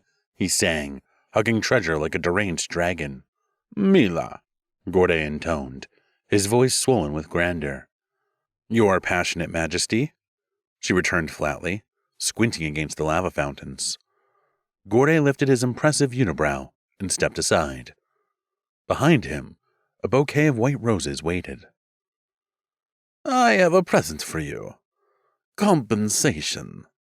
His smile lingered. "It was my fault. The bouquet you gathered 10 years ago was destroyed. Remember? Remember what happened then?" "Oh, I remember." Her voice didn't waver. "You tried to conquer the world and dismantle the nations. You killed my parents to do it. And now, 10 years later, you're still trying." From his dune of coins, Gerasimova hit a higher, ecstatic note. "Mine! It's all—" Gorday shot him a look that promised to reinvent the concept of silence. Then he turned back to Mila, his tone sliding into something almost conversational. "I'm terribly sorry about your parents' death, Mila. But it was an accident. I deeply respected your father, just like everyone else. And that's true." He admired the smoothness of his own words. "I have nothing to do with the nations growing weaker," he went on, pleased with the line. "They're doing that all by themselves. A few still pretend to be at peace, but they'll hear the right whispers, a mysterious voice at the right time, and they'll join the general chaos soon enough. Then, perfect conditions for my dominance." "There are magi who see through you," Mila said steadily. "They'll stop you." Or so they think, Hiss crooned. Our mutual friend, Varlam, most of all. Unity of nations, mysteries in the caves of the cursed. He collects revelations, the way other magi collect misfortunes. He laughed, long and pleased. Even some of his guards wished he would die one day, laughing at his own joke. But why am I telling you? He leaned forward. You know better than I. Tell me, what did he discover in those caves? Why would I know that? I hear you've been close. Gorday's unibrow lifted again. Mila's jaw dropped. Excuse me? That's none of your business. It will be, Gorday replied, the heat draining from his voice. You'll tell me everything you know about him and his plans. Mine! It's all mine! Shirapont howled again, now attempting harmony with himself and losing spectacularly. Do shut your mouth, Shirapont! Gorday snapped, right as Shirapont, sliding smugly down his dune of gold and swinging his legs in delight, dipped both heels straight into a lava fountain. The sound he made shot up 3 octaves, ricocheted off the walls, and cracked an obsidian pillar. They came ashore as quiet as wreckage, and climbed the ice steps without speaking. In the great hall of the ice palace, Leif looked up, saw the blade across Captain Kria's hands, and did not ask a single question. The sword said everything. Leif reached for it the way one reaches for a door that will not open anymore, fingers settling on the worn leather, searching for a warmth that wasn't there. It was our worst fight with the Magi of Passion, Kria rasped, her voice torn raw. They ambushed us. We raised the storm, and they fed it with heat until it turned on us. Leif's gaze stayed on the blade. How did you survive? A sailor who'd lost his voice to salt found enough for one word. Dolphins. They came out of the boiling black like silver saviors, Kria added. Carried us to shore. But Bikenti, he wasn't there. We couldn't find him. Leif lifted his eyes at last. And dolphins. Where did they come from? We don't know, Kria whispered. They stood around the sword in a loose circle, keeping vigil at the edge of a question. Frost crept in delicate veins along the steel. Somewhere outside, the sea breathed once, a near answer that faded before it formed. Deep in the lava palace, where the stone sweated heat and red light pulsed from lava streams in the walls, the Wheel of Life had the perfect spectacular stage. Iranar and Gorday stood side by side, their reflections gliding over its polished rings. Finally, Iranar murmured, his voice low and full of dark reverence. We have the Wheel of Life back. Rosalia will be ecstatic. She's been dreaming of wielding the magics together. Ambitious nonsense, of course, but she's very passionate about her experiments. Urinar's mouth twisted into something like a grin. Fuse the magics, Where did she hear that? Varlam's campfire stories? From her dreams, Gorday said, impatience creeping into his voice. Relax. She's nothing like Varlam. She doesn't understand anything, and insists loudly on the subject. Irrational to the point of talent. And far too curious for her own good, Iranar added quietly. A scream tore down the corridor, raw, bright, and close enough to make the wheel sockets flicker. Iranar flinched under the blow of it, his eyelids dropping in a reflex to shield himself from the pain. Is this Mila? Maybe. Gorday sounded careless. Iranar turned on him. Are you torturing her? Me? Gorday opened his hands. I'm standing here, appreciating art. You told me you just wanted to give her white roses. And I did. Gorday's gaze narrowed, calculating. The guards, however, may have grown enthusiastic in their curiosity about Varlam. She's been close to him, perhaps closer than either of us assumed. He watched Irenar's face with keen attention. And if she remembers anything about her childhood here. She knows nothing, Irenar cut in, voice going flat. And it is not time for her to learn it. He stepped closer to the wheel, as if the light might steady him. The best course is simple. Send her home, for now. Another scream rose, short, strangled, then broke off. The wheel's glow steadied. Gorday studied Irenar for a moment longer, a small, interested smile returning. For now, he echoed. How very practical of you. Mila hung over a vent, where fire roared up from the depths. Her arms and legs chained wide. She was still wearing the Ice Kingdom wool, now roasting her alive. Heat licked her ankles. If you don't want to burn, one guard growled, testing the chain and rocking her over the flames, you might want to be more cooperative. Or just burn, which, added the other, delighted with himself, would be very appropriate for a little witch like you. He laughed obnoxiously and let the chain slip an inch, dropping her closer to the fire. Mila flexed her fingers. Something green stirred beneath her sleeves.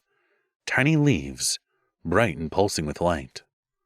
I would also love to know what Varlam is doing in the caves of the cursed, she said crisply. So if you ever find out, please do let me know. The fire rose. Their grins rose with it. So did the leaves gathered along her arms.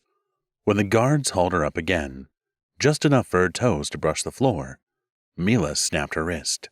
A flock of leaves burst free and unraveled into a thick, sweet mist that smelt faintly of spring in a place that had never met one. The guards inhaled, blinked twice, and collapsed in perfect unison. Mila swung on the chain, kicked hard, and dropped into a crouch with startling grace.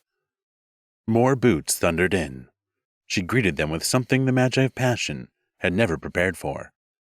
Vines bursting out of black stone, green ropes that lashed around ankles, wrists, and tempers. One of the guards flicked a fireball toward Mila's wool cloak, and it caught instantly. She tore the burning outfit off and let it fall, standing now in her leaf-woven dress from living nature, cool, green, defiant against the furnace heat.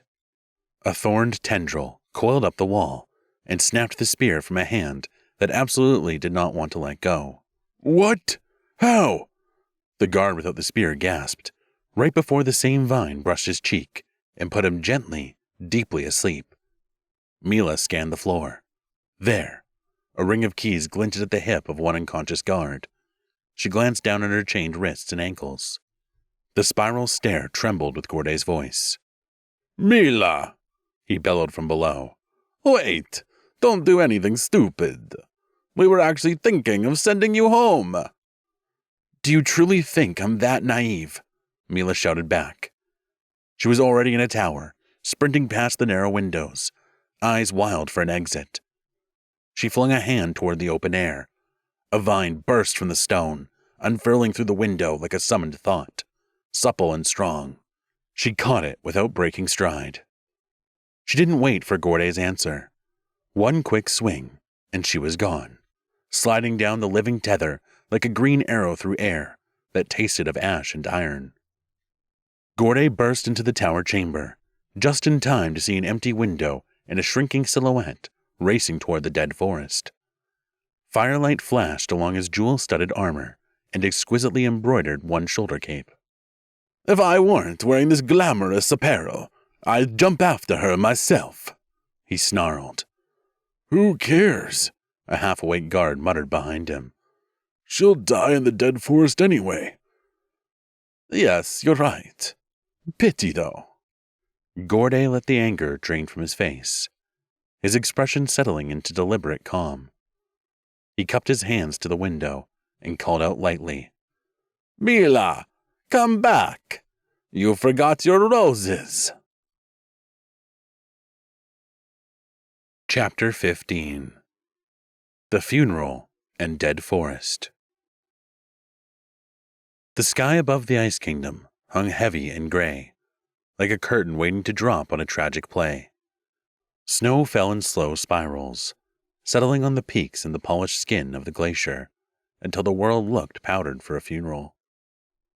At the center of this frozen stage stood Leif, his hair a crown of pale frost, his blue eyes as clear and cold as a frozen sea. Behind him, Arabella shivered inside her fur-lined coat, lids pink from weeping. Behind them gathered the survivors of the fleet, the chosen elite, the palace guard, and, because rumor travels faster than orders, half a kingdom, all staring at the sword planted deep in the ice. Storm-bright steel, worn leather hilt, the memory of thunder still sleeping in the grip. When Leif spoke, the famous roar had emptied itself into a tremor. "My son, Bekenti," he swallowed. "Best commander we ever set to sea." His words lingered in the cold, as if reluctant to fall to the ground. "I still can't," Arabella sniffled, scrubbing a glove across her nose. "He always felt invincible." Silence settled over the gathering. Only the wind spoke, moaning across the ice like a grief-stricken spirit. One by one, magi bowed their heads and added a low, mournful hum. Far off, a faint rhythm of hooves crept in the soundscape, strangely upbeat against the lament. It grew louder, a white horse pounding across the valley, its rider a blonde figure, hair whipped into wild, pale tangles. No one looked up. Leif stared at the sword, grief stacked heavy in his chest. "Always reckless in a gale," he murmured. The hum deepened around him. "Always courting lightning like it was a dance partner." "Did somebody die?"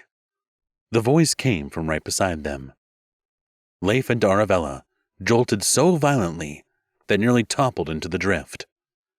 Bekenti stood there, very much alive, grinning like a lunatic, snow still sliding off his hair, and a loop of kelp wrapped proudly around his wrist, as if it had always belonged there.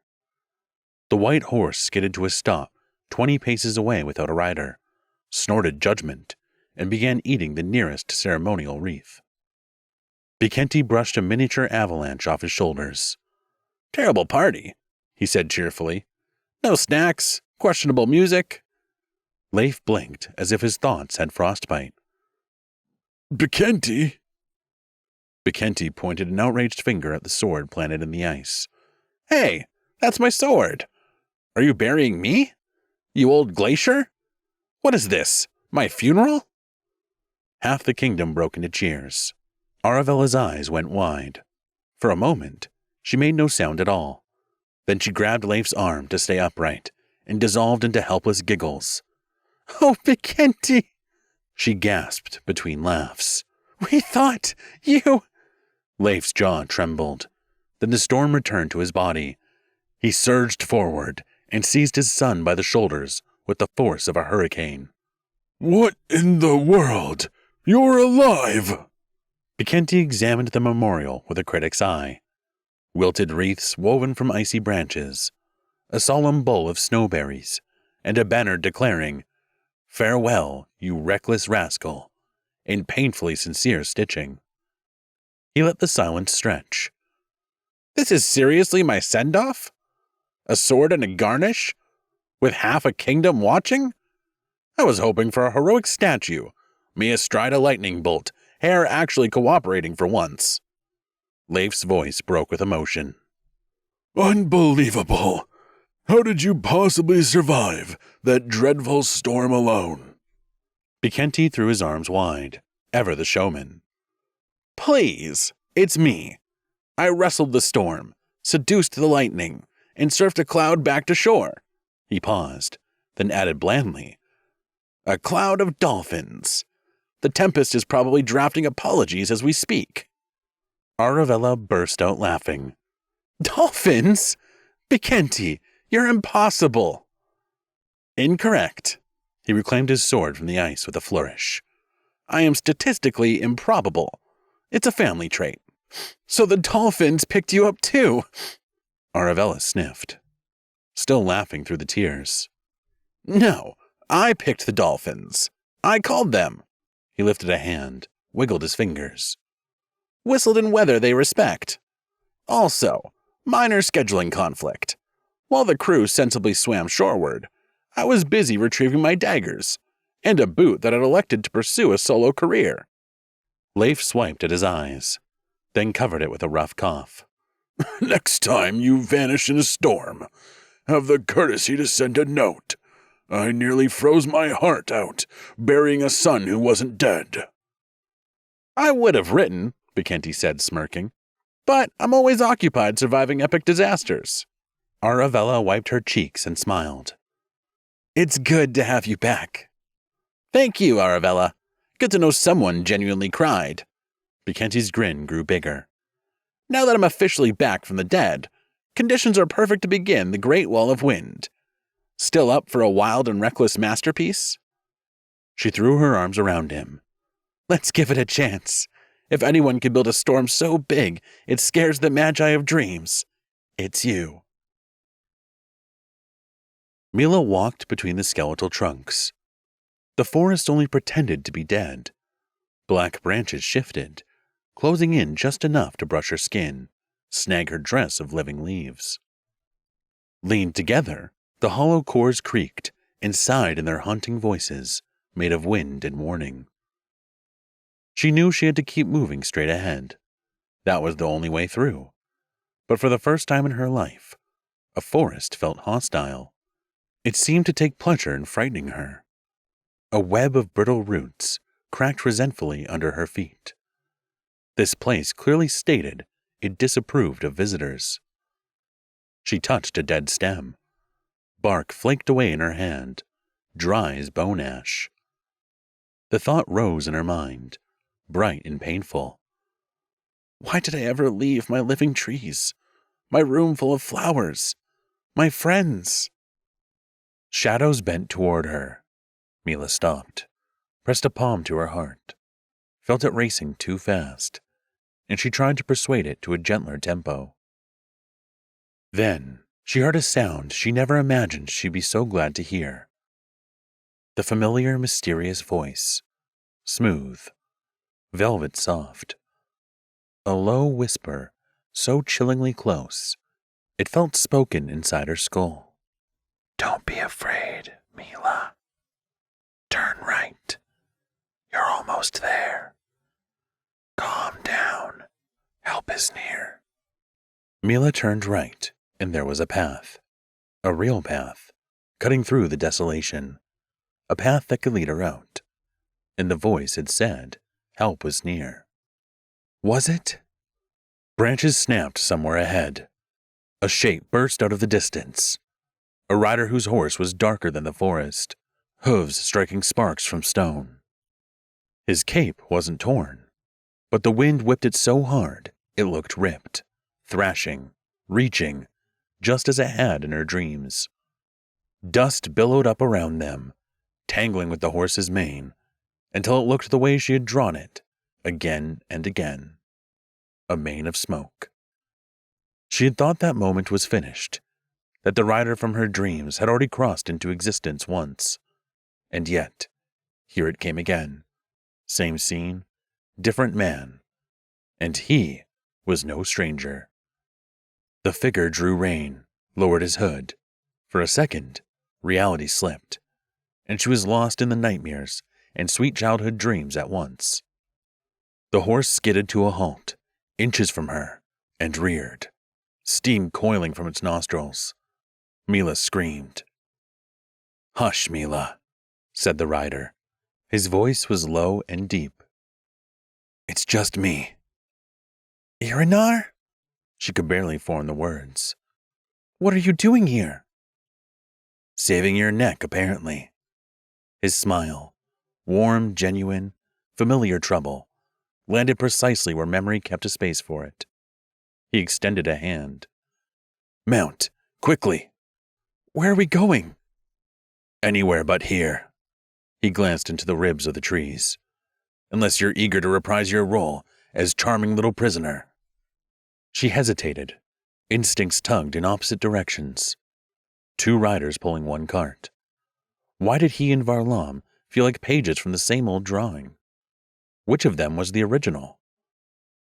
The forest leaned closer to hear her answer. She put her hand in his. They galloped through the dead woods. Mila clung to Irinar, her thoughts keeping pace with the horse's powerful stride. She felt the animal's muscles bunch and stretch beneath her. Sparks shot from its hooves when they struck stone. "Does Gorday know you're helping me?" she called over the wind. Irinar chuckled. "No, Gorday knowing everything would make him too dangerous." "I thought you two were partners, planning, scheming, all that delightful chaos together." "We are," he said, flashing her a grin over his shoulder. "On days he behaves." "You've always been so strange," Mila muttered. He gave her that same old smile back, as if she'd finally pronounced his favorite compliment correctly. The forest soon gave way, and the ground sloped downward. Below, a black bay opened, framed by cliffs. Lava poured from fissures high above, snaking down into the water with a violent sizzle, turning the bay into a cauldron of steam. Ships crowded the cauldron. Long holes of polished obsidian caught the glow of lava in gleaming red streaks. Their crimson standards snapped in the furnace wind, each banner stamped with Gorday's sigil, a double-headed dragon, greedy for the horizon. One dragon's head was always noticeably larger than the other. Gorday's war on symmetry was clearly alive and well. Mila shivered as her gaze moved across the fleet. "Part of his plan to take down the nations?" "A crucial part," Irinar said dryly. "A fleet puts him everywhere at once, and more importantly, keeps his sandals shiny while the world burns." Chapter 16. The Cleansing. In the endless sweep of golden dunes and high arching red stone formations, the desert of sunlight generated its own daylight.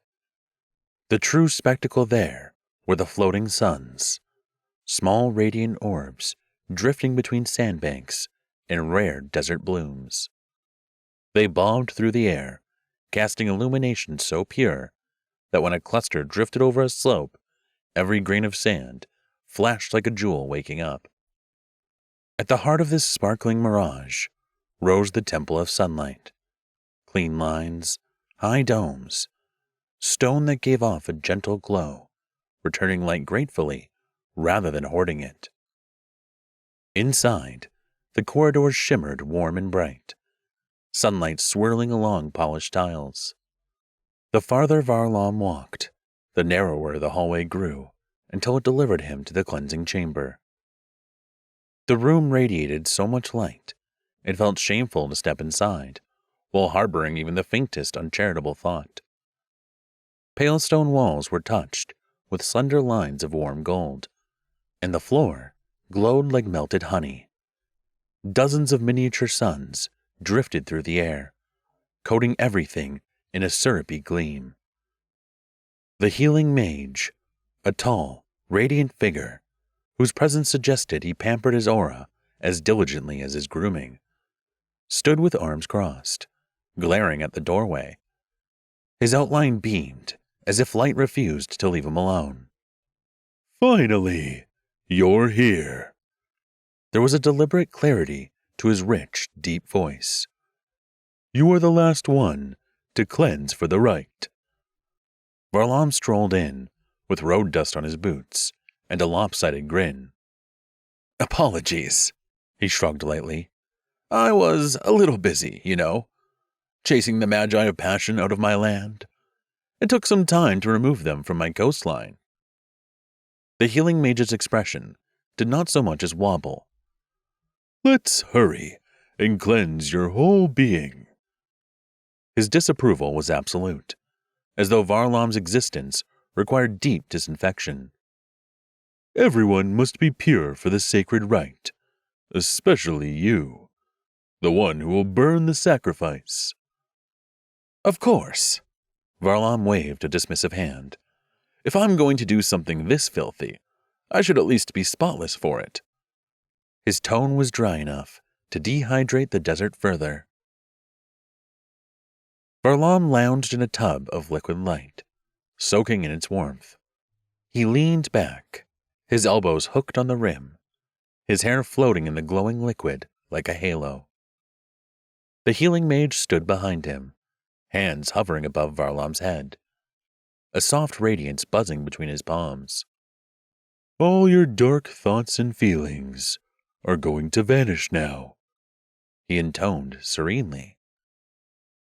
May they return shortly, Varlam murmured. If I don't keep a few shadows, I'll become unbearably plain, and unfit for politics.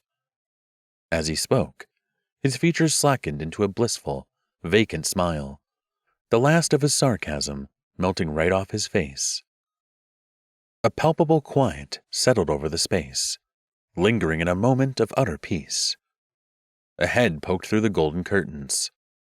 "Excuse me," sang a familiar, nasally voice from the shadows, brimming with pleasure. Varlam, still wrapped in his bliss, lit up. "Uncle Shirapont," he cried, twisting the tub with extreme enthusiasm. "What a joy! Come in and ruin my day with your scintillating presence." Shirapont minced inside, wringing his hands with polished sorrow. "Apologies, honored mage. I must bring Varlam urgent news." The healing mage narrowed his glow. "Only if it is good news. His mind is clear. Anything negative may cause unforeseen reactions." Shirapont blinked and smiled innocently. "Good. Yes, very good." He beamed at Varlam. "A terrible disaster occurred on Bekenti's ship. Neither he nor Mila survived." Silence took one dignified step into the room. "Oh no!" the healing mage yelped, smacking his forehead with his palm. His tiny sons trembled in fear of what's about to happen. Varlam's blissful smile collapsed. Serenity detonated. The room exploded. A storm of purple wind magic erupted from Varlam's bare chest, bare like the rest of him, spiraling outward in gusts that sent marble chunks flying and tiny suns scattering in panicked arcs. The bathtub overturned, sending liquid light sloshing across the floor. "What the?" Varlam roared, and then continued in a dialect only known to hurricanes. Shirapont dove behind a pillar as an ornate basin screamed past his ear. "Stop! Stop! Stop! You don't want me to die too, right?" He tried a calming charm in pure panic syllables he'd once overheard at some shady little market. "Ah! Huh? Do!" Then he remembered, too late, that recited tricks don't work here. He'd have to use real magic or keep improvising with physics. Varlam's naked, glowing body surged. He heaved a marble chair across the room in Shirapont's direction. Shirapont screamed and dived flat on the floor, muttering, "I knew I should have stayed with the pile of gold." By the time the gale remembered its manners, the cleansing chamber looked like a crime scene where pure sunlight had been murdered. Marble veined with new cracks, curtains lay in heroic ruins, the little suns wobbled in the corners, singed and sulking, coughing out the occasional soot ring. And Varlam sat amid the wreckage, like an angry toppled statue that had just lost a very unfair debate with gravity. Shirapont emerged, holding a tall glass of something that might have been medicine. "Here," he said, handing it toward Varlam, with the cautious of offering a bribe to a dragon. Varlam shook his head, hair dripping glowing droplets. What the hell just happened here? Cleansing, Shirapont replied, lifting the glass in a toast. Advanced stage. You are also prescribed this. Since when are you a healer? I'm donating my time, Shirapont said, all wounded virtue. But if you're not thirsty, I can assist further by drinking these toadstools for you, out of pure kindness, and I won't tell a soul.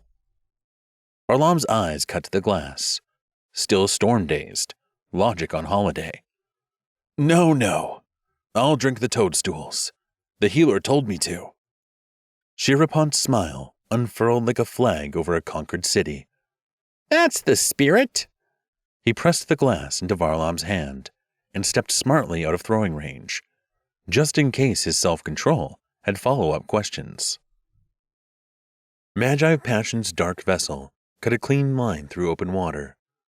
Its crimson sails bore the slope-side double-headed dragon, and even the figurehead mirrored the symbol, a snarling twin-headed beast whose 4 ruby eyes glowed faintly under the dying sun. Mila leaned on the rail and let the warm air lick her face.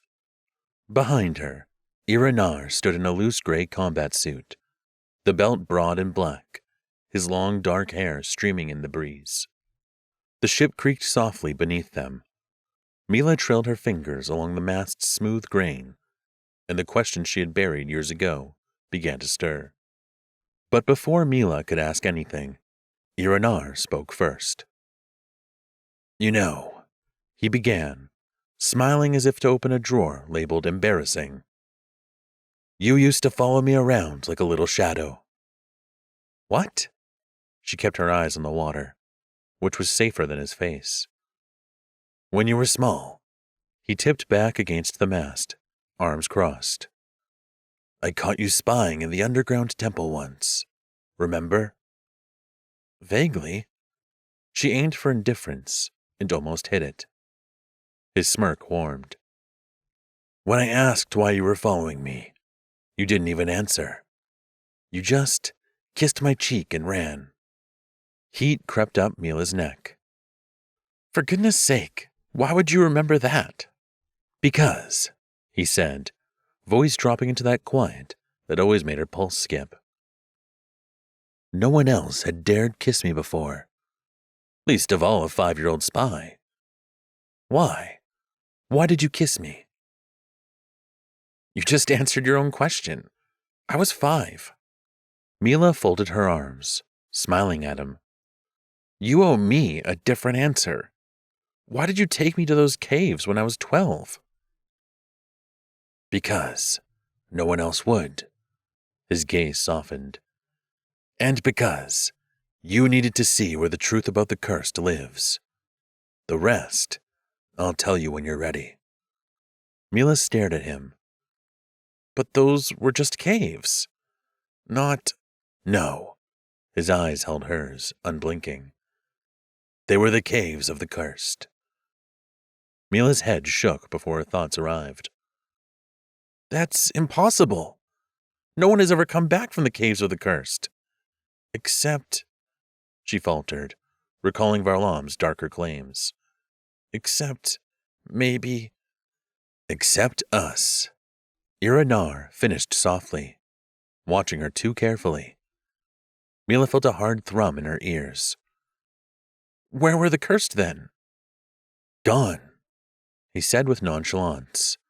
Then, after a moment, he smiled, amused and unsettling. Or maybe they weren't. A dozen questions elbowed each other to be first. Why didn't you tell me where we were? Because you would have fled. He stated it plainly. You needed to see them before you named them. And because sooner or later, you'll learn what happened there. Properly. He glanced at the sails as they snapped full and then back at her, the ghost of that old smile lurking. Mila, he added, softer. Some truths refuse to be explained, before they've been survived. After days of open sea, the shore finally took shape. The ship was gliding toward the golden dunes. Mila lifted a hand against the glare as the desert unrolled before them. Sand, cliffs, and an ancient temple rising in the distance. "Where are we?" she asked. "Sunlight territory." Irenar's eyes tracked every flicker of wonder crossing her face. "Not living nature?" Her brow knit. "You're not taking me there?" "Rootkeeper is here." He adjusted a rope with precise, deliberate movements. "He'll escort you to living nature. Before that, I thought you might want to see your other friend. See what he's really like." She let his last words slide past, suddenly very aware of the heat between them. "And you? What's your errand?" Irenar leaned on the mast. "To speak with the leader of the Sunlight Magi.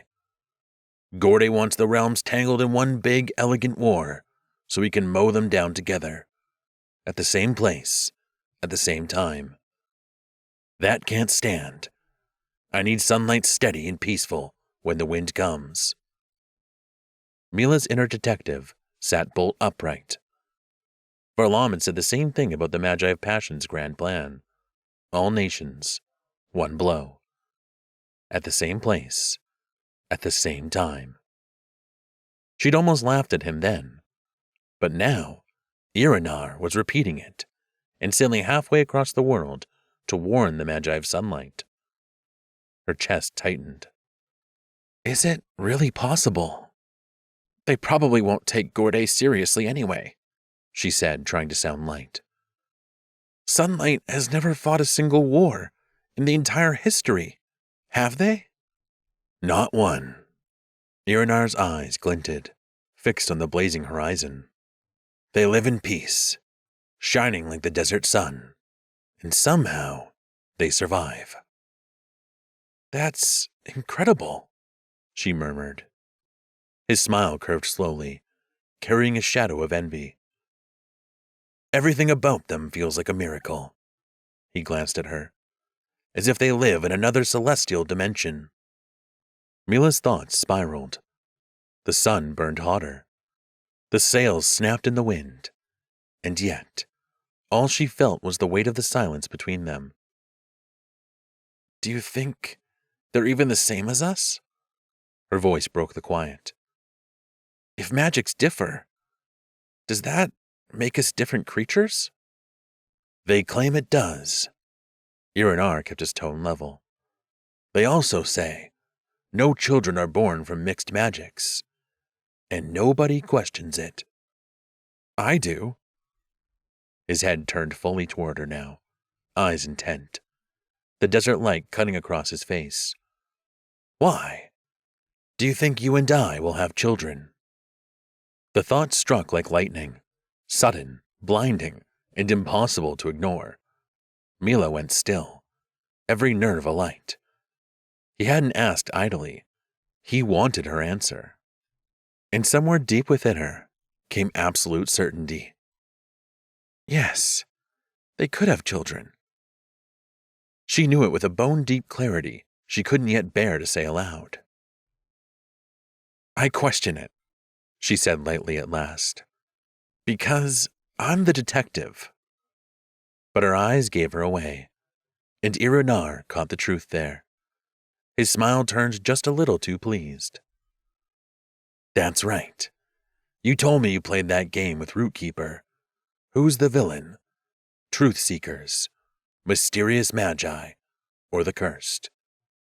So tell me, detective, what do you think now? Who's the villain?" Mila's hand brushed the railing, her palm damp with heat. "What if none of them?" "You don't want to see the bad in anyone." His gaze pinned her. "And you don't want to name me." A shadow flickered in his eyes. "And yet, every story has a root of evil." Before she could answer, the moment snapped back into motion. Iranar crossed to the sails, his movements fluid and unstrained, even as sweat caught the light at his temple. "You won't come with me and Rootkeeper to living nature?" she asked. For the briefest instant, his smile returned, soft, almost longing. "As much as I'd love to." He shook his head, tying off the rope with a sharp precision. "Gorday will burn down his kingdom, without me there to stop him. I have to return." Mila smirked. "You still live in that peculiar house, carved in the cliff?" "The one that looks like a collapsed lighthouse in the desert." His grin appeared, slow and familiar. "Yes, you should come visit me sometime. You always loved watching the sunset from those cliffs." He paused, his dark eyes glinting with mischief. "But for now, you should go see your other friend. Perfect time for you to see what he's really like." She blinked. "What's that supposed to mean?" "You'll see." The ship eased to a halt, as if at a single unspoken command. He flashed her one more smile, and together they began to descend to the shore. Mila shielded her face and stumbled alone across the desert, sand lashing her cheeks as she pushed toward the glowing domes of the Temple of Sunlight. Iranar's parting words tangled in her mind, looping with every step. "See what he's really like." "Well, this had better be worth it," she thought, squinting against the storm as she slipped through the temple gates and out into the light. Meanwhile, deep inside the temple, Varlam was weathering an entirely different kind of storm, one brewed in Shirapont's special drink. The room heaved around him like a ship in a hurricane. He tried to stand and was promptly hurled back by a surge of invisible force, crashing into a golden marble wall with a groan. This tempest wasn't his doing. It was draining him, ripping every thread of magic out of him, stripping him bare of power. When Mila finally stepped into the cleansing chamber, it looked as though the room had been destroyed by particularly inventive lightning. Marble was cracked, drapes lay in dramatic heaps, and the little suns drifted around like drunk fireflies, periodically coughing out tiny black smoke rings as if they'd taken up bad habits. And there, in the middle of all that chaos, was Varlam, hanging upside down, naked, one leg ensnared in a wet tangle of golden curtains and what used to be a bathtub, now reminding an abstract sculpture. Mila stopped so hard, her thoughts bumped into her. "So this is the sacred cleansing?" Varlam groaned, the room tilting as he tried to focus on her. "It's one of the ways," he managed, his logic finally staggering back from holiday. "And the way I feel right now, this is definitely not heaven. Which means I'm alive, you're alive, and—" His eyes darkened. The sarcasm drained like bathwater.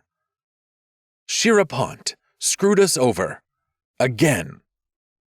Mila tried, really tried, not to laugh.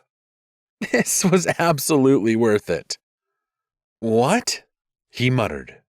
"I mean, how lucky for you I found you," she said, stepping closer. "Now, there's a tiny chance you'll recover, possibly even right side up." Varlam opened his mouth, then shut it again, and dropped back into unconsciousness. Bioluminescent veins shimmered along the cave ceiling. The gaze drifted beneath them, unlatched from weight, while the hooded traveler moved through a shelf of bone-white stalactites, dripping mineral rain. The boundaries of things felt porous, rock into glow, glow into breath, breath into the sight that followed. A crack in the wall hid a flat parcel wrapped in oilskin. The traveler knelt. The oilskin unfolded. Inside lay 3 slim scrolls. Hands careful, deliberate, unrolled each one, reading without hurry, as if the script shaped the silence around it. The torch dipped lower. Oilskin touched flame. Flame climbed. Glyphs brightened, retreated, vanished. The last sheet curled like a moth folding its wings, then burned through. Ash drifted onto the traveler's torn sleeve. A heel pressed into the settling dust, drawing lines. No word, only the faint outline of the Wheel of Life, and other symbols older still. Then swept it away. The cave dimmed. The gaze slipped forward again, and the stalactites resumed their patient reign. Varlam had no idea how long he'd been unconscious, but when awareness finally crawled back, he was in the sand, and clothed, a promising start. He sat in the desert outside the temple, the sun sinking over a small oasis. Mila crouched beside a natural stone basin, filled with water that shimmered with herbal oils. Leaves and petals dropped into it from the vines above her head, haloed by the green glow of her magic. "What a mess," Varlam muttered, watching her stir the makeshift potion. "Shirapont didn't give me toadstools. No, I wish they were toadstools. Whatever it was, I can barely move, let alone make magic. He didn't want me at the right for some reason." "Maybe," Mila said sweetly. "That's a warning for you not to go." Varlam gave her a long, dramatic look, as if he'd like to flip the entire desert in outrage. "No, I'll go, and I'll find out what dark little games they're playing." He paused, then added with a crooked smirk. "Unfortunately, at the moment, I can't even control my— Here, drink!" Mila dipped a cup into the potion and handed it to him. "It'll revive your magic, and all your force." He took it, peering at her over the rim with a grin. "Another hell of a drink?" "Mm-hmm." She looked very pleased with herself. He sniffed it cautiously. "Please be better than Shirapont's." "Only one way to find out," she murmured, her tone just a shade too silky to trust. Chapter 17. Flames. Rosalia glided down the spiral stairs, firelight clinging to every fold of her crimson gown. She swept into the grand hall and stopped. A vase of white roses stood proudly on a pedestal. In a palace built of lava, smoke, and spite, their presence felt like a slap. Curiosity betrayed her. She leaned in to catch their scent, and strong arms closed around her from behind, hot as a forge. She jolted and spun, shoving the intruder away with a snarl. Gorday staggered back, laughing, utterly unrepentant. "What? What's wrong with you?" "You wouldn't like it either," she snapped. "You hate being spied on, unless it's by a mirror." She tipped her chin toward the roses. "Are these for me?" "Of course not," Gorday choked out between laughs. "You're a red passion flower. These are—" He gestured vaguely at the white blooms, trying for wisdom and landing squarely on nothing. "A joke." Her expression did not improve. He pivoted. "How was your trip to the Ice Kingdom? What did you learn?" "That Varlam knows all your plans, and how to stop you." Gorday lifted one immaculate unibrow. "He said that." "No." "Evidence." "No." A wicked grin cut across Gorday's face. "Ah, so, once again, your reports are pure works of art, passionate, dramatic, and absolutely useless." Rosalia rolled her eyes, but smiled. "You're welcome." She raised a hand. Red magic streamed to the floor in a thin, flowing current. A fissure at her feet flared, a fountain of fire shooting up through the stone. "I was right about the Wheel of Life." Satisfaction gleamed in her eyes. "It combines magics. Varlam thinks so too. See? I was right. I'm always right." Gorde lifted his immaculate unibrow. And how exactly does it combine magics? I need to see the wheel. Rosalia was already pacing in quick, bright thoughts. I have a fantastic idea for how it might work. Oh no, Gorde groaned. Not another mixing trial. They always end with the wrong kind of explosion. You can't merge magics, Rosalia. Another jet of flame punched up through the stone at her feet. Gorde eyed the twin fire fountains and sighed, visibly pained by the neat symmetry they imposed on his hall. Rosalia, he warned, kindly refrain from interior remodeling. Then show me the wheel. She smiled with warmth and menace. And I'll consider it. I will one day, I promise. I'm busy at the moment with something extremely urgent and important, formulating my goal for the rite. She stared. How long does it take to formulate, conquer the world? Gorde spread his hands. I can't be blunt. I have to be subtle. You know the rite. This year it's my turn to set the objective before the other leaders, and they must approve it.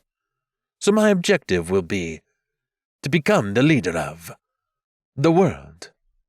No. All nations. No. A particularly ambitious fashion club? No, he smiled thinly. The mysterious Magi. My goal for the sacrificial rite is to lead the mysterious Magi. She snapped her fingers. A third fire fountain burst from the floor. Then a fourth. More followed, one after another, rising in precise pairs until they formed a perfect circle by Gorde, like jewels set into a crown. Rosalia narrowed her eyes. The leader of mysterious Magi. That doesn't even make sense. But, fine. Conquer your damn world with all your subtlety. I'm done with this. I'm done with you. Oh no, darling. His hand slid to the small of her back, pulling her close until the heat of his armor kissed skin. You don't get to walk out. You know too much. Her eyes flashed. She turned once, palms sliding along his arm, as if accepting the dance. Then, she used the turn's momentum and shoved, clean and precise. Gorde stumbled backward into the completed ring of fire. Flames surged up at once. It caught his cape first, then the embroidery, then the entire outfit seemed to vote unanimously for combustion. Red surrendered to scorched black in a matter of seconds. Rosalia, he roared. You ruined my glamorous apparel. She looked over the ash-darkened finery. No, she said calmly. I helped you discover your true color. Then she ran, heels sparking across the obsidian, while behind her, Gorde spun helplessly inside the blazing circle, swearing in smoke as the ring of fire crackled like an enthusiastic audience applauding her exit. Chapter 18. A Bad Move. Passion's new temple for world negotiations took eeriness and brilliance to a new level. It rose at the edge of the dead forest, not far from the Valley of Volcanoes. Its elaborate architecture mesmerizing. A vast dome of dark volcanic stone, crowded with ominous details and ancient symbols, looming over the black trees like a place suited as much to dark arts as to diplomacy. Inside, the main vaulted hall waited, its ceiling painted with colors of all nations, intertwined and merging at the highest point, supposedly a symbol of unity among the Magi. In practice, it mostly provided acoustics, perfect for dramatic shouting. Around the table, the leaders sat in a wary ring, still adjusting to the temple's sinister atmosphere. The Crimson Throne remained, as ever, empty. The new leader of Magi of Animals glared at it, ready to declaw it. "Why," she growled, "is Gorday always late, even to his own temple of negotiations?" Rootkeeper smirked, not kindly. "He's changing into formal robes. The mage of fashion. One cannot conquer the world underdressed." Across the table, the Mage of Music was already sparring with the new Queen of the Magi of Inanimate Nature. The Queen's father had been the last stubborn relic who couldn't speak common. His daughter, by contrast, spoke it with flawless, cutting precision. Her nation had been the final holdout, clinging to their native tongue with heroic desperation, until, miraculously, they didn't. Now even they had traded their language in for neat, standardized common. And so, by this glittering civilized age, all native languages were officially dead, filed away under heritage, while everyone politely murdered their own grammar for the sake of unity. The Magi of Inanimate Nature weren't particularly sad about it. The Mage of Music, however, was. Once indispensable as a translator, she was still bitter at having been retired by history, and now she was taking it out on Inanimate Nature with pointed questions. "Is it true," she asked sweetly, "that your nation's scrolls of wisdom are all gone now?" "You know what else is about to be gone?" The Queen of Inanimate Nature shot back, without the slightest accent. "Your screeching sea organ. We've sent a unit to dismantle it." "Why?" Music bristled. "Do you think we stole your scrolls? Or—" "I think," said Inanimate Nature, "you infected our sacred stone valley with an unbearable hum. And not only humming, but now the stones are belting ditties in common, each somehow more off-key and more insulting than the last." "We would never," Music snapped. "Who told you we did? Let me guess. Did you hear a voice?" "The Warden of the Valley heard it," Inanimate Nature replied. "But never mind the messenger. You're obviously laughing at us, and you suppose we won't answer?" The Mage of Dreams, aged like a scroll, composed like an emperor, lifted a hand. "Breathe," he advised, as if the air was a negotiator too. "Most modern wars begin like this. A rumor, a voice, an insult. Curious, isn't it?" "The root, then." Rootkeeper let the smirk fade. "We should talk about the root, because we are standing on the verge." Dreams nodded, gaze traveling the circle. "Is someone doing this on purpose? Herding us toward chaos? Ruling by rumor or mysterious whisper we cannot source?" Inanimate Nature snorted softly. "The only one trying to rule the world is Gorday, and he does not whisper it. He announces." "Please," Animal scoffed. "He doesn't even know how to whisper." Leif set both palms on the table. "Do any of our scrolls say how to meet a voice with strength and keep peace intact?" Rootkeeper's answer was clean-cut. "There are no scrolls. Not anymore." "So the cursed have them all now?" "They had them years ago," Rootkeeper replied. "Perhaps generations. Let's be honest. What they take today are the last hidden copies, made in panic to save the knowledge. Those, too, are gone." Dreams exhaled. "Ah, then the fact is old. Have we anything new to ponder for salvation?" Leif glanced at the empty crimson throne, then back to the circle. "Nothing new. Exactly. But we have just suffered a foul invasion from the Magi of Passion, thanks to a family betrayal." His voice hardened. "My brother-in-law, Shirapont, is responsible for that treachery. And so, to pay for his sin and to restore our alliance with Passion, Shirapont will serve as this year's official sacrifice." The doors detonated. Hinges screamed. One gave up entirely. "Indeed," Gorday boomed. robes a blaze of crimson, grin set to victory parade. Behind him came Sherapont, wearing a vaguely doomed expression. The returning unhinged door swung back and clipped him in the forehead, then dropped onto his boot. "What an honor for me," Sherapont squeaked. "Ow." Leif arched an eyebrow. So, what objective justifies such a sacrifice? Gorday spread his arms as if to bless the assembly.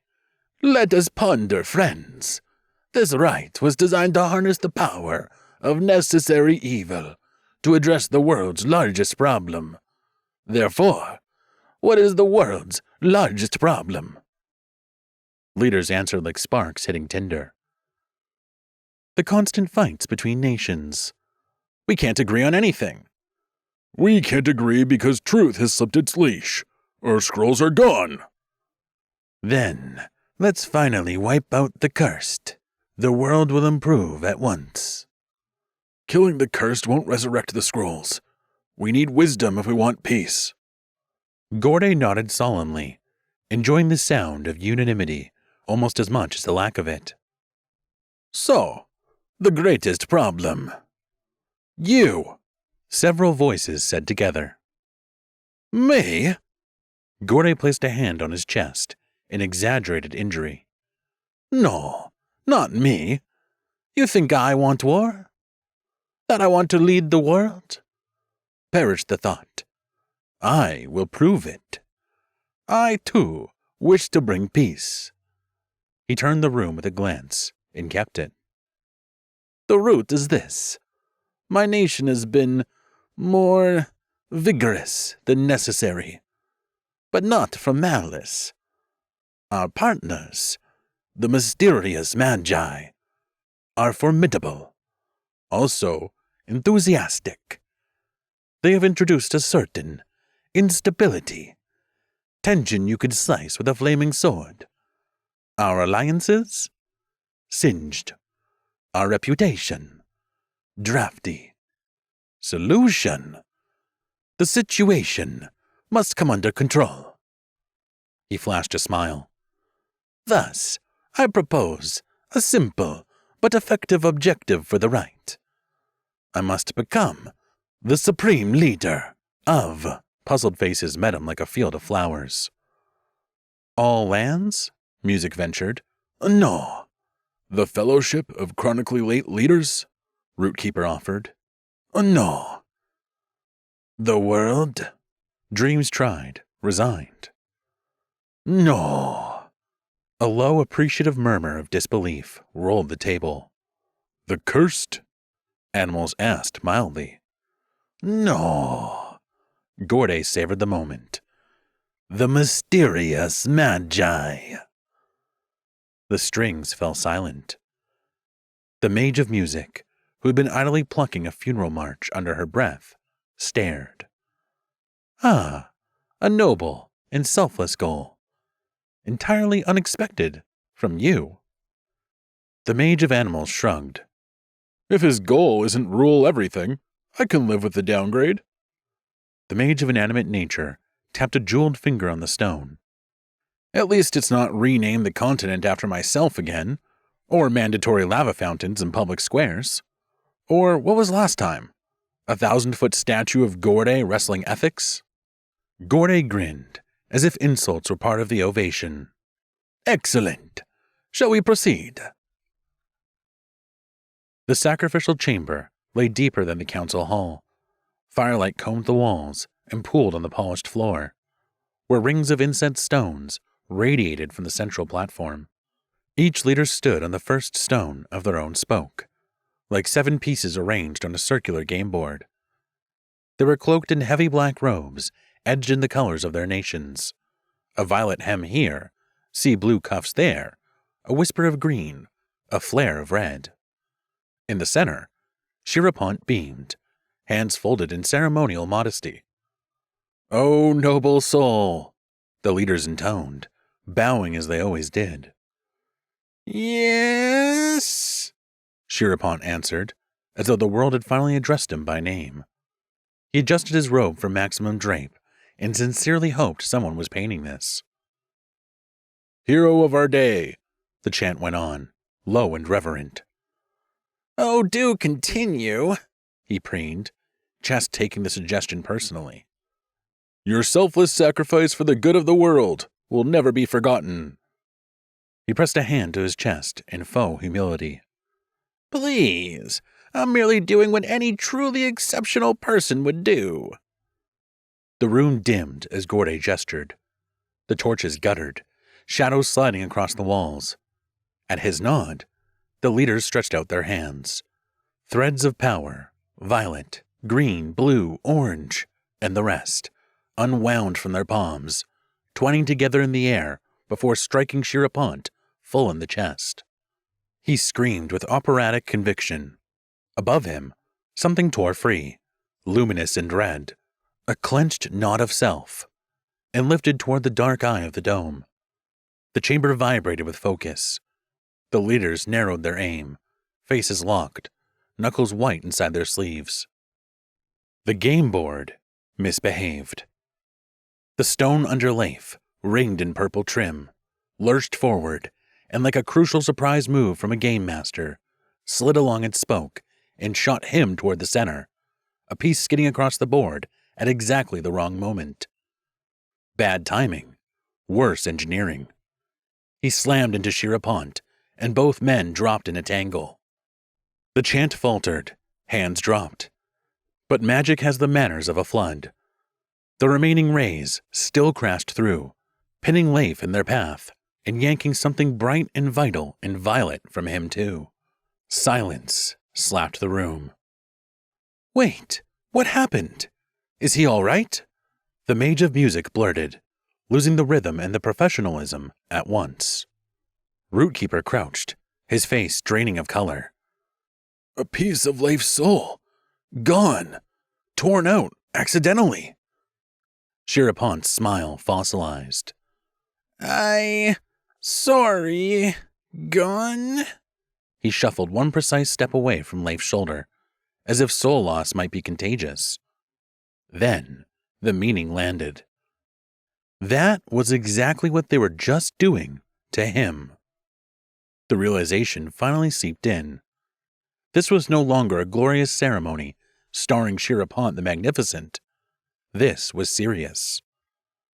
Leif lay limp, breath shallow. The mage of music knelt, fingers at his throat. He's alive. What do we do? Gorday clapped once, brisk as a bell. We finish. Time waits for no soul. Muttering, they moved Leif carefully aside. Sherapont whimpered. Around the circle, the robed leaders stepped back onto their stones, lifted their hands, and the torches leaned in to watch. The last syllables died, and the air warped. Threads of light coiled into a single hovering sphere high in the dome, above Sherapont on the platform, above the leaders on their gameboard stones. It should have burned a clean, undivided crimson.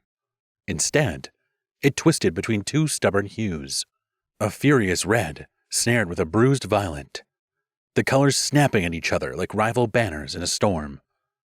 It was not elegant. It was not reassuring.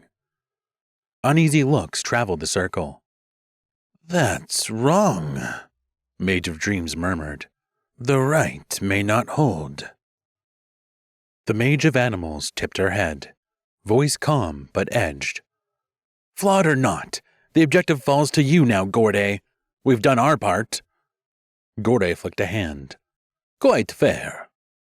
Everything is flawed when passion runs the program, Inanimate Nature muttered. It's practically tradition.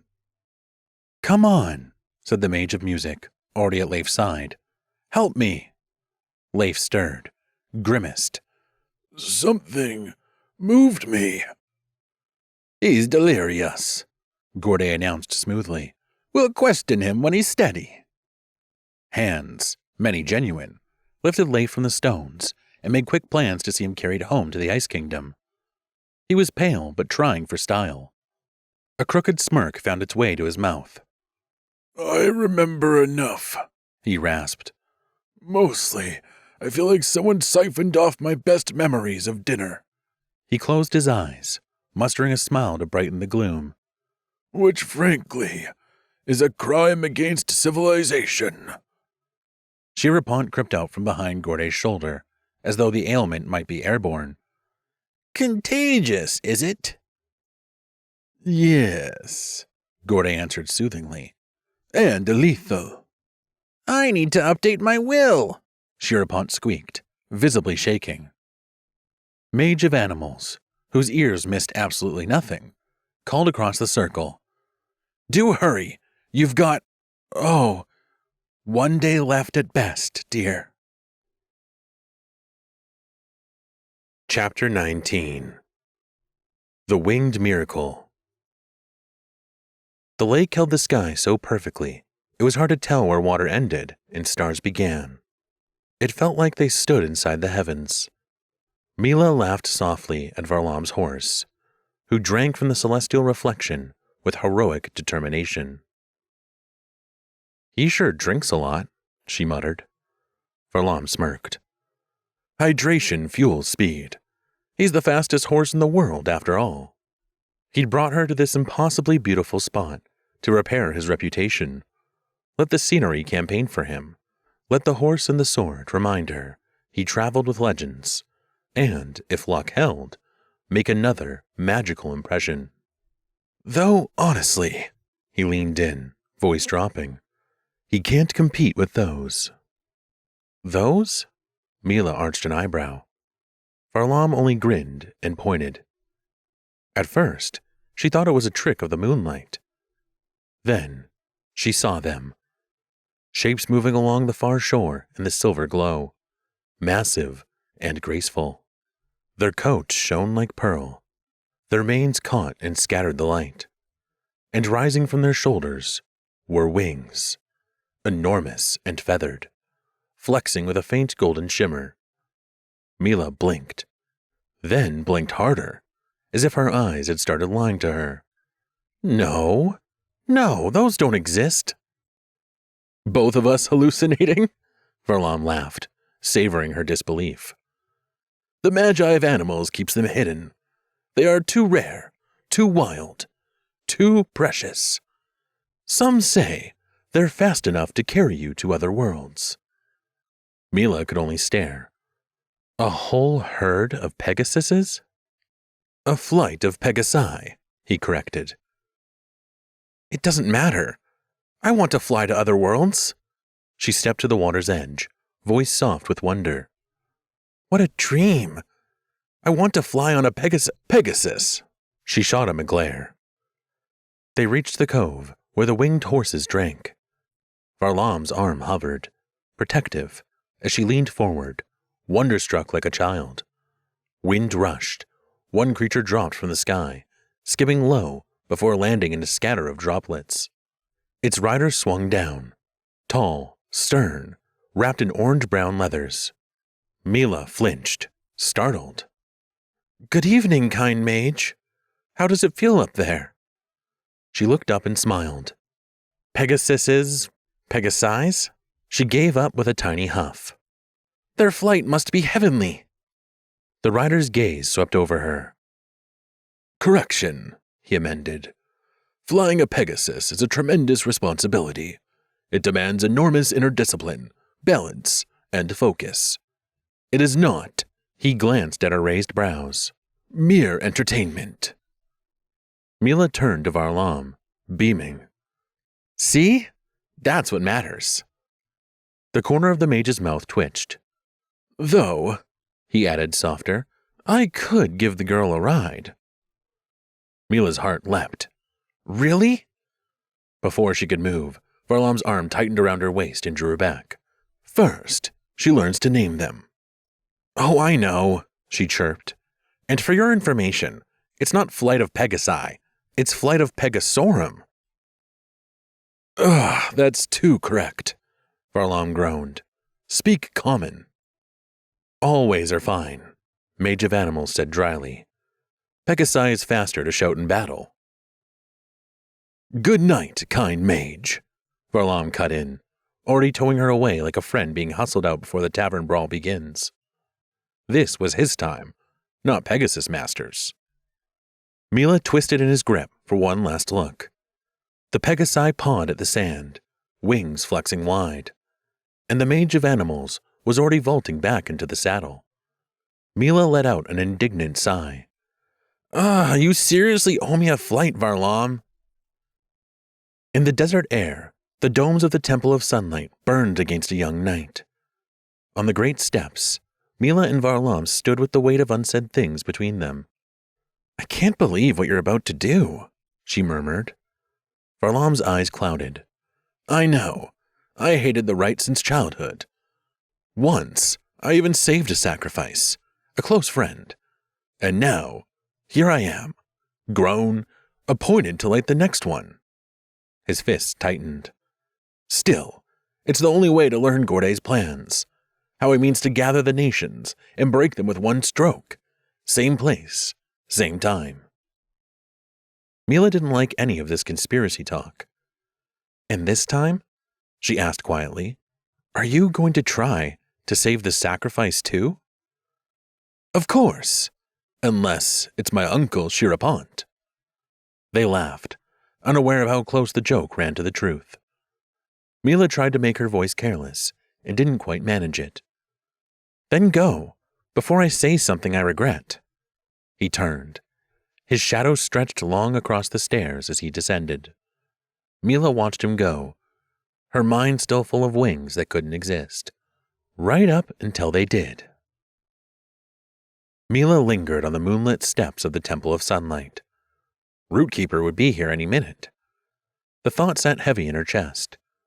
What could she possibly tell him? He had cared for her like a father. More than that, like the father she had lost. Steady as bedrock, strict when he had to be, and always, endlessly kind. And she had repaid him by vanishing into the night with an enemy of their nation. Luck, wild, undeserved luck, had made Varlam decent. The path she chose had still been dangerous, and painfully, childishly stupid. The great doors groaned behind her. She turned. Rootkeeper stood in the threshold, his robe catching shards of moonlight. He spotted her at once and smiled, though the expression stopped short of his eyes. "Well, well," he said, voice ringing up the vaulted hall. "The runaway returns. Do you know what I've lived through while searching for you?" Mila opened her mouth and found nothing there. "I'm really sorry." "Thank goodness Iranar is a better man than he pretends," Rootkeeper stated. "He told me where to find you at once. Why did you run?" "Varlam had the real wheel of life," she answered. "He thought we could solve the mystery together. You would never have let me go with him. But, you know, my father—" "I know." His voice softened. "Did you solve it?" "No, but I have a new clue."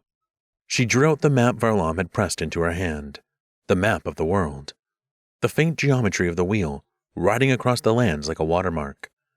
Its spokes, the petals, fell cleanly over each nation. Rootkeeper's gaze moved, sharpened. He touched a small drawing near the territory of the Magi of Passion, a torch, a hand above it, thin marks running down to the flame. "Extraordinary," he murmured, amazement briefly overpowering his anger. "And this, did you notice it?" "Yes, I saw the same torch on Gorday's armor." Mila frowned at the drawing. "I don't know what it means." In truth, she wasn't even sure she wanted to know. "This torch is Gorday." Rootkeeper sounded certain. "Gorday?" The word felt uncomfortably accurate. Mila's unease changed to curiosity. "And these lines from the hand?" "These are not lines. They're strings." "Strings?" she echoed. "How can you be sure?" "Because there's only one way to read this." He looked up, the softness gone from his face. Gorday is a puppet. The silence seemed to say it again and again between them. Gorday is a puppet. Do you see what that implies? Rootkeeper finally asked. A chill ran along Mila's spine. Varlam knows more about Gorday than we do. Or more than almost anyone. Rootkeeper's voice dropped. And you know what Gorday does to magi who know too much. He gets rid of them, she whispered. Exactly. He let the word hang between them. Then, as if some hidden mechanism clicked into place behind Rootkeeper's eyes, he drew a sharp breath. Oh, I see it now. The right, Leif's accident. It wasn't an accident at all. His fingers tightened on the edge of the map, steadying it and himself. It was a setup. The memory of the right came vivid into Rootkeeper's mind. Mila saw it too, as clearly in her head as if she were standing beside him in that moment. The black hooded leaders in a circle, their faces swallowed by shadow. Leif drawn to the center against his will, sliding across the stone like a game piece pushed by an unseen hand. 2 souls, Rootkeeper said gravely. 2 magics were used during the rite instead of 1. Leif's, Shirapon's. Both are Varlam's closest blood. Mila's mouth went dry. And what does that mean? Rootkeeper leaned in. It means only one person alive matches that pattern. Only one whose blood and magic reflect both lines. He paused. Varlam. The word hit Mila like a thunderclap. Mila shook her head. It's just a coincidence. No, it's design. When the coincidences align that neatly, someone arranged them. 2 souls, 2 magics, fused in a rite. That has never happened before. And Varlam, born of 2 magics, also unheard of. Gorday built an entire new temple for a reason. He used Leif and Shirapont to stamp the perfect signature. Rootkeeper's gaze darkened. And there's only one way to complete it. He paused, the force of the realization knocking the breath from him. Gorday plans to finish the rite by burning Varlam as the sacrifice. The room froze in stunned silence. Then Mila cried out, stepping forward. We have to save him! Rootkeeper shook his head. You can't. The new temple is deep in the dead forest. It's wrapped in protections you can't even imagine. No one gets through unless they belong to the rite. If you walk in now, you won't walk out. She knew better. She had walked out once. He's already halfway there, Rootkeeper added. On that stallion of his. Nothing alive is faster. Mila lifted her chin. Nothing. Except... The Pegasus surged upward, wings cleaving the night open into dawn. Mila clung to the saddle, hair whipping her cheeks. And for the first time in her life, the world dropped away. Small, intricate, frighteningly fragile. Lakes and rivers turned to silver threads beneath her. Clouds pooled below the mountains, dyed in stunning colors by the rising sun. The sight was breathtaking. Almost enough to make her forget why she was flying. Almost. Then the light climbed higher and revealed the ugliest wound in the world. Far off on the horizon, a red pulse beat through a haze of black smoke. She couldn't believe she was flying back there. Everything that had happened felt like a strange, feverish dream. The Valley of Volcanoes! The Mage of Animals called from his own mount, flying just ahead. His voice carried easily over the wind, calm and commanding, as if he weren't slicing through the heavens at impossible speed. Fires breathe there. Old fire. Some say it thinks. And hates. Mila craned her neck.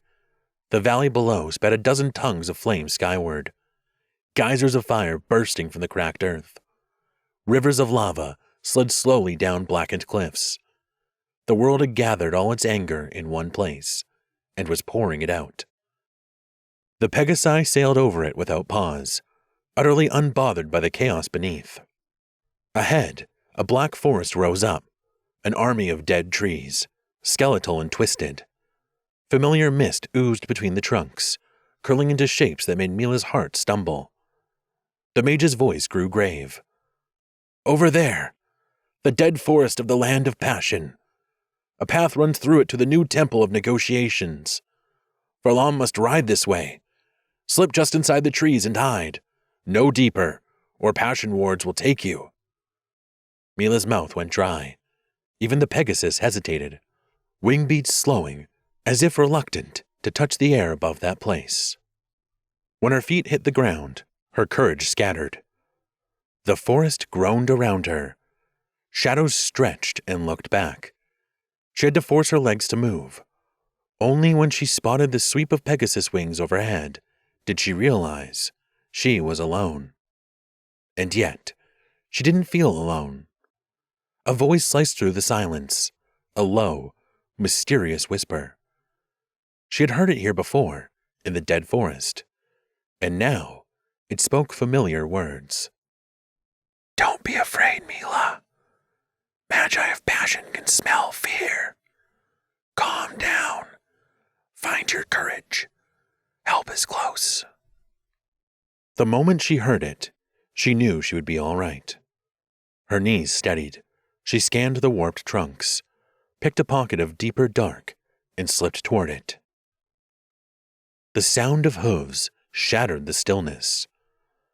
Through the twisted branches, Varlam burst into view, his stallion pounding down the narrow path. He was a knot of pure intent, too focused to see what waited ahead. A lash of green light slashed across his path, forcing him to yank the reins. The horse reared, snorting steam. Varlam spat an Ice Kingdom curse through his teeth, hot enough to fog the air. "I wouldn't go there if I were you," came a voice from above. He looked up, startled. There, perched on a high branch of a dead tree, like some mischievous woodplant spirit, sat Mila, legs swinging, eyes bright with alarm. "Mila!" His jaw actually dropped. "What in the world are you doing up there?" "Bird-watching," she deadpanned. Then her tone snapped into urgency. "Varlam, you're riding straight into a trap." He frowned, confusion cutting through his focus. "Explain." "Rootkeeper told me what happened at the rite. They mixed your father's soul with your uncle's." "My uncle Shirapant?" Varlam blurted. "Yes, our joke aged badly. He is the sacrifice." Varlam went very still, his hands tightening on the reins. "Good grief! They mixed his soul with my father's? And my father, is he—" "He's alive," Mila blurted. "They took him back to the Ice Kingdom." Varlam let out a hard breath. Mila nodded once. "Listen, you're the only person who matches the pattern they created. That's not by chance. Gorde gave you the role at the rite for one reason." She leaned forward so far, she nearly slid off the branch. "He doesn't want you to burn the sacrifice, Varlam. He wants you to burn." Silence spread, thin and cold. Varlam exhaled slowly. Fear and disbelief wrestled across his face. Then it clicked. "Oh." His tone turned almost conversational. "That's not good." Mila stared. "Not good? That's your reaction?" He lifted a palm, helpless. "That complicates my timetable." She dropped her face into her hands. "Nature, help me! I'm trying to save a man who thinks his own funeral is just a minor scheduling problem." Chapter 20 Corpse and Other Catastrophes. Gorday was sprawled across the round table in the new temple of negotiations, as if it were a stage built solely for his ego. His sandals rested on a wobbling pile of diplomatic packs, leaving dusty smears on centuries of fragile parchment. He munched on blood-orange spiced locusts, treating world domination like a casual after-dinner hobby. Lying on a nearby throne, Sherapont looked up at the table, at Gorday's Legion skirt, scandalously cut short, practically vibrating with admiration. Master, you're so bad! You're so bad! Gorday grinned, his teeth catching the torchlight. Yeah, bad to the bone. Now, I'm going to get rid of that pesky Varlam, and drain every drop of his power, to achieve my glorious destiny. He popped a locust into his mouth, and gave a dramatic unibrow raise. Call me the Gourmet of Destruction. Sherapont clapped like a delighted seal. It's so brilliant, Master! Oh, Varlam is doomed! Doomed, I tell you! He's the only one who matches the energy composition you crafted with the other leaders. Neither burning my body nor Leif's would work now. It's all him. He's the one. All because you are without question the most dazzling mind ever to grace this world. Sherapont's eyes flicked treacherously toward Gorday's skirt. So dazzling, I could barely look at you without going blind. Yeah, Gorday cut him off with a dismissive wave. Don't sprain your jaw from all that flattery. Let's just hope we catch him before I decide to set you on fire for fun. Varlam can be a real pain in the ass. Sherapont nodded furiously, sweat starting to bead on his forehead. As I told you, Master, no worries. I gave him that special drink during his clearance. He's going to crawl in here weaker than a wet towel. He'll be ours. Gorday's grin faltered. Or maybe you made him too weak with your drink. Genius! Where the hell is he? Before Sherapont could stammer out a reply, the shadows in the corner of the room shifted and took the shape of an old woman. Her bent figure was draped in layers of patchwork shawls, crawling with twitching symbols. Her eyes glittered like twin moons in the dark. Do you really want to know? She asked, her words swirling like mist and incense smoke. The door behind her creaked open onto a chamber of fortune-telling, a cozy and creepy nest of ancient, enigmatic artifacts, some of them inexplicably showered with pink dust. Candles guttered low, their wax bleeding into skull-shaped holders that grinned with secrets that had outlived their keepers. On a side table, a crystal ball pulsed faintly, as if savoring the flavor of every possible doom in the room. The very air felt dipped in dreams and mild delirium, haunted by mysteries that refused to stay properly buried. Cirrus Zhang-Yi, the temple's venerable caretaker and notorious oracle of mystic gossip, swept her wrinkled hands through the haze. At last, she declared, eyes flashing, her dreamy voice sliding over its winding sibilance. A moment to thank you, Master Gorday, for this magnificent divination chamber you so magnanimously surrendered to me. Truly, I have never been so surrounded by so much splendor and so many suspicious drafts. Gorday leaned against the doorframe, smirking, his shadow stretching across the room toward the lonely table at its center. Well, you're certainly keeping this place running like a haunted dream palace. So tell me, Zhang-Yi, how do we find Varlam? Easy. Her smile trembled through teeth that seemed to flicker in and out of existence. All answers are easy, once you ask the right body. In a few minutes, the table was no longer empty. A corpse lay sprawled across it, gray and stiff, dressed in what might once have been exquisite ritual robes, but now resembled curtains salvaged from a mildew-ridden theater. Shirapont's eyes bulged so wide they looked ready to abandon ship. Wait, we're going to predict the future with a dead guy? Zhang Yi replied evenly. Yes, because when he was alive, this man learned secrets most magi would kill for. That's exactly why he's dead. Shirapont flailed both arms at the crystal ball. This is insane. What if we also die when we know his secrets? No one dies from knowing his secrets, Zhang Yi replied without ceremony.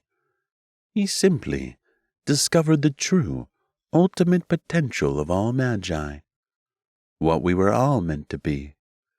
He became more powerful than a hurricane, more powerful than a plague. Shirapont paled. What if, when we bring him back, he doesn't talk? He just unleashes some of those ghastly revenge plagues. Unbothered Zhang Yi sprinkled glittering pink powder into the crystal ball, her fingertips leaking the same misty rose glow. The dust hissed and whirled like ashes in a storm. Oh, relax. When we bring him back, he'll talk. The dead are usually chatty. They've got very little else to do. Aside from the occasional revenge plague, Gorday observed pleasantly. He laughed and leaned in closer to the table, his grin widening. What a way to tell the future! I love it. Shirapont clutched his chest. Tell my mother I died bravely. He tottered weakly against a stand of ornate divination tools, rattling them like props in a tragic puppet show. Swallowed in a haze of pink glittering magic, the corpse suddenly twitched. Its eyelids fluttered open, revealing milky white eyes. Shirapont shrieked like an opera soprano stabbed on her highest note. The corpse lurched upright, cracking its skull against the hanging lamp above.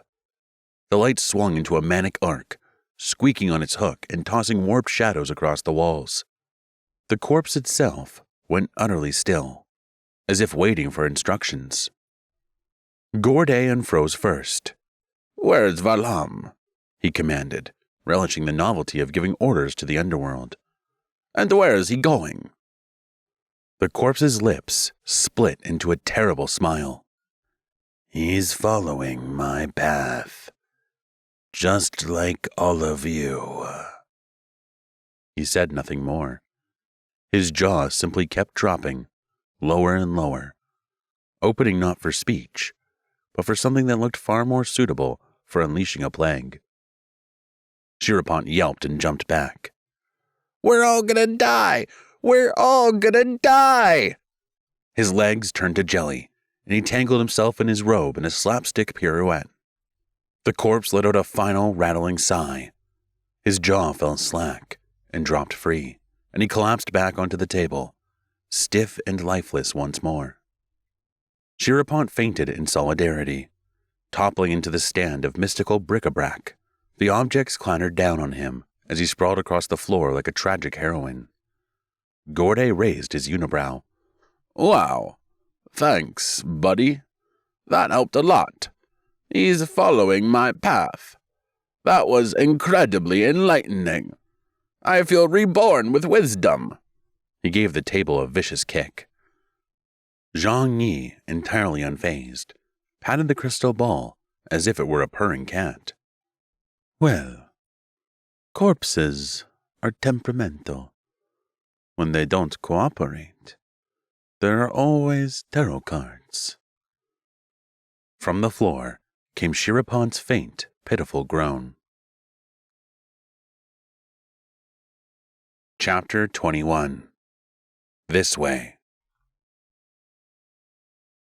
Mila and Varlam sank onto the rocks to catch their breath. The stench of the dead forest, ancient rot steeped in centuries of ruin, finally lay behind them. The wall of skeletal trees, Their branches twisted into obscene finger shapes, no longer felt close enough to claw at their backs. Ahead, a shallow stream cut through the gray stone, its water darting forward as if desperate to be the first one out of this nightmare. It shimmered between cliffs that rose around them, carved into strange, fantastical shapes. Mila perched on one of the stones, its cool surface soaking into her jittering nerves. Varlam settled on a boulder beside her, while his stallion conducted a one-horse symphony of splashes at the stream's edge. The horse plunged his snout deep into the water, drinking with a noisy gusto that echoed through the clearing. Varlam winced. "Apologies. His drinking problem again." Mila arched a brow. "Charming. And speaking of problems," her gaze slid back toward the dead forest. "We'd better move. Gorday will do anything to finish his plan. You know he's already hunting you." Varlam sighed, a sound weighted with too many unraveling plots. "You're right." He dragged a hand through his hair, the dark waves falling messily across his forehead. "I should have realized why Gorday built that ridiculous new temple of negotiations. It wasn't philanthropy. It was sabotage." The truth was so obvious now, he nearly wanted to slap himself for missing it. His voice hardened. "He didn't want the old temple helping me anymore." He pushed himself upright, turning to Mila with sudden intensity. "You understand. The old temple, the one I rebuilt? It's full of my ice, my magic. It amplifies my power many times over. Gorday knows that, and he hates it." As he spoke, the image spilled into Mila's mind unbidden. A younger Varlam standing in the ruins of the old temple, hands blazing violet as he knit shattered stones back together with ice. Wind wrapped around him, howling through broken arches. Cracked slabs rose into place under his torch with thunderous clicks, the temple reassembling itself as if dragged upward by some invisible tide. "I can raise a storm there," he went on, his voice quiet but pulsing with conviction. "All alone. Just me and Muse, the caretaker of the temple. She always helps me. She's been my partner in crime." Mila felt a flicker of jealousy she had never known before. But when she glanced at the cliffs shaped like a collapsed lighthouse in the desert, where Iranar's hidden home lay, she remembered her playful promise to visit him soon. It helped her bury her jealousy at once. "Yes, that makes sense." Her gaze softened, as though nothing had stirred beneath the surface. "Gorday would do anything to get rid of you. He made it very clear the last time we spoke." Her mouth curved in a humorless half-smile. "Even build an entire new temple just to snuff out your power." She hesitated, then added, "But don't worry. He's not going to simply kill you. What he really wants is to know what you uncovered in the underground caves. That's what he wanted from me when he tortured me." Varlam's head snapped toward her, his face draining pale as he stood up. "What?" His voice cracked on the word. "You were tortured." He stumbled forward a step, stricken. "Mila!" She rose before he could touch her, chin lifted. "Yes, I was tortured. Because of you." Her voice quivered. "And now, I've saved your life. So, Varlam, you owe me something. I want the truth. What are you doing in those caves? What do you know about the cursed?" For a moment, silence pressed down between them. Varlam turned away. "I can't talk about that." Mila folded her arms, her glare drilling straight into him. "Seriously? After all this? I just saved your arrogant Storm Prince hide. You owe me more than a shrug." She leaned in, voice sweet. "Do I need to start listing repayment options? Because I have plenty. You could tell me the truth, or you could grovel, kiss my boots, sing me a ballad about my heroic greatness. Or, let's be honest, finally admit your horse has a bigger heart than you." At this, the horse tossed his silver mane and lifted his head proudly, accepting the praise. Varlam rubbed his face and groaned. Okay, fine. I'll tell you. A little. But if I mysteriously vanish right after, I'm blaming you.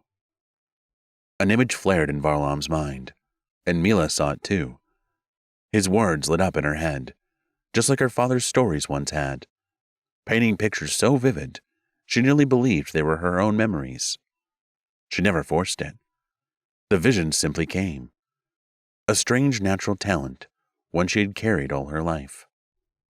They're called the Cursed, Varlam began. Most magi dismiss them as shadows of the underworld.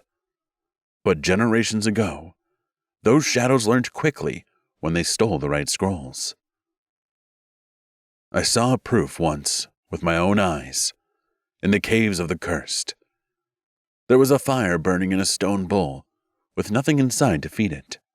Not a twig, not a drop of oil. Just flame. It must have been burning for years, maybe centuries. At first, you'd assume a mage of passion left it there by accident. But no. The walls around it were carved with explanations. Lines copied straight from the stolen scrolls. The Magi of Passion never writ their methods down. Most of them couldn't explain their own magic if you begged them. He glanced at her to be sure she was following. Her eyes were fixed on him, intent. So he went on. Those carvings were clearly made by the Cursed. And I found other pits like it. Circles, flame symbols, sparks arranged in patterns across the cavern floor. When the Cursed made those, they weren't fumbling in the dark. They were experimenting. And they were succeeding.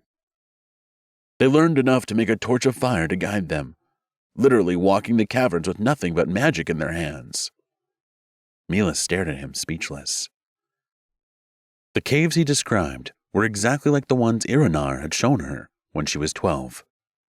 She had seen those same carvings with her own eyes, the copied lines from scrolls etched into the stone, just as Varlam was depicting. Back then, it had felt strange, out of place. Now, suddenly, everything he said made perfect sense. And something else dawned on her. That was where she'd seen the painting. The one with the words. The same place. The same time. The realization settled in her chest as Varlam's voice carried on beside her. He was still speaking, wondering aloud what it must have been like for the Cursed, a dying people, to discover they still had power. This time, Mila didn't just see what he described. She felt it. Their emotions flooded into her as if they were her own. The choking awe of breathing air again. The sting of tears cutting lines through ash-streaked cheeks. She felt their hands clutch at their rags, trying to hold together the idea of a life they no longer remembered. They learned just enough magic to grow bold, Varlam continued. They clawed to the surface, desperate for a place among the living. But there was no place for them. Not at first. His gaze darkened. They were outcasts. Outcasts pounding at the gates of the world, demanding it let them in. A new vision flared. Mila found herself staring into a volcanic wasteland, where rivers of lava pulsed beneath slabs of stone, glowing like veins under charred skin. Out of the heat haze rose a pale figure, draped in torn black robes. Opposite him stood a silhouette plucked straight from every cautionary tale. The infamous leader of the Magi of Passion of that era. His presence radiating exaggerated menace, like a villain who always knew that the spotlight was his. And then, Varlam said with grim finality, a miracle happened. The Magi of Passion noticed them, noticed their potential, and used their tragedy. They hired the Cursed, gave them work, a place, a purpose. And the Cursed, once spat on by the world, suddenly became its most admired warriors. His gaze locked with hers. But their loyalty to Gorday, he shook his head. That's the part nobody understands. That loyalty is its own kind of magic, a bond we can't explain. It's too mysterious. He hesitated, then added, That's why they're no longer just the cursed, Mila. His voice dropped to a whisper. It's why the world knows them now as the mysterious Magi. Mila stood frozen, the truth pounding in her skull. Wait, what? The mysterious Magi are... She gulped. The cursed? Yes, Varlam said, grim and steady. I'm not entirely sure how they manage it, how they hide their color. Every kind of magic radiates vivid hues, and yet, somehow they've painted themselves invisible. Mila shrieked, her voice slicing through the air. Mysterious Magi are the cursed? Well, well, well. Looks like you two know too much indeed. Gorday's words slid into the clearing, echoing at their backs.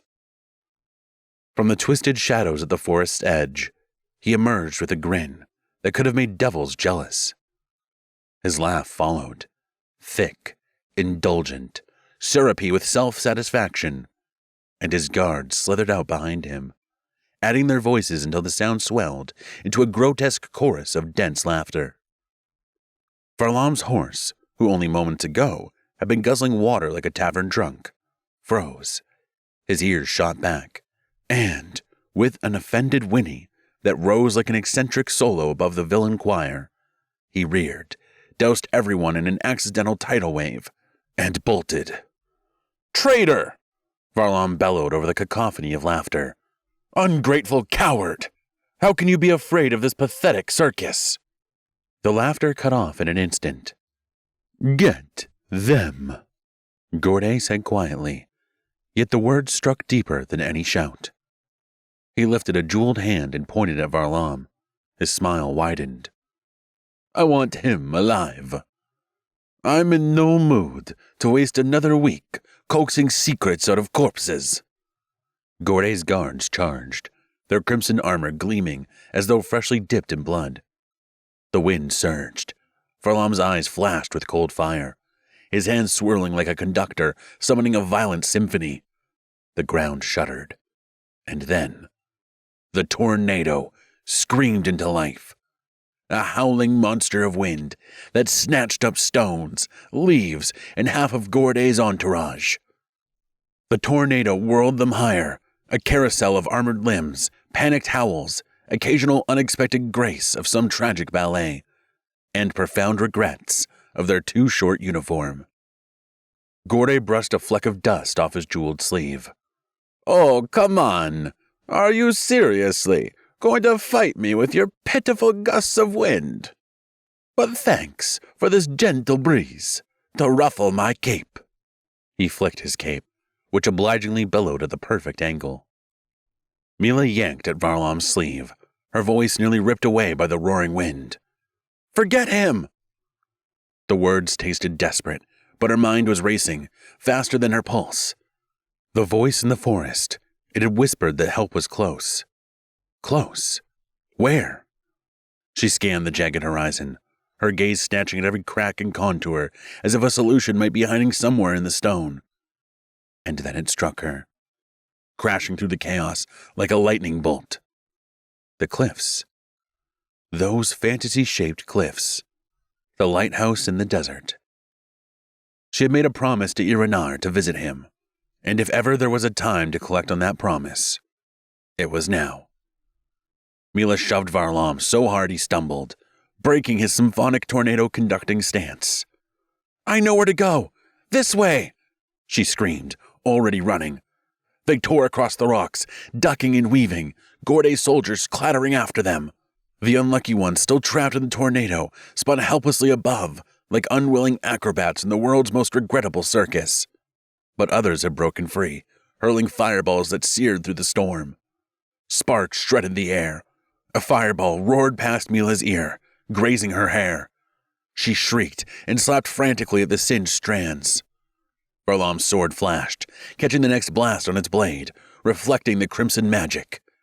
The fireball ricocheted off the steel, arcing back and exploding at a guard's feet, wrapping him in his own flames. "See that dwelling?"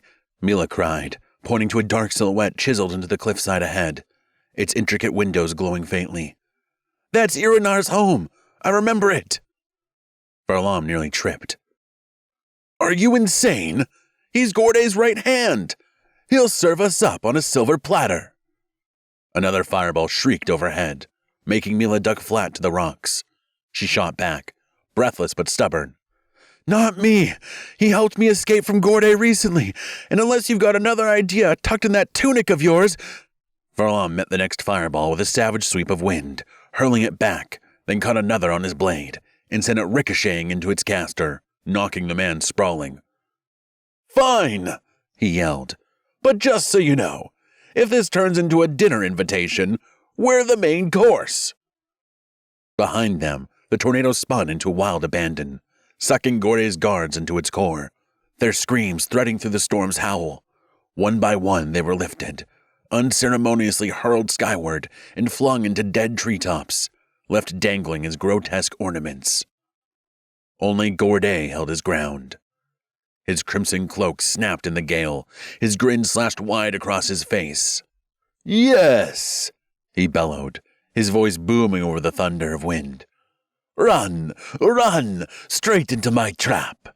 Nothing pleases me more than heroes who do the heavy lifting." Ahead, the cliff face loomed.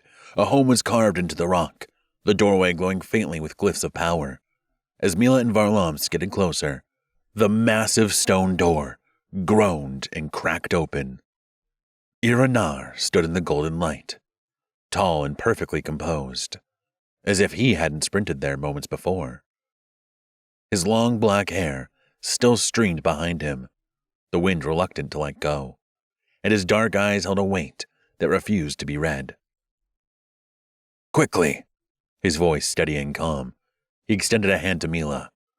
"There's an underground tunnel. It's your only chance."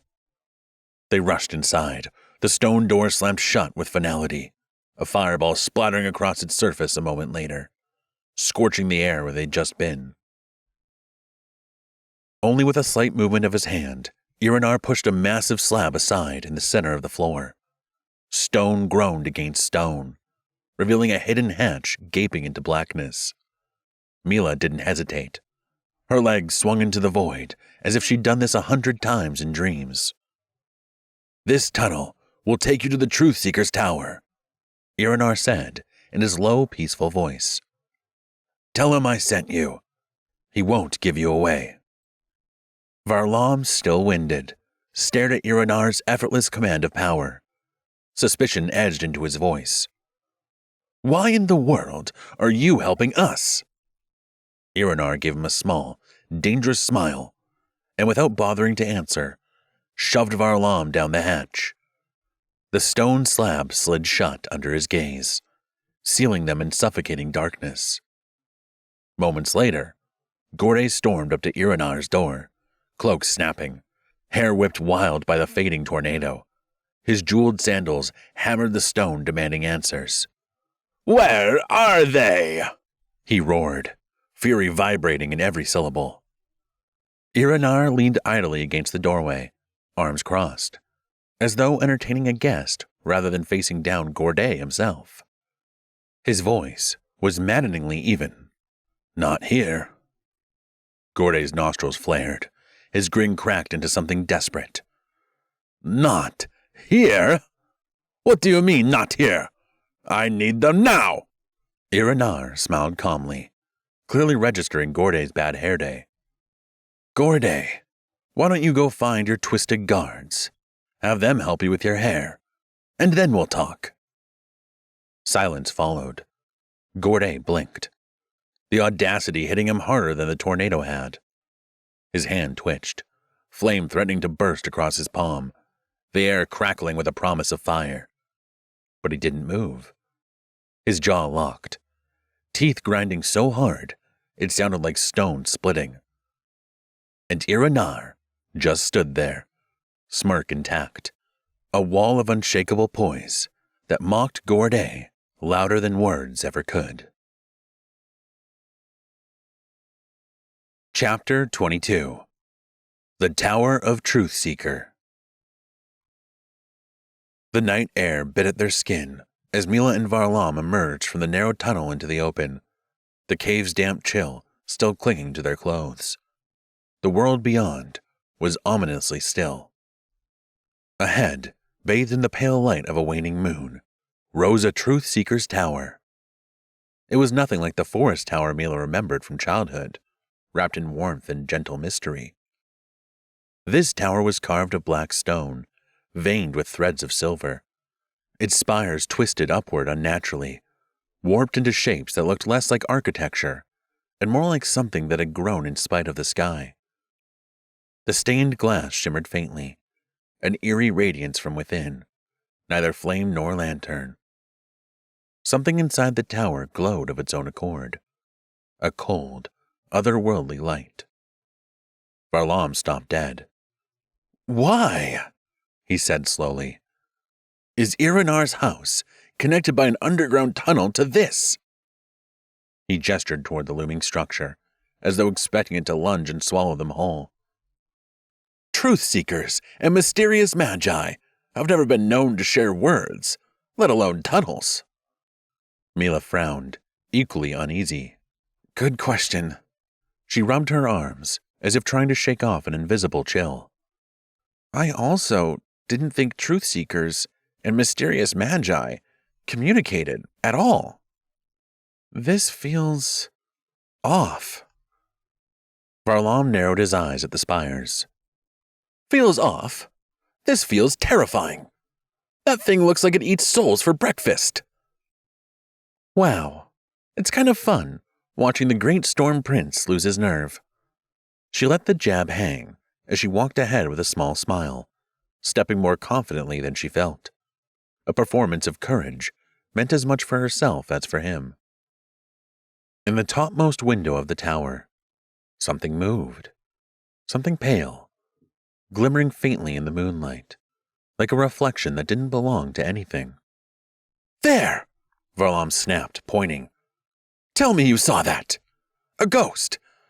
I swear, if Iranar sent us to a place with ghosts, I'm going back to the lava tunnel." Mila's lips twitched into a nervous smile. "Yes, I saw it.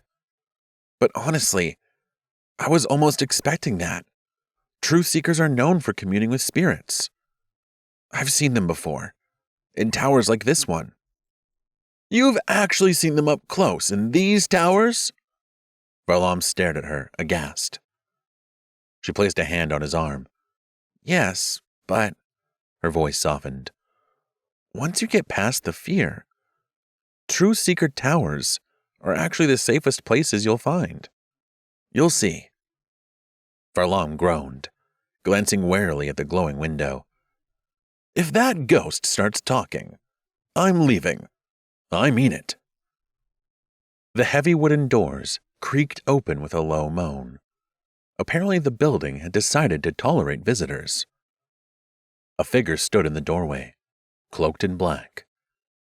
His face was half hidden by the hood, but his presence radiated authority, and something far stranger that made the hairs on the back of Varlam's neck stand on end. Truth-seeker's eyes met theirs. They sifted through them, searching for misplaced truths. Varlam cleared his throat. "Ah, hi, Mr. Truth-seeker." He gave a stiff nod. "Iranar said you might be able to help us." The Truth-seeker's gaze flicked from Varlam to Mila, before settling on her, unblinking.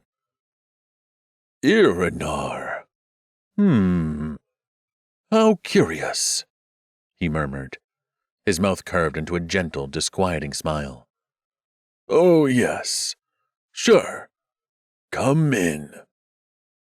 His eyes lingered on Mila far too long, studying her, seeing something she hadn't yet discovered in herself. The interior struck at once as breathtaking. Silver fire burned in the sconces, flames without heat that washed the vast hall in pale, shifting tones. Black marble paved the floor, etched with sigils that seemed to drift at the edges of sight, rearranging themselves whenever you looked away. The air carried a thread of incense, and beneath it, a darker note lingered, like old ash. Mila found her gaze tugged to the truth seeker as he led them on. He moved with an almost liquid ease, and the building seemed to yield to him, tiles aligning underfoot, thresholds lowering like courtesy. The architecture knew his step perfectly. You'll be safe here. He gestured toward a side chamber with mosaic windows. Stay as long as you wish. Thank you, Varlam replied, though the caution in his voice turned the words into a question. We'll only stay one night, unless the resident ghost objects. The truth seeker paused, then let out a soft laugh, bright and cold, like winter sunlight. He won't. Unexpectedly, he turned again to Mila, winked and smiled. The gesture was so human, so startlingly warm, that it made Mila step back. Her stomach twisted. The prickling sense of being seen through wouldn't let go. The truth seeker withdrew as they stepped inside. The chamber was washed in the same strange luminance, a cold radiance that traced every contour of the room. High stained glass windows cast ghostly bands across the walls, blue like frozen tears, deep turquoise, and green hemmed in gold. Their mosaic designs merged into the wheel of life, the riddle that had first bound Mila and Varlam together, the question that set them on this path. As the light shifted, the panes seemed to wake, windows becoming watchful eyes, bright with secrets in that unearthly glow. Varlam snapped his fingers. Wick by wick, candles flared, blooming into flame. The quick obedience of his magic of passion startled Mila more than any specter. The hush shivered as warmth slipped in to fill it. With real fire, the room altered. Colors softened, edges gentled, and the objects around them shed their menace to reveal their fascination. What fear had warped, clarity restored. Varlam took off his sword. Mila drifted to a tall window and touched the glimmering glass. The thought slipped out before she could catch it. His face seemed familiar, she murmured. The truth seeker, as if I've known him. Varlam studied her as an intriguing piece of art, his gaze captivated, yet unconvinced. Unlikely. Truth seekers rarely leave their towers. They're impressions cut into stone. They almost never step beyond it. That's true. Her voice softened, though the pull of recognition refused to fade. Varlam drifted to a carved cabinet by the wall, searching through its shadowed shelves until something caught the candlelight. He turned, grinning, charm edged with recklessness, and held up a bottle-like treasure pried from a dragon's wine cellar. Look what I found! Dark green glass, thick as old forest, with an ancient label lifting at the corners. Gold ink flaked along the script. Mila arched a brow. And this forbidden brew would be...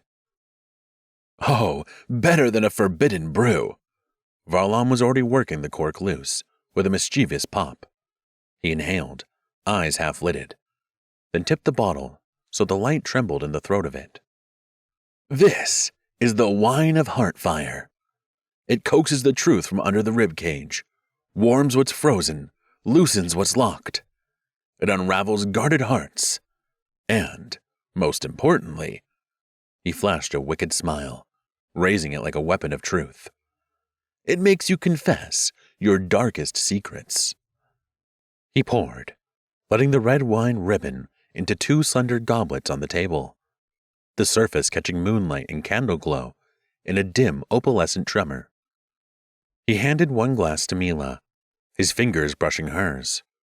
A small spark, a fluttering, uninvited lightning bolt, ran up her arm. "Here," he murmured.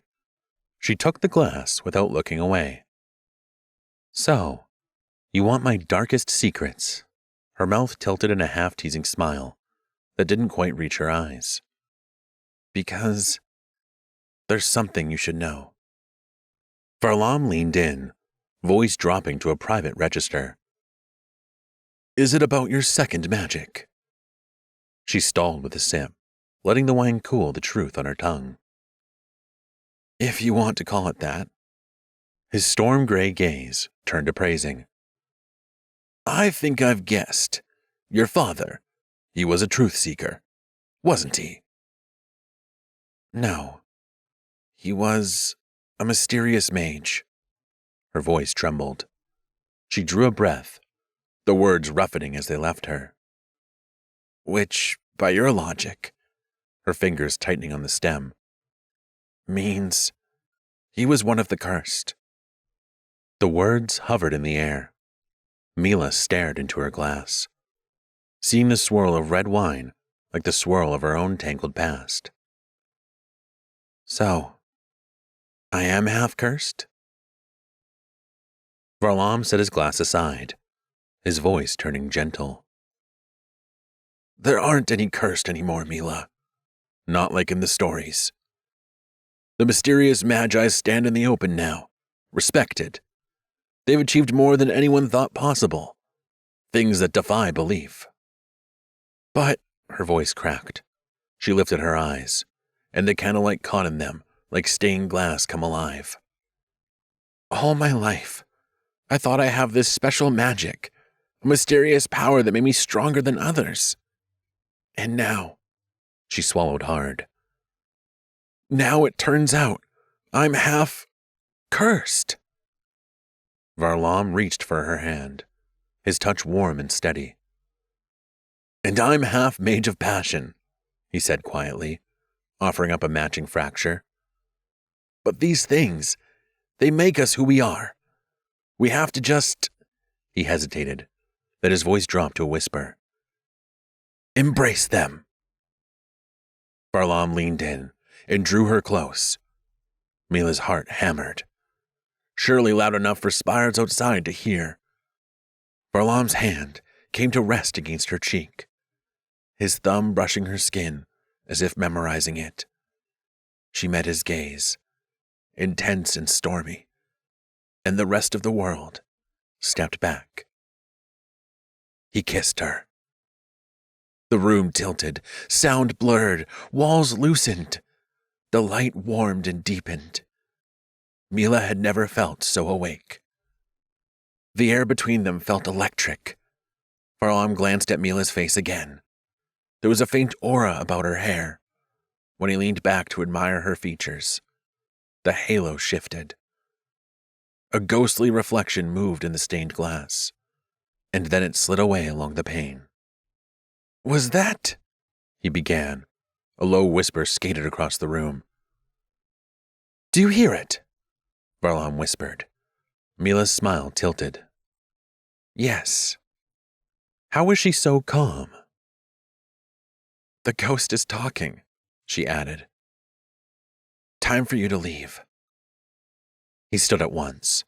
Mila blinked. He was actually buckling his sword, not even asking her to come. "I was joking," she said. "I wasn't. No." He paused, grimaced. "All right, mostly I was. But we can't waste time.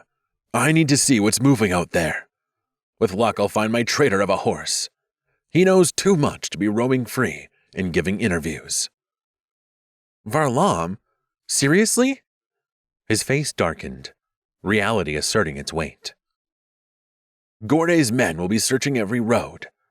I won't drag you into that. Stay here.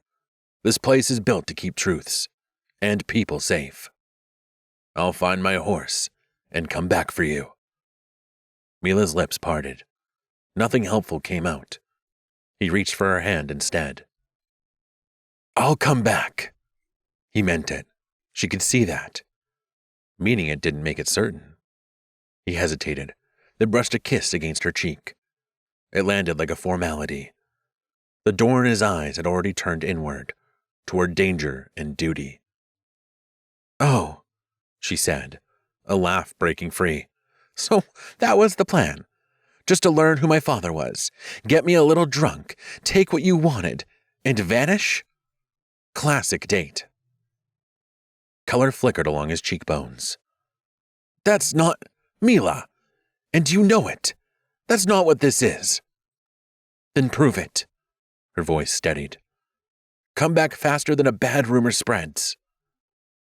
The whisper threaded the room again, as if the tower were taking notes. Varlam gave her one last look, the look of a promise he intended to keep, and was gone. The door sighed shut.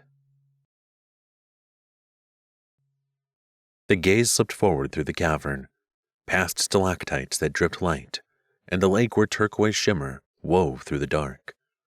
A shift of awareness caught its own shadow on the wall, a hooded figure in a torn robe keeping pace, the ragged outline of the cursed. Yet the mind within felt lucid, almost blissful.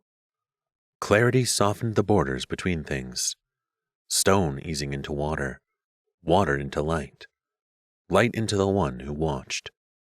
Everything touched everything, threaded, tuned, awake. It was not intoxication, but its opposite. A sobriety so complete, it felt like flight. The walls shone as though lacquered with moon. Every facet and ripple carried its own quiet radiance. The corridor widened into a chamber where the underground lake cast its glow upward in wavering script. In the center stood the Wheel of Life. From the spokes to the rings, bright points glittered at every intersection, gems, or so they seemed. But the gaze shifted, and the illusion broke. They were not stones at all, but the capped ends of scrolls seated in their sockets.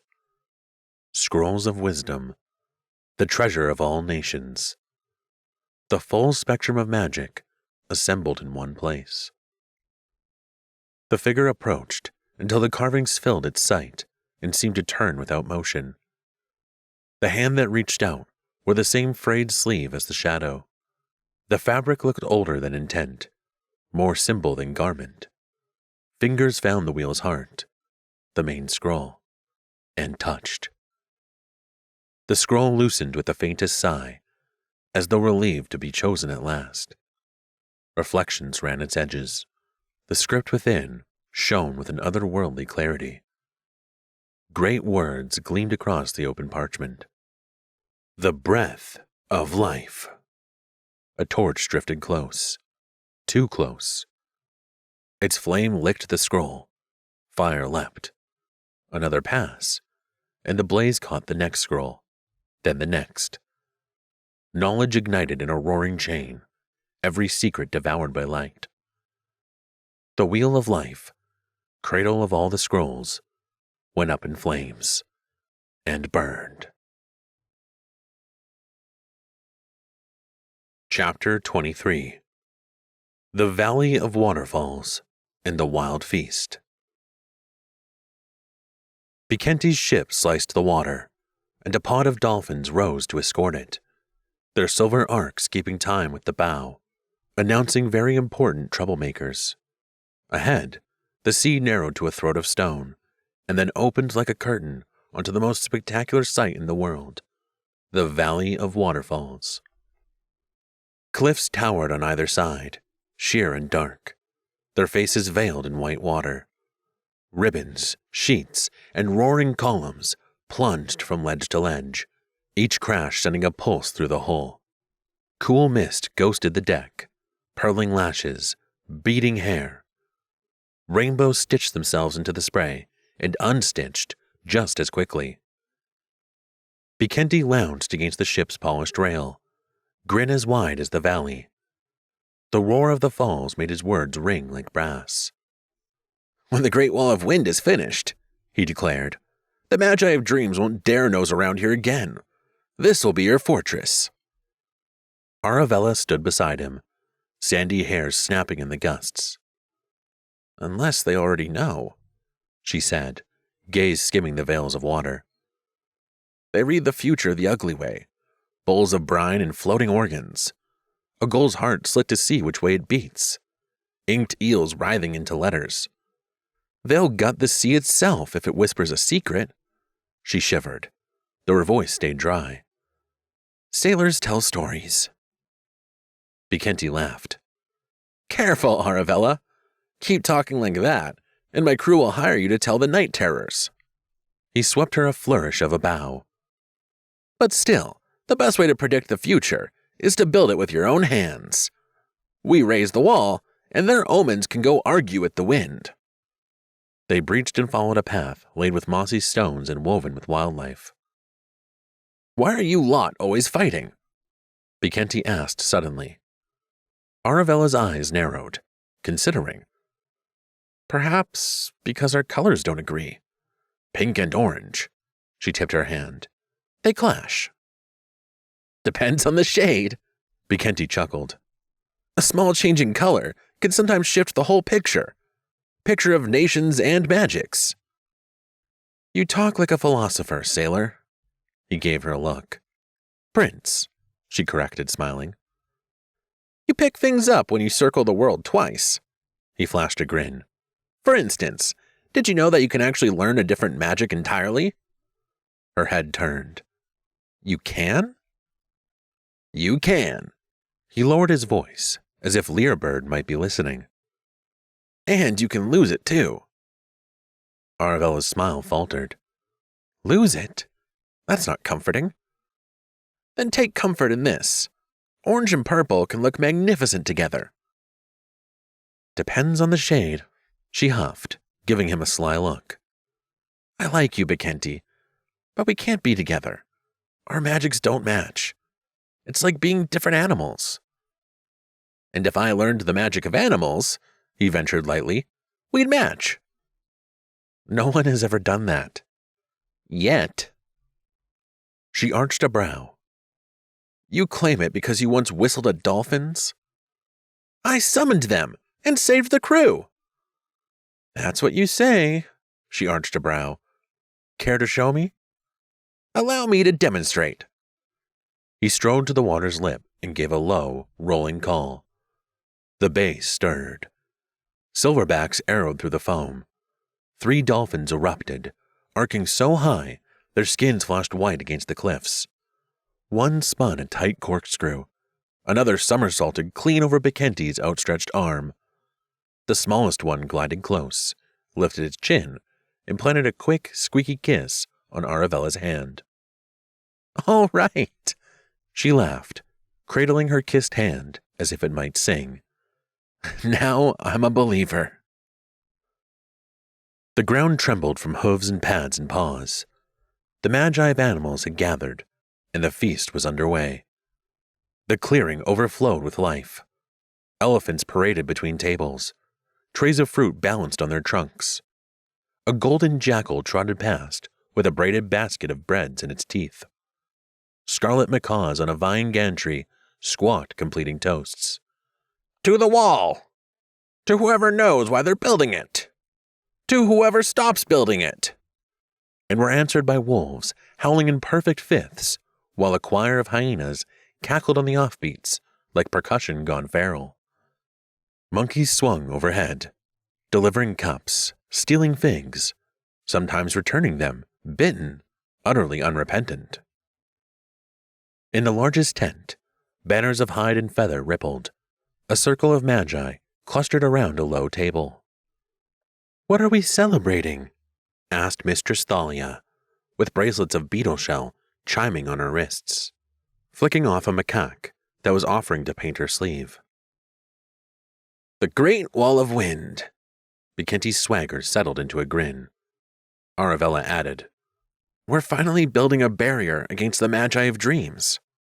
Against the Dreamers?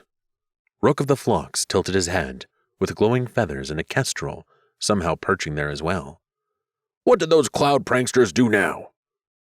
Aravella's mouth sharpened. You don't know. Please don't tell me. Keeper Ivar Broadhoof sighed, his shoulders draped in zebra stripe. That one of us heard a voice again. Something like, the dreamers said your cheetahs are cheaters and schmucks.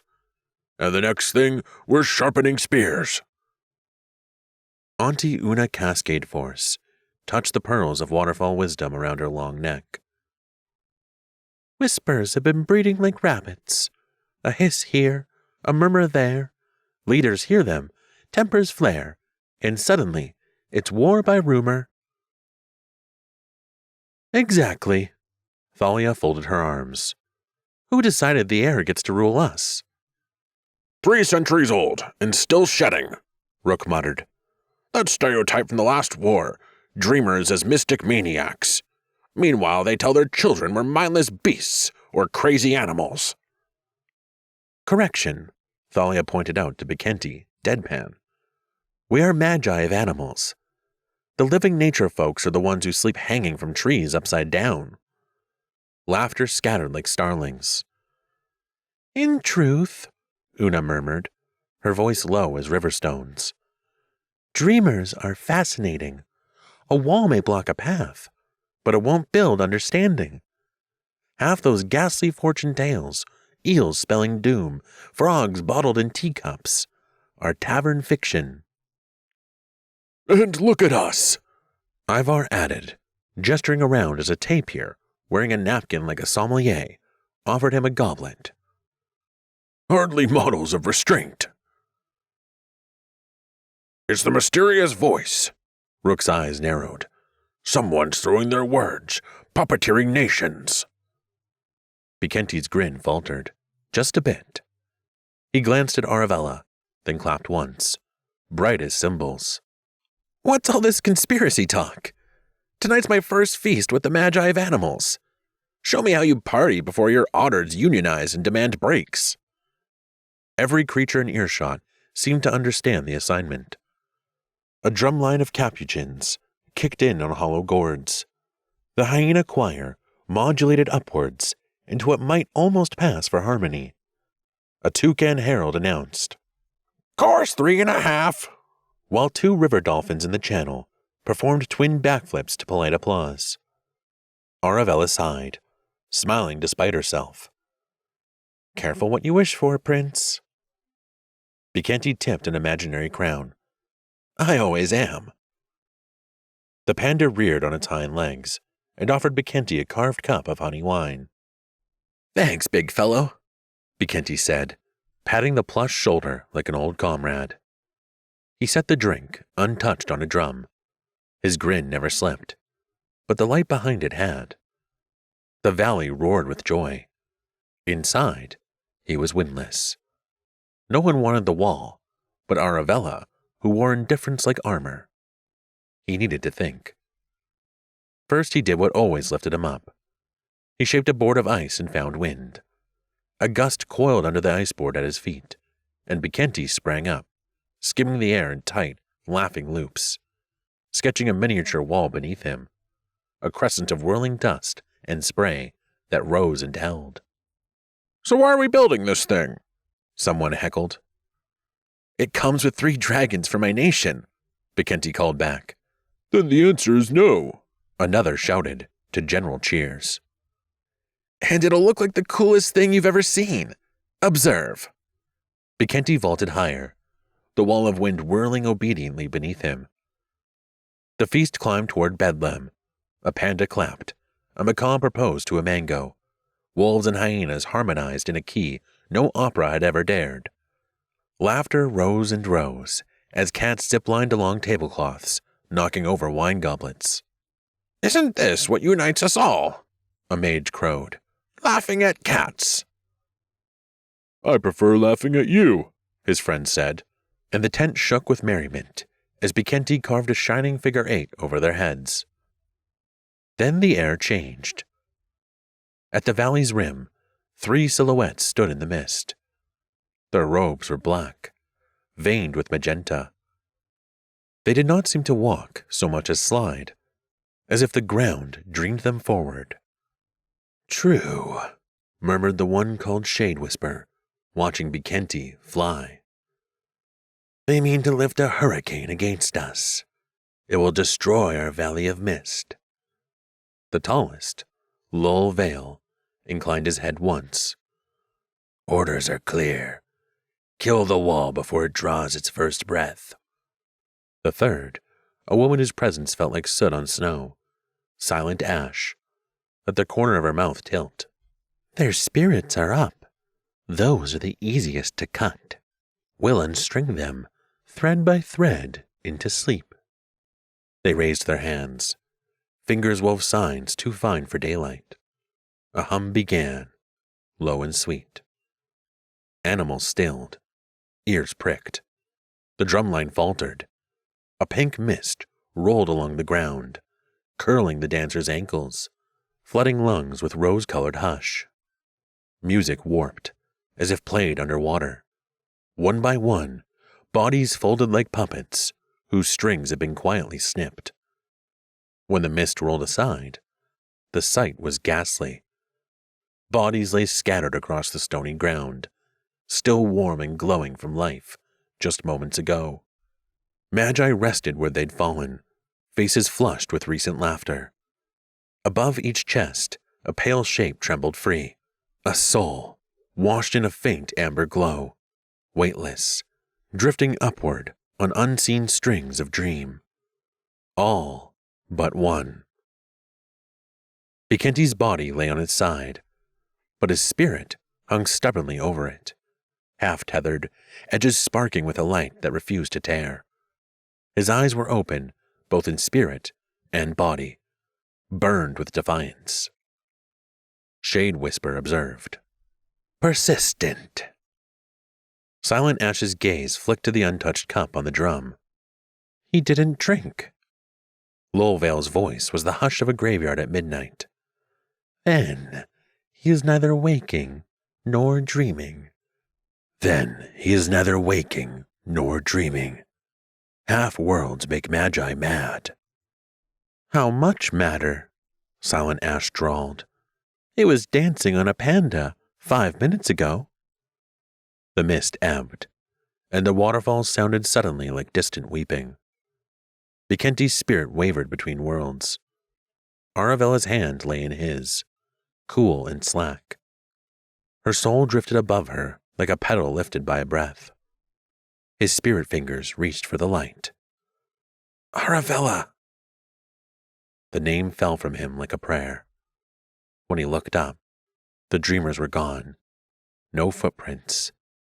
Only the valley, tidied by tragedy. A beautiful love story had been cut short, like a candle snuffed out. Bekenti's laughter, Aravella's smile, the wild harmony of their adventure. Gone. What remained was the ache of something stolen, something unfinished. And somewhere, beneath the dream and the sorrow, an ominous promise began to burn in Bekenti's half-attached soul. This was not the end. Not even close. Chapter 24.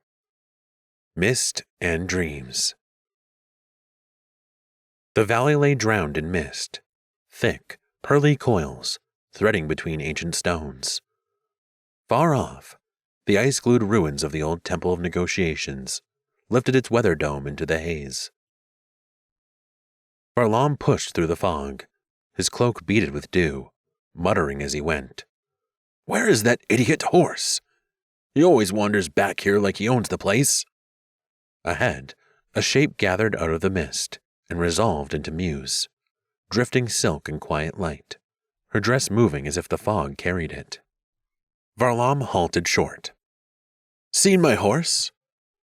I have, Muse answered. So have the Magi of Passion. They think you're here, and they're combing the valley. Wonderful. He dragged a hand down his face. So, where is my horse? Hidden. She met his gaze evenly. And I won't tell you where. You'll ruin everything." "I won't," he insisted. "Not again. This place." He glanced toward the huge stones of the temple, locked in ice.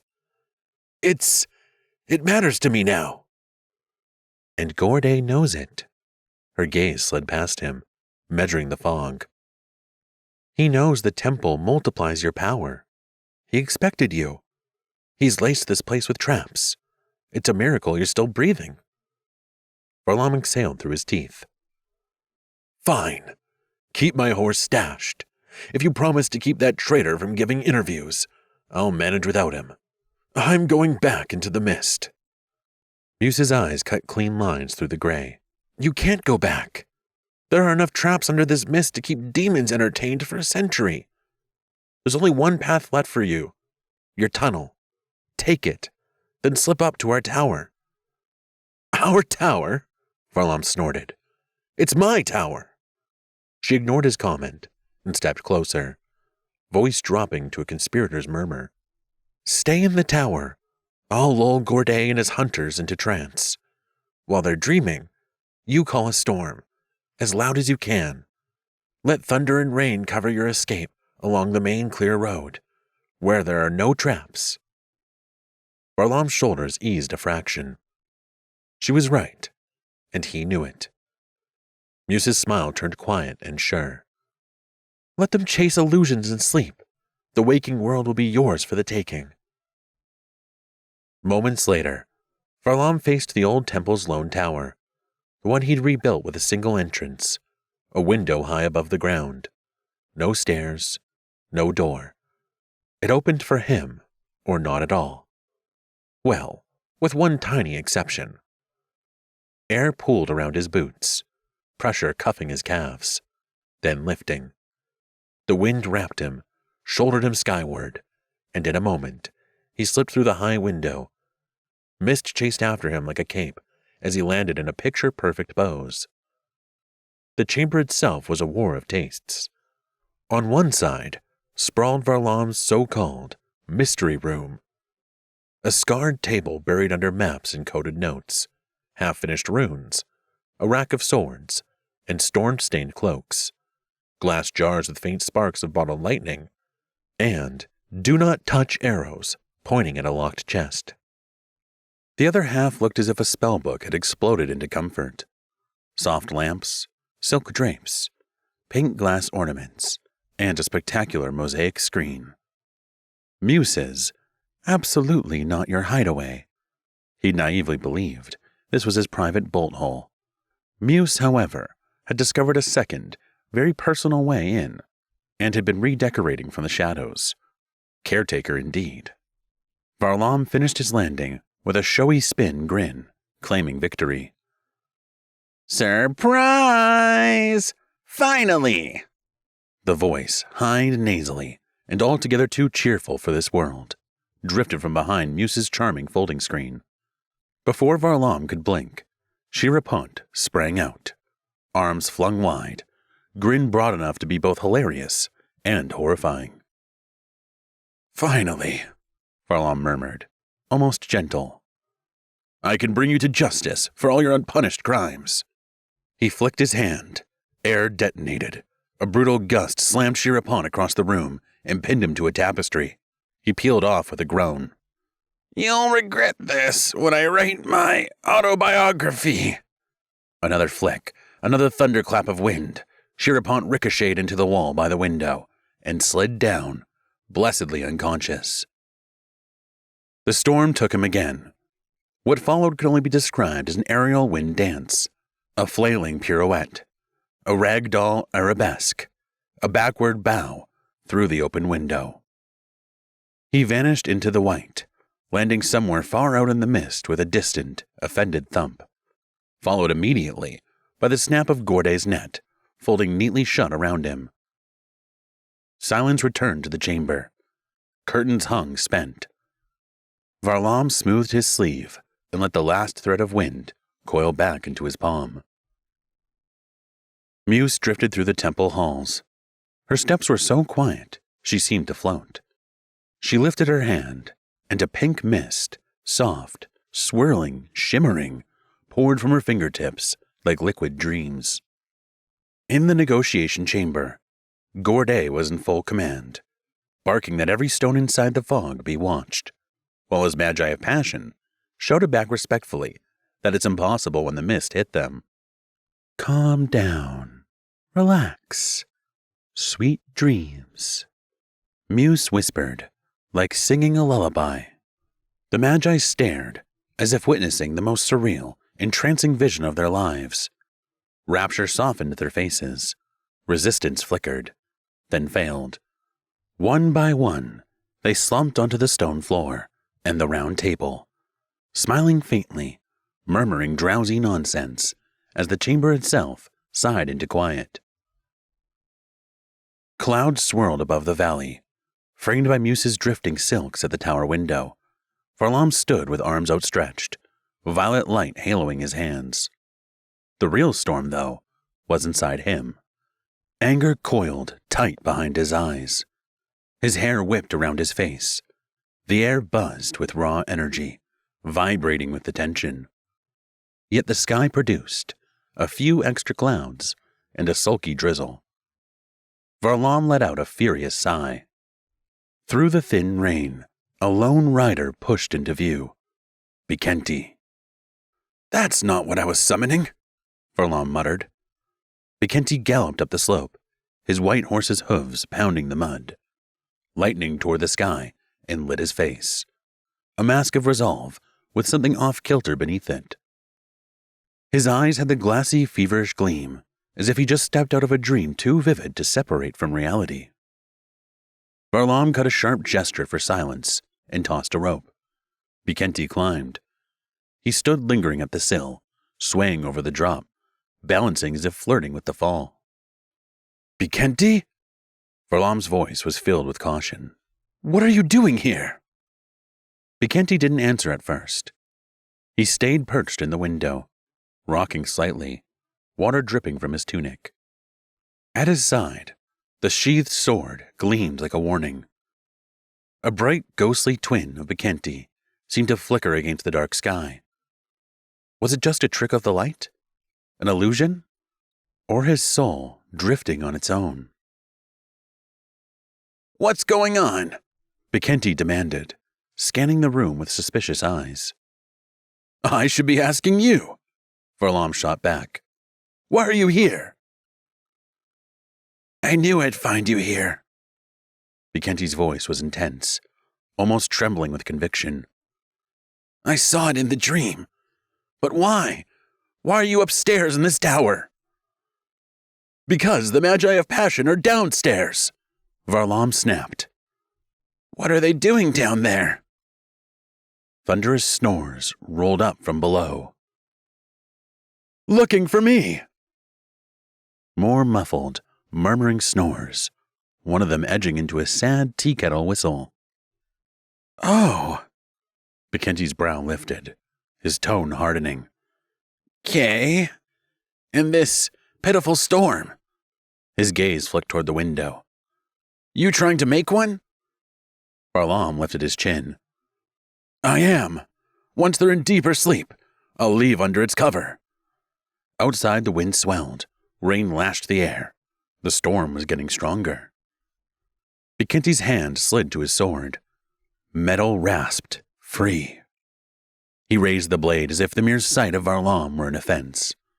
Above his shoulder, his soul, half detached, ghost bright, wavered like a cracked mirror of the man. So, Bekenti said, his tone a dangerous blend of accusation and heartbreak. I saw everything in the dream. A voice told me, you're going home. You're going to take the nation. You, our leader. Varlam stared. What? Bekenti, that's insane. Father is alive, and you're the pureblood. You're the one meant to lead. You know this. Bekenti's eyes narrowed to Flint's. That's what you say. But now I know what you're plotting. The voice told me, and the dream showed me everything, clearer than daylight. What madness is this? The voice? The dream? Look at yourself. What happened to you, Bekenti? Outside, the storm kicked the world's door in. Lightning walked the sky. The tower shuddered. Bekenti lunged, raising his sword high. "I'm not going to let it happen!" Bekenti roared. In the cave near the temple, the gaze admired how stormlight traced the stalactites in a ghostly glow. The world felt connected, lucid, almost blissful. Clarity brightened, until the view lifted to the tower window, where two figures clashed. A hooded silhouette stood at the cave's exit, eyes fixed on the fight. A voice, a low, familiar whisper, slipped straight into her mind. "Another chance to see who he truly is, Mila." Lightning flared, revealing the face beneath the hood. Mila's eyes widened. "Look," the voice continued softly. "See what he is doing. He is killing his brother." Wind burst from Varlam's palms. A wall of air took the hit, buckling but holding. "No! Put the sword down! You're calling the lightning! I won't fight you!" "Take your sword and fight like a man!" Bekenti shouted, forcing against the wind barrier with sheer fury. Above his shoulder, his half-loosed soul wavered, flickering in and out like a candle about to burn out. Curtains tore free, furniture lurched into the air. At the cave's exit below, the hooded figure trembled in the rain and thunder. Mila could barely keep her footing. The robe of the cursed clung like a shadow. The gaze climbed to the high window again. Another flash revealed the brothers framed in storm, Bekenti's blade poised to strike. Mila's chest tightened. Her face went pale. "No!" Time seemed to slow as the next bolt of lightning split the sky. "Bekenti!" Varlam shouted, his voice echoing with desperation. "Drop the sword!" But it was too late. A blinding flash filled the air, and the lightning struck Bekenti's blade, with a crack like the world shattering. Bekenti cried out, then fell, collapsing onto the wet temple floor. "What happened?" Mila's voice barely made it past her lips. Varlam's hands shook as he knelt beside Bekenti's body. His eyes were dark, scoured by the storm inside him. "It was an accident. Mila, please. You're living magic. There has to be something. You can bring him back." Mila's palm hovered over Bekenti's chest, then traced the stillness along his ribs. She shook her head, tears spilling fast. "There's nothing. I can feel it. This was his choice. His soul's already gone." Above them, Bekenti's soul rose, pale and serene, drifting higher into the storm-lit sky. Lightning split the clouds, shaping itself for an instant into Aravella's silhouette, as though her spirit had stepped forward to meet him. Two quiet lights touched, lingered, and drifted beyond. In the tower, the silence grew heavy. Varlam didn't move, staring at his brother's fallen body. Then, as if some delayed realization finally caught up to him, he turned to Mila. "What are you doing here?" His voice had gone unexpectedly grave. "Where did you come from?" Mila flailed for an answer, her gaze darting wildly. Her mind scrambled for something that resembled a sensible explanation. A hollow clop of hooves climbed through the stone passages outside of the room. Varlam rose, pressed his palm to a rune-laced patch of wall, and a seam opened. Cold air spilled up from a narrow stair. The hooves grew louder, ascending. Then the horse with silver mane stepped into the chamber, ears forward, eyes wide, breath steaming. "Your horse," Mila blurted. "Thank powers of nature," Thank Muse, Varlam thought, wisely choosing not to share the edit. The horse looked between the three of them, its master, his new co-conspirator, and the bleeding heir, who, judging by his lack of movement, had just forfeited his right to the Ice Kingdom throne. With a blank, contemplative stare, the stallion seemed to think. I could give some truly scandalous interviews now. The storm did not ease. If anything, it had grown more violent, as if the heavens were mourning Bekenti's fall. Thunder rolled across the valley, and the lightning that had struck his blade still burned in Varlam's mind. Rain rattled through the window. The smell of wet stone and singed air crowded the room. Mila stood beside him, pale, eyes skipping from the still form to Varlam's face. Grief had twisted his features. It sent a prickle down her spine. Varlam, Her voice shook. you did this. His head snapped up. Storm-gray eyes flashed. No, it wasn't Mila. You saw, it was the lightning. I warned him. I tried to stop him. You can call lightning, she whispered. But I can't stop it. He shot back. Too fast. Too raw. The edge in his voice made her step away. Her heart thudded against her ribs. You fought him, Varlam. Why? What happened between you two? He attacked me, Varlam said sharply, then lowered his voice, his tone dropping to a deep, tormented growl. I don't know why. He said he had a dream, some madness about me taking his place. He wasn't himself. You didn't see his face, Mila. He was wrong. His soul wasn't fully here. His fingers curled white against the window frame. The wood thudded under his palms. The storm outside howled as if echoing his anger, as if the sky were finishing the sentence he couldn't. They stood in the wrecked hush, both breathing hard. Two magnets flipped the wrong way, refusing to touch and refusing to turn away. Varlam broke first. He faced Mila, eyes searching. Why are you here, Mila? His voice was quiet now, but no, softer. He nodded toward the floor, where a rag of black, torn cloth lay sodden by the window. That robe you wore, that isn't living nature. Color drained from Mila's face. Her mouth parted, closed, opened again. What? He stepped closer, close enough for the storm on his skin to prickle hers. Tell me the truth, because right now, I don't know who I can trust. I can't remember how I got here. The words came out small and raw. It's true. I can't remember. He held her in a long, measuring silence. This isn't over, he said at last. Another thunder roll walked the valley.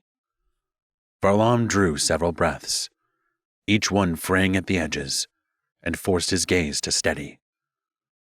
We started this together, he went on. The wheel of life, your father, the way the world fits, if it fits at all. We both know we carry different pieces of the same picture. Mila's eyes flicked. Her defenses loosened. How? There's no plan, no clues. There's intuition. That's how I do most of my work. It's how I've ever found anything that mattered. If I hadn't trusted it, I'd still be staring at locked doors. He glanced toward the rain-drenched window. The storm scored stone. My father needs me in the Ice Kingdom, especially now. And I need you with me. We may have lost the wheel for the moment, but we've learned too much to pretend we're back at the start. We're close. I can feel it. Close enough that turning back would be the same as losing it. She looked back at the black scrap on the ground, then at Bekenti's stillness, then at Varlam, at the pain he wasn't hiding well enough, and the resolve he couldn't hide at all. The wind pushed a thin line of rain across the threshold, drew a chill up her spine. Going back to living nature? There was no comfort in that thought. She'd run away, twice. She wanted to make it right somehow, to do something good for Rootkeeper before she faced him again. But she had no idea what that something was. Your intuition, she said at last. That's the plan. For now. His gaze held hers. Until the rest shows its face.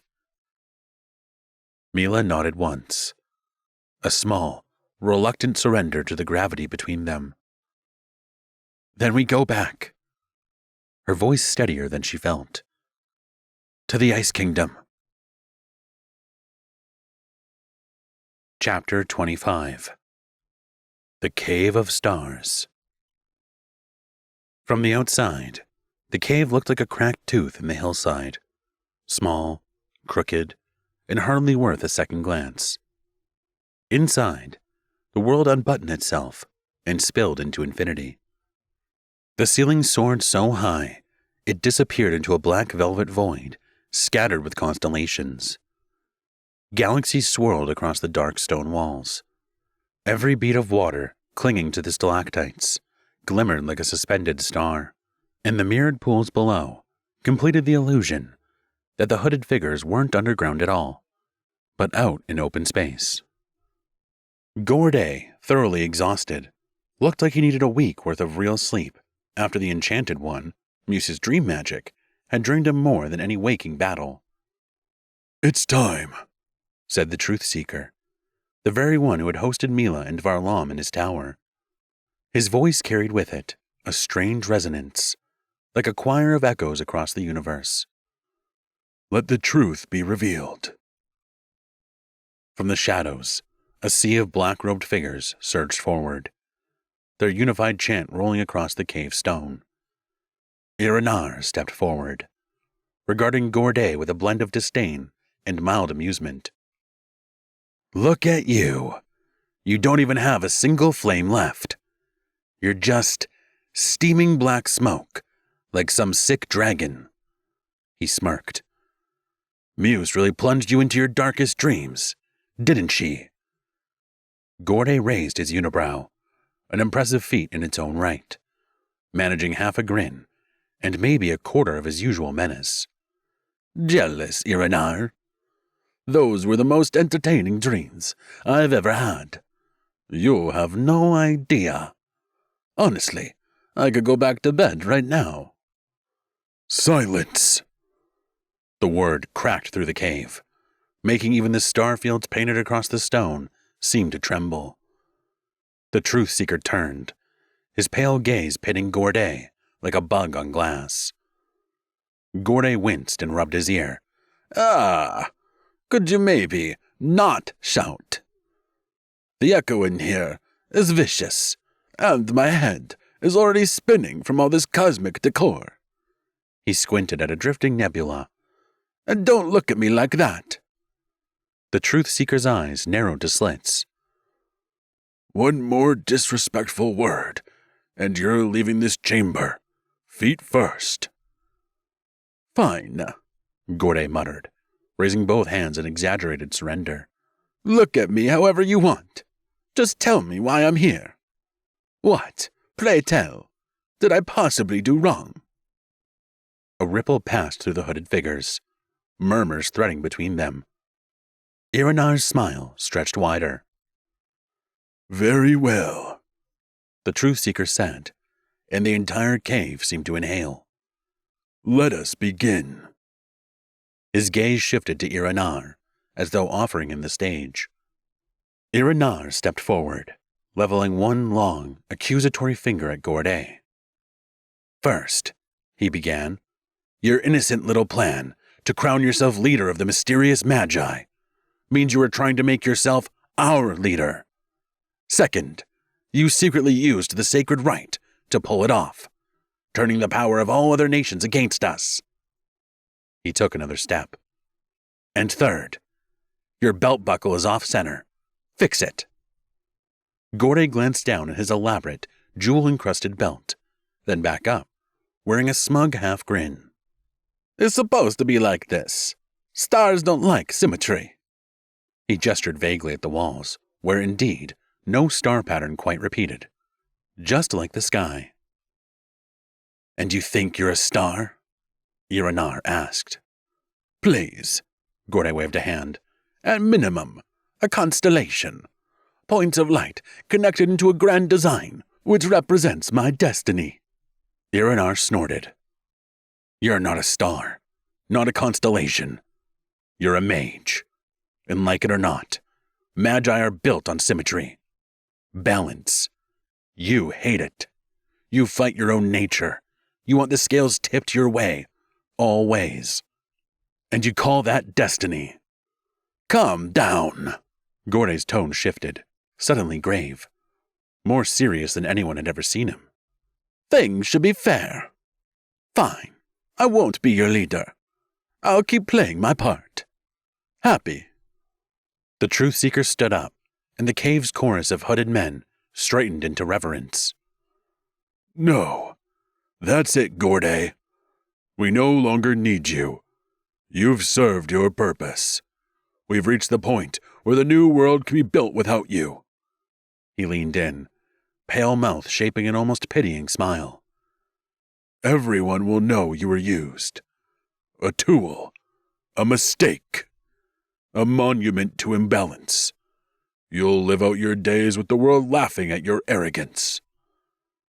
Gorde's posture did something never before seen in the wild. It deflated, and tried to stand proud at the same time. The cave seemed to pulse with new energy, the galaxy swirling more vividly now. Star droplets trembled in the stalactites, and the reflected constellations in the pools brightened to a cold, merciless clarity. For a flicker of a moment, even Gorde's pride buckled as he looked around and attempted to grasp, truly grasp, just how small he was, next to the universe staring back at him. The Truth Seeker lifted his staff and tapped it once against the stone. The sound shot to the ceiling, detonating in the star field overhead, shattering the illusion with its final, unforgiving verdict. Chapter 26. Do we understand light? The Ice Kingdom lay beneath a cold, brilliant sun, the horizon dissolving into a limitless expanse of snow and frost. The wind sang, an eerie, hollow tune that threaded through the frozen peaks like the sigh of forgotten spirits. Mila and Varlam rode along a crystalline edge where the low winter sun struck the ice at a shallow angle, breaking its glow into 1,000 sharp facets and making the world seem built of shattered crystal. Mila's breath came out in soft white clouds as she glanced at him. I hope your father is feeling better after what happened at the right, she said quietly. Varlam's gaze was fixed on the icy valley below. Yeah, me too. His voice came out rough. They ripped a part of his soul out.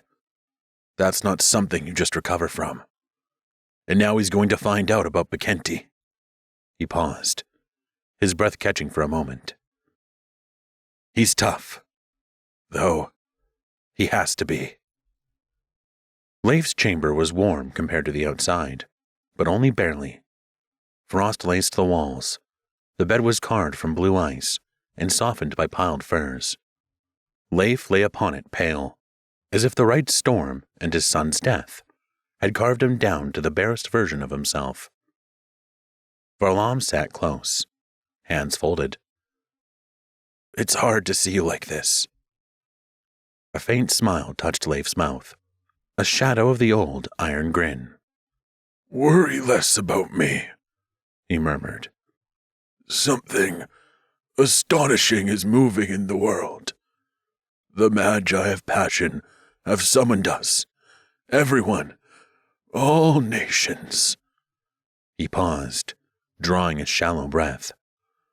Well, almost all, Of course. Except the sunlight? Leif nodded.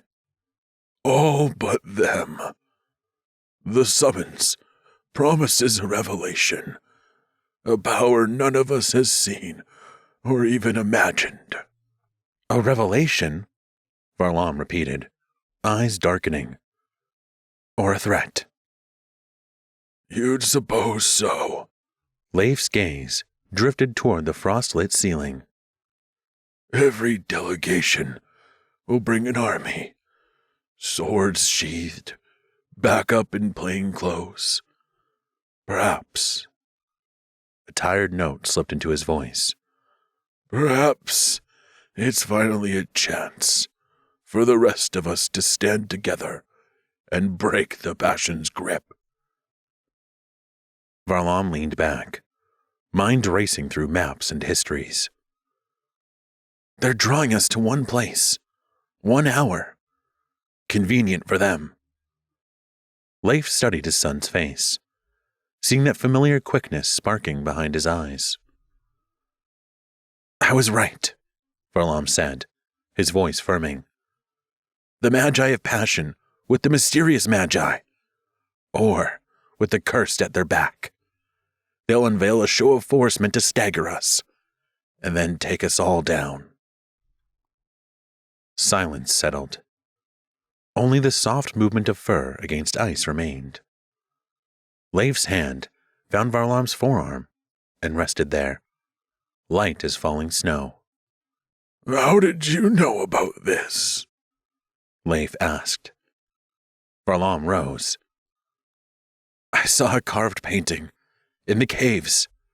It showed Magi of Passion and their warriors, the cursed, crushing us at the same place, the same time. But here's the thing. That wasn't the Magi of Passion's work at all. It was the cursed who made that painting. He turned, eyes bright with terrible clarity.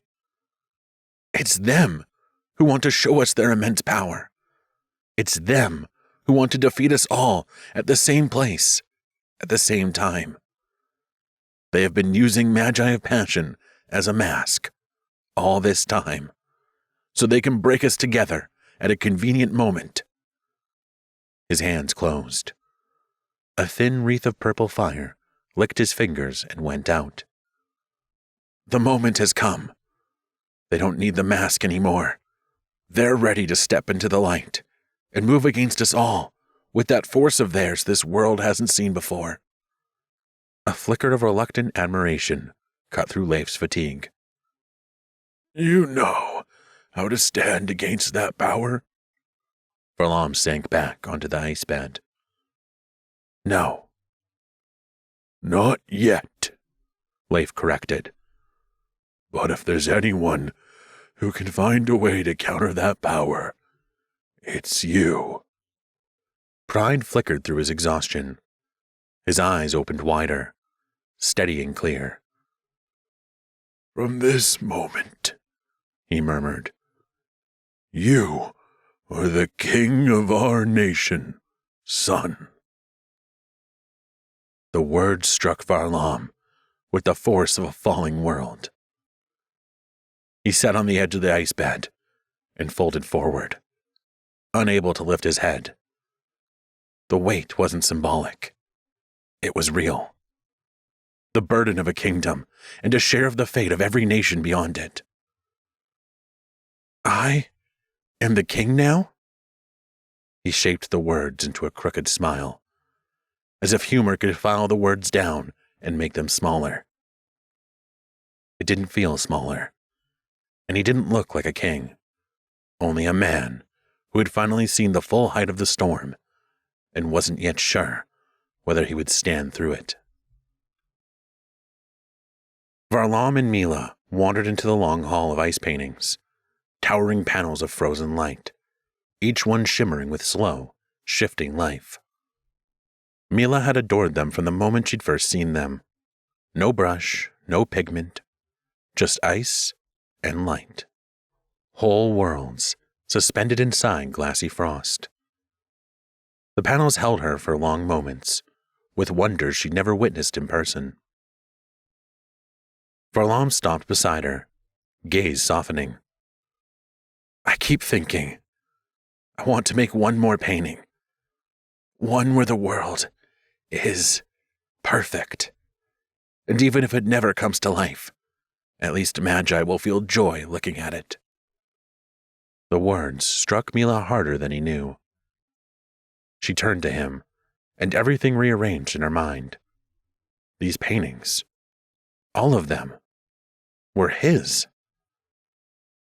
The man who'd just become king of one of the most powerful nations in the world stood here, without a crown, without ceremony, talking about making art simply to lift others' spirits.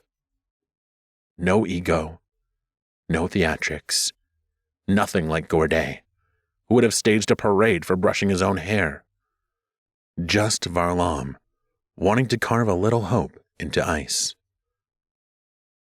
He moved to the next panel, speaking half to her, half to the room.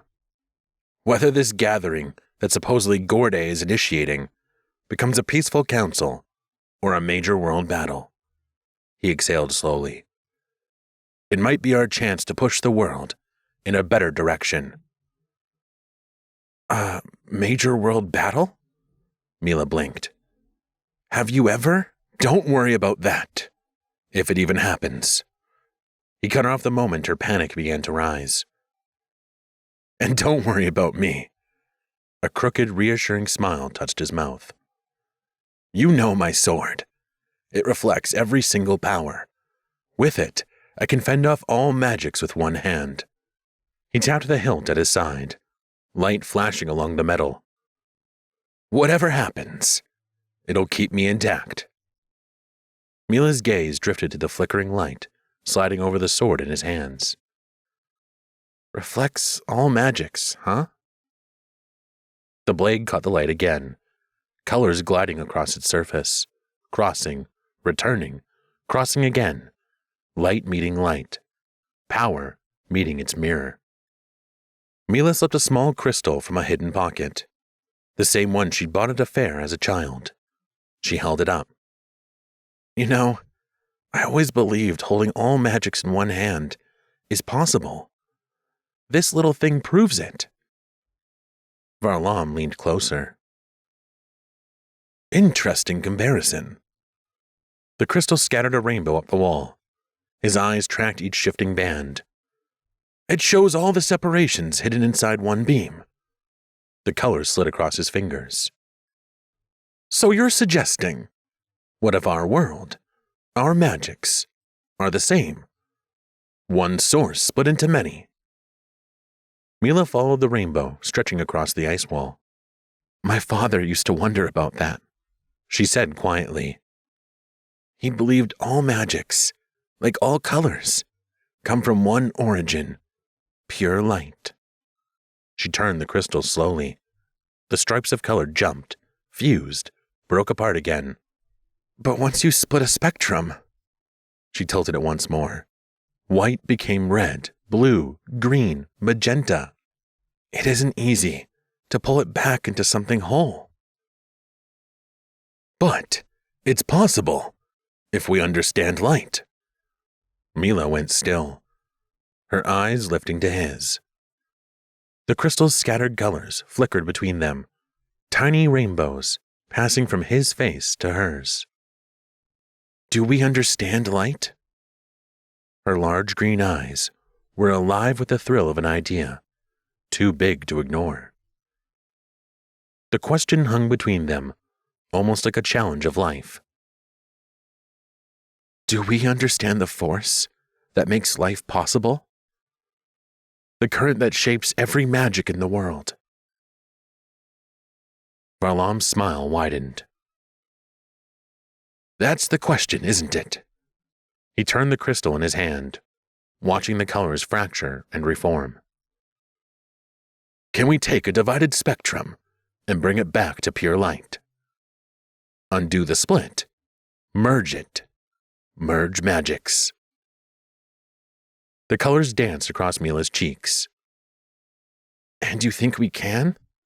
How exactly? He straightened, resolve crackling through him. First step. I'm going to talk to Gorday. I'm going to convince him to fight on our side. Mila stared, and then a slow smile curved her mouth. Gorday? On our side? Against Gorday? Varlam answered with a matching smile, a spark of reckless certainty in his eyes. He knew she understood him and fully supported him, and he looked ready to attempt the impossible.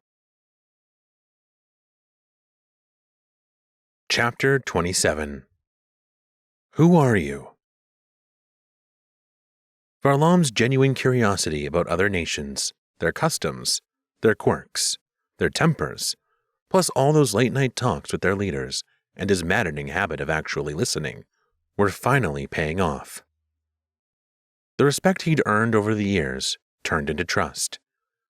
He laid out the pattern he'd uncovered, and against all odds, they took him seriously and heard him out. While he raced from council to council, trying to pull a fractured world into some sort of alliance before it was too late, Mila stayed in the Ice Palace. There were plenty of magi around, superstitious servants who touched every lucky charm they owned whenever she walked by, and who were, admittedly, delightful to tease. But beneath the polite chatter and overly careful courtesy, she felt very, very alone. Then she remembered there was one piece of almost home, right there by the Ice Palace, the Truth Seeker's Tower. Mila saddled up and rode out at a careful pace, snow creaking under the horse's hooves. The cold stung her cheeks awake. As she approached the cliff again, the tower was shining its otherworldly light in the silver wash of the full moon. The question burned even brighter in the moonlight. Do we understand light? The tower's tall windows flared to life, stained panes filling with a soft glow. Mila stopped, staring and breathing slowly in strange anticipation. Is this the answer? She whispered.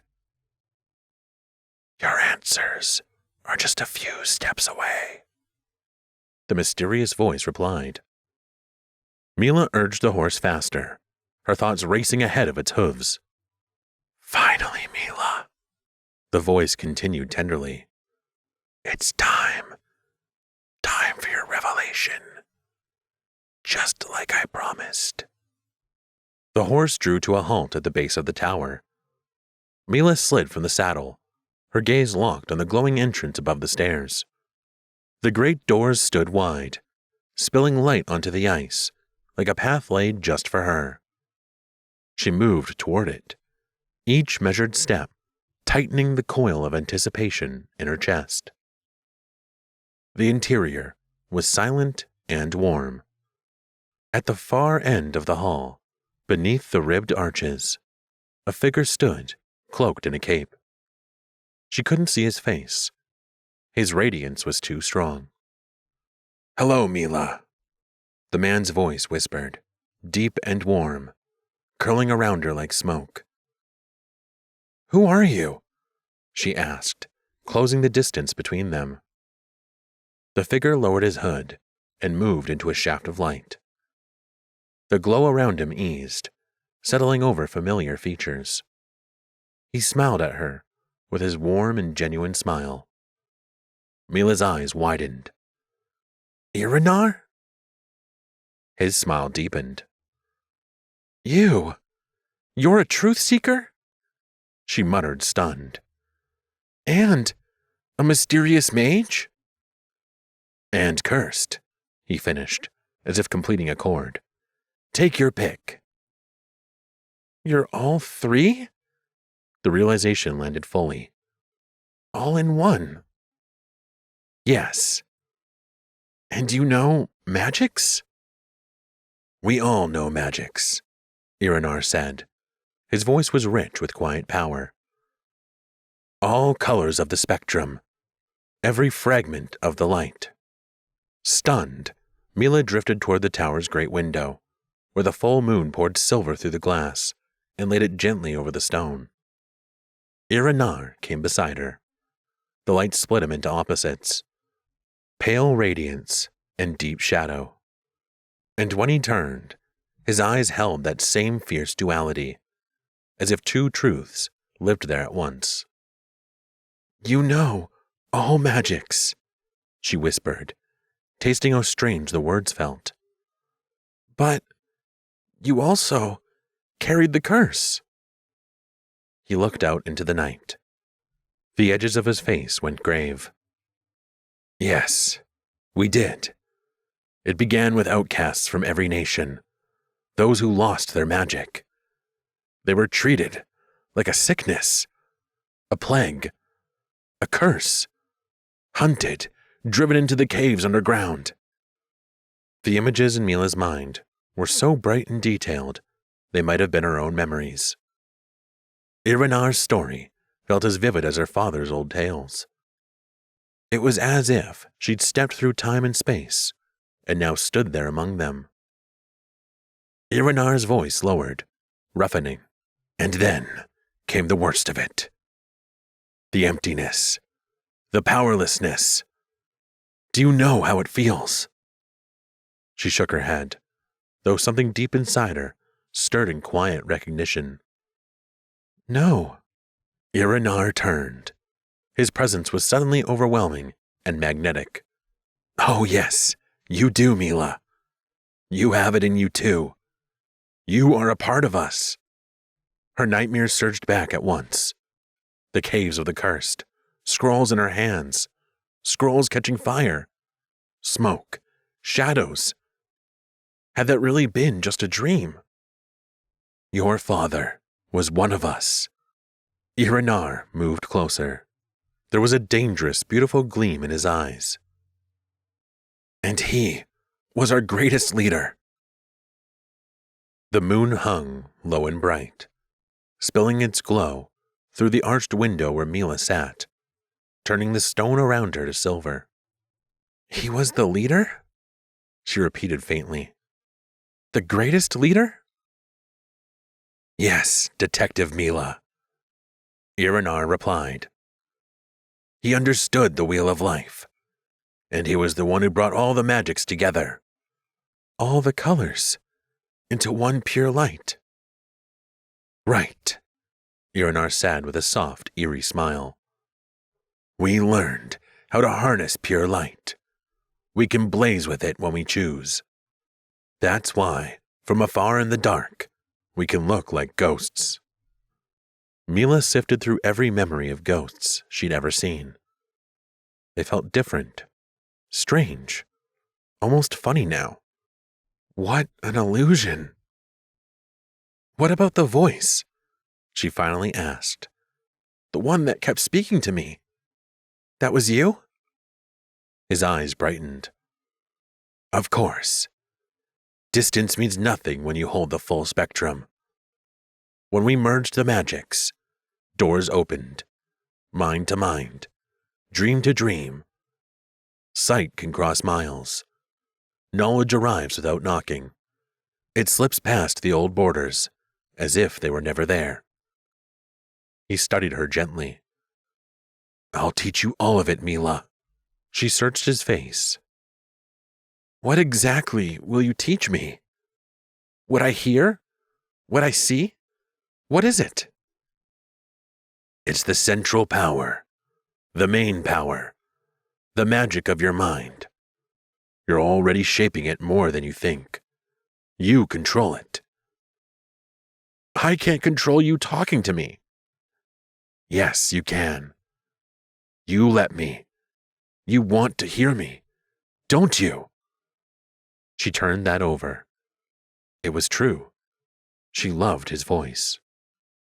Heat crept into her cheeks. "Wanting isn't consent."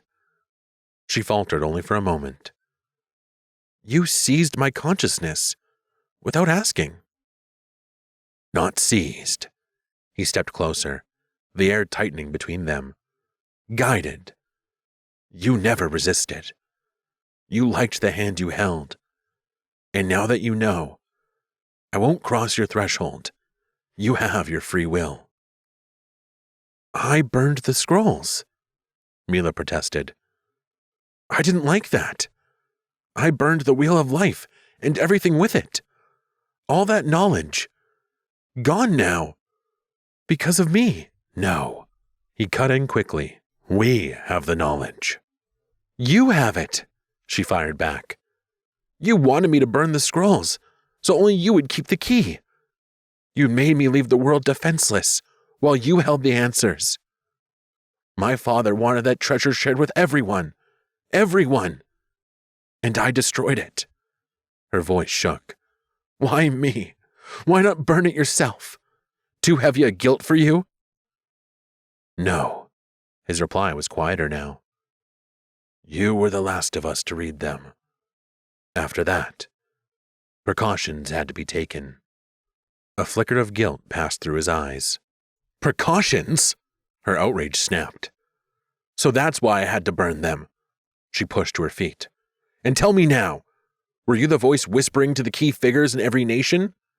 Stirring chaos from the shadows? No, he met her stare. Not me. Those were the elders, the truth seekers, and they were not stirring any more chaos than there already was. The truth seekers, she repeated.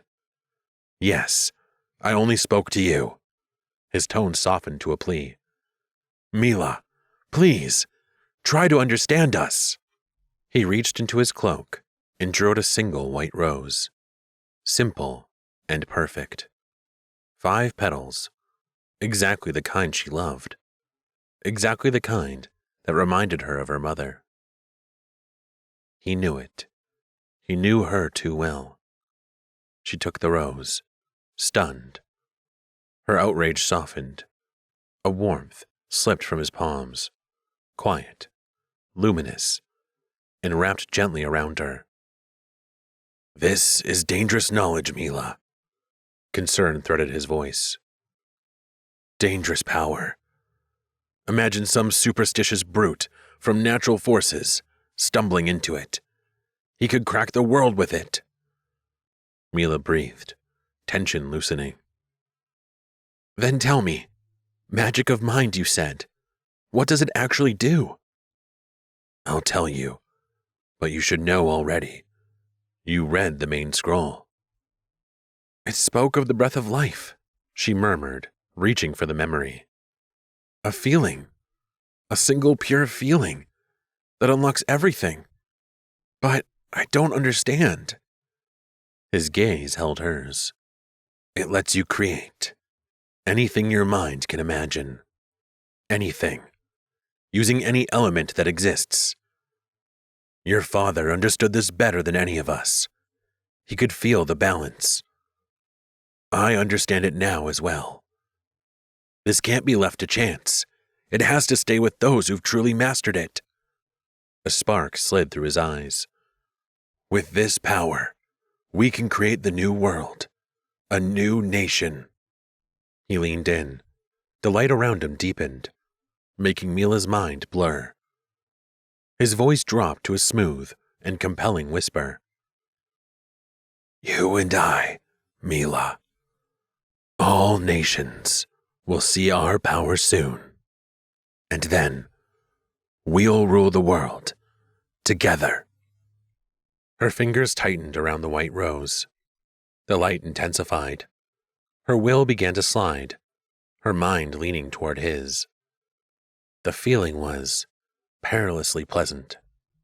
In the dark of his eyes, she caught a reflection. Herself, the wheel of life at her throat. She remembered the words her father had etched there. The curse can be defeated. Will brings everything into balance. What would he think of this? Something inside her shouted. My father wanted to defeat the curse, she said firmly. Not let the curse defeat everyone else. The pressure around her slipped.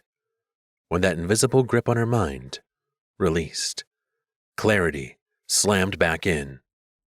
I didn't say anything about defeating other nations, Iranar began. You said, rule the world together. Her voice grew steadier as her thoughts snapped into place. That can only mean one thing. You're the ones behind this massive battle against all nations. Irenar's eyes gleamed in the half-dark. There was no regret there, only certainty. Mila, listen, we don't want to battle. His voice was smooth and patient, as if he were explaining something obvious to a child. Her realizations were still racing to catch up. She could hardly hear his voice now. Oh my. All nations will see our power soon, Irenar continued with unshakable sureness. And all nations will surrender without a fight. Their resistance will crumble when they face the force of true balance, the strength of all magics united. We'll reclaim what was stolen from our ancestors, our dignity, our right to exist. We were driven underground, branded as cursed, treated like vermin. Now, we are the strongest, and it is natural for the strongest to rule. It is our right now. His gaze locked onto hers. Soon, we will rise. We will rule the world, Mila. You and I. You actually want to rule the world, Mila said slowly, still trying to wrap her mind around it. Irenar let out a soft, baffled laugh, as if he genuinely couldn't see the problem. And what exactly is wrong with that? Mila met his gaze, steady and defiant. I'm sorry, Irenar, but I don't think you're using the main power the way it was ever meant to be used. You talk about balance, yet this is nothing but domination. Try to imagine it. What would my father think? Your father dreamed of a new nation. A nation that would begin with you and me. And what a remarkable coincidence that we both want the same thing. A child born from us. Do you understand how rare it is for threads to align with such precision? This was meant to be. Astonishingly bright images surged through Mila. Her father's hopes, her memories of Irenar, her own hidden desires. She couldn't deny what he said rang true. But right behind that truth rose a sharp second instinct, clean and unmistakable. She was being steered toward a destiny she hadn't agreed to. You said I have free will. You do, he confirmed quietly. Take your time to think about it. His voice stayed calm, but his composure faltered for the first time. He turned away, bracing both hands on the windowsill. Moonlight struck his figure, and something strange happened. His emotions spilled out of him, literally. Color burst from him in raw, involuntary pulses. Red flaring like fury, blue trembling like sorrow, gold sparking like triumph. His eyes fractured, with too much light to hold. The silence that followed was heavy and suffocating. At last, still staring out the window, he asked, his voice unnervingly measured. For now, promise me one thing. No one knows what will happen at the gathering tomorrow. So, stay away from it, as far as you can. Mila had only been this terrified once before, when she'd seen that ghost as a child. And just like a child, she fled. She didn't even realize she was still clutching the white rose. Chapter 28. The Battle of All Nations. Mila urged her horse up the bare, brooding rocks, taking the switchbacks at a cautious trot. Wind swept the ridge, snapping her leaf dress around her legs. Above, the ominous storm clouds hung heavy, just as Irenar's last words hung in her mind. Stay away from it, as far as you can. Had he meant to protect her? Or Dare her to come. She angled toward a lookout carved into the cliff, a narrow ledge she'd traced once on old maps of neutral ground. Varlam's last riders had told her they'd gather there, land close to the center of the world that technically belonged to no one. What would it be this time? A parley of crowned heads? A quiet unveiling of the main power? Leaders with minimal guards, polite distance, practiced speeches? Or a handful of elite troops, just enough muscle to keep the peace, and just enough to end it? She reached the edge of the tallest rock, and the question answered itself. The entire valley below was a sea of color. Armies packed the plain, each nation pouring out its strength, until the ranks blurred into the horizon. The field blazed with every hue she knew: deep blues, pine greens, regal purples, even violent reds. And there, unbelievable, unmistakable yellow. The Magi of Sunlight. Formed in disciplined bands, gleaming like captured dawn, they stood ready for their first battle. Until this moment, Mila hadn't even been sure they had an army. But they did. They all did. All nations, all colors. A beautiful, terrible spectrum. Across from that living tide of color stood its opposite. A narrow wedge of mysterious magi, the cursed reborn. No gleaming armor, no banners, no bright cloth. Just dark gray combat suits that melted into the stone behind them. So natural against the rocks, they looked half-carved from the cliffs. The air above their line wavered, like heat over the grass. They were few, and somehow that only made them look larger. Mounted and motionless. Their faces and forms bore the marks of many origins. Varied skin, hair, and the distinct lines of different bone structures. Yet together, they radiated a single presence. Colorless and merciless. It was a strength that made even the fiercest warriors of the bright army shift, ever so slightly in their gear. Sound reached Mila a moment after sight. The low animal murmur of thousands at the ready, leather flexing, metal settling.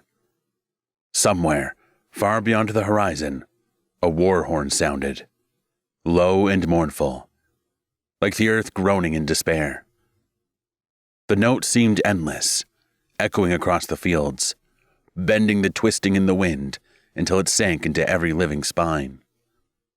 "Well," Mila muttered, bracing herself, "that doesn't sound like a parley." Her eyes finally found Varlam at the violet edge of the field, wrapped in a crackling halo of charge. He was pulling a storm together, his army of natural forces aligning behind him, their stances mirroring his intent. His gaze stayed fixed on the gathering ceiling of clouds, as if he meant to drag them down by will alone. Far across the valley, on a distant rise behind the cursed ranks, the same truth-seeker who had dismissed Gorday stood watching. "Varlam," he murmured. "I expected Bekenti to lead their armies, now that Leif is unable." Iranar sat horseback beside him, a grim smile carving clean through his composure. To be able to lead the army, Bekenti has a small but significant problem. His eyes glinted. He's dead. Truthseeker's expression darkened. "I don't like this. And I especially don't like that Varlam coaxed the Magi of Sunlight to join." "It's going to be fine, Father." Iranar gestured across the field, where the golden ranks of the Sunlight warriors glowed like a second dawn. "Look at them, every nation, side by side for the first time in history. And what brought them together? Their fear of us." A faint amused line touched his mouth. "Are they really going to turn all that unity against us? If they do, well, this will be the Magi of Sunlight's Very first battle. Ever. Let's hope there won't be a battle. The Truth Seeker's eyes narrowed. Remind our warriors. They do not strike unless we give the signal. A flash of light in the center. Iranar inclined his head. Don't worry. They know. Across the narrow strip of ground, Varlam turned as a familiar figure rode to the point of the red formation. Relief moved over his features despite everything. I never thought I'd be so genuinely glad to see you, Gorde. Thanks for coming. Varlam said under the hum of the assembled ranks, fully aware the distance would swallow the words. Nevertheless, Gorde responded, smirking with trademark arrogance. Don't flatter yourself. It's not for you. His eyes burned with hatred as he thought, this is my personal revenge. Whatever works. Varlam thought back, his grip tightening on the hilt of his sword. A horn sounded again, long and slow, sending its weight through armor, bone, and banner. Everyone was ready now. Iranar rode out first, his horse cutting a clean line toward the center of the field. He advanced from the colorless wedge of the mysterious magi, calm and composed, as if arriving just to collect a long overdue debt. From the opposite side, Varlam moved to meet him, emerging from the ranks of all magics. The valley seemed to pause in a shared, prickly anticipation. Iranar's voice carried clean on the cool air. Tell me, Varlam, why do you think we invited every nation to this little gathering? Varlam answered with his eyes first, flat and unamused. Because you're drunk on your own legend. You think you're ready to take on all of us, and you have no idea how wrong you are. Iranar's gaze lit with a cool delight. You think so, do you? He raised one hand, like a conductor about to unleash a wall of sound. Then, feast your eyes. A burst of light erupted from Iranar's palm. More raw, white flashes tore from the mysterious magi behind him, each beam latching onto his, merging into a single, brutal pulse. A mountain on the near rim of the valley detonated. Seams of light split its face. Then the entire cliff tore open with a crack that hit the lungs before it hit the ears. Rock sheared loose and cascaded downward in an avalanche of jagged stone and glittering dust. Across the field, the united armies broke into scattered human sounds. Gasps, curses, horses reared, forehooves slicing the air. Even the Magi of Passion exchanged a strained glance that clearly meant this was not mentioned in the prophecies. Varlam watched the last of the shattered cliff tumble, the rumble fading into the rising noise of shaken warriors. Steady! His voice rolled through the line, low and commanding. Then he fixed his gaze back on Iranar. You want a spectacle? He called across the gap. Fine. Look around you. Every art is here. Every color. Together we hold more power than you can begin to measure. He let his gaze sweep over the lines behind him. And yes, he added dryly, even Gorde managed to turn up on time. Somewhere in the ranks a voice shouted, An omen, no doubt. And even the Magi of Sunlight are here, Varlam continued, nodding toward the bright yellow blocks. I'll admit, I wasn't convinced they brought armies to anything either. Surprise! Another ripple of grim amusement passed through the lines. The war horn sounded a third time. Everyone! Varlam shouted, his voice carrying across the battlefield. When you see lightning, pour your power into it! The sky reacted instantly. A jagged spear of lightning ripped through the clouds. With a synchronized cry, the Magi warriors raised their hands. Flashes of magic, green, blue, red, violet, orange, turquoise, magenta, and yellow. Flares rose from every quarter, shot upward, merging into a single, blinding white light. For one moment, it was almost unbearable in its beauty. A pillar of pure radiance, washing the world in a brilliance that made the valley look newly made. And then, just as suddenly, it was snuffed out. The white light flickered and collapsed into itself. It vanished, swallowed by the ground, drunk dry by something unseen. From the cursed line, riders surged forward, unleashing the first strike, arcs of hard light searing across the field. "Wait!" Iranar roared. "That wasn't my signal!" But the moment was gone. Signals no longer mattered. On edge and half-blinded, the other armies answered an instinct. Bolts of flame, whips of wind, spears of ice, and shards of stone tore into the advancing wave. "Blast it!" Varlam shouted, fury sparking in his eyes. "Why didn't it work?" The battle erupted around him. The collision of two armies was instant and deafening. Magic in every color tore across the field, and wherever forces met, sand and dust leapt skyward in explosions, sending shockwaves that rattled bone.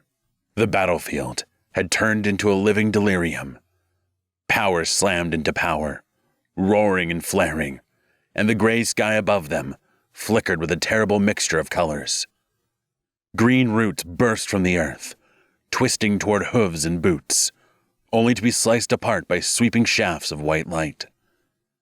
Magi of animals unleashed their hidden arsenal, small, furious battle creatures pouring from under cloaks and from shields. At the same time, a haze of pale pink drifted over the field, the disorienting mist of Magi of dreams. Warriors blinked, staggered, some slashing at enemies that weren't there as shapes warped and doubled in their sight. Then, the Magi of music joined in. A shriek of sound slashed through the air, followed by a pounding rhythm. Shields rang, teeth hummed, the ground shuddered in time with the beat. Many of the allied warriors doubled over, clutching their helmets, balance gone, stomachs lurching. Most of the damage landed on their own side. The mysterious Magi moved through it all with eerie ease, unbothered by scent, unaffected by sound, cutting through chaos, as if the battlefield had been designed for them. Amid all that turmoil, the brutal language of war still spoke. Steel on steel, hooves pounding earth, shields splitting along their grain. Horses screamed and reared.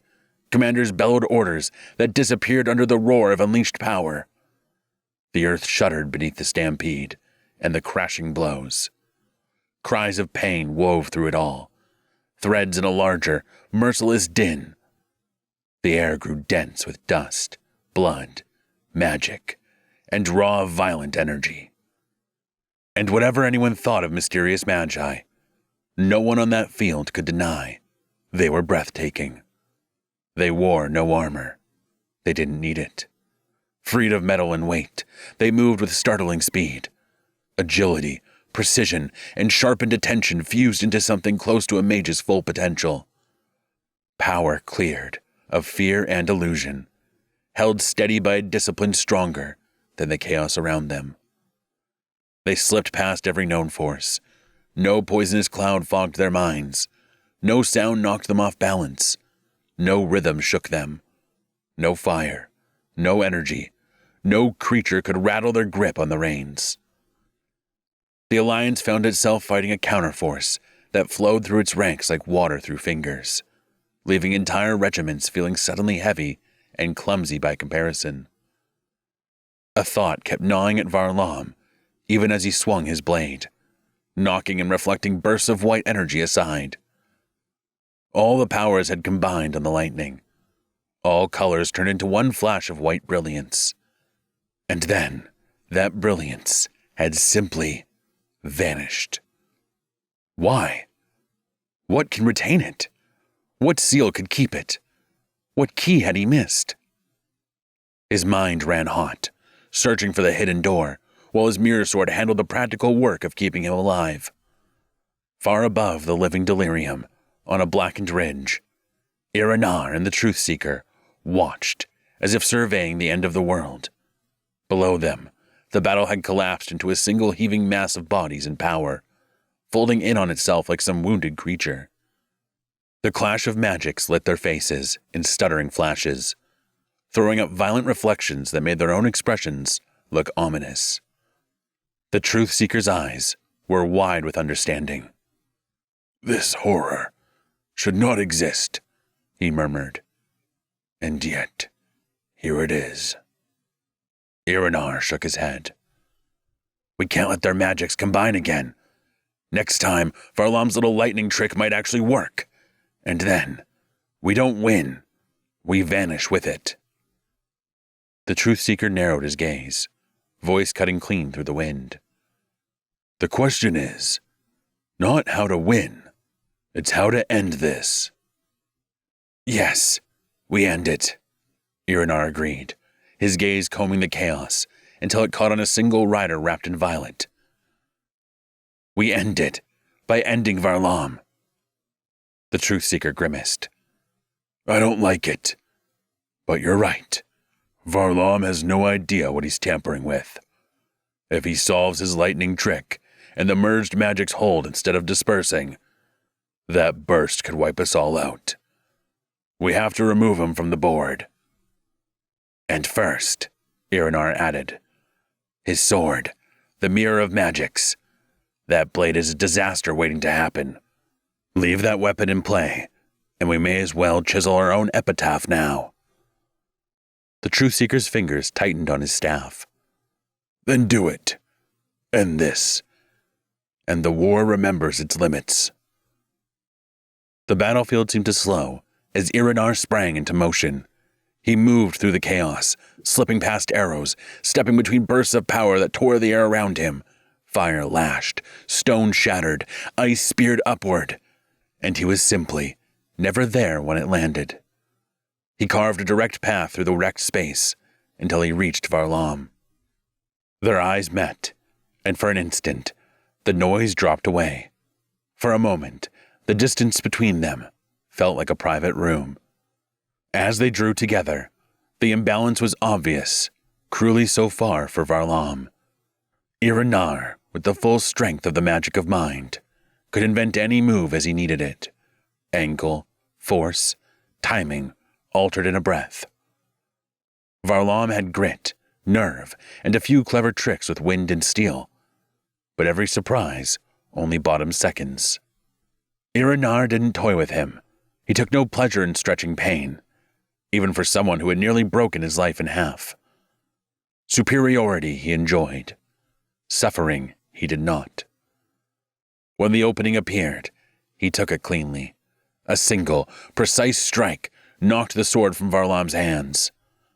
The mirror sword spun up into the stormy sky, a bright arc of ancient metal. It passed through fire, through flying rock, through a spray of arrows and wild magic, untouched by any of it. Not a scorch, not a crack. It came down near the edge of the field with a clear, hard ring and landed in the trampled grass, perfectly intact. Mila, fighting her way through the chaos, saw the sword wheel above the carnage and drop.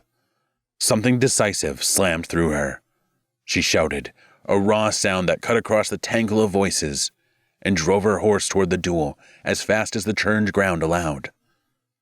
Varlam twisted to evade Iranar's next stroke, and without his blade to counterweight him, his footing went out from under him. By the time Mila reached them, Iranar had already raised his sword for the final strike. A stray fireball slammed into her horse's side. The animal screamed and reared. The world lurched sideways. Whether Mila fell by accident, instinct, or some deeper pull of fate, no witness could ever say.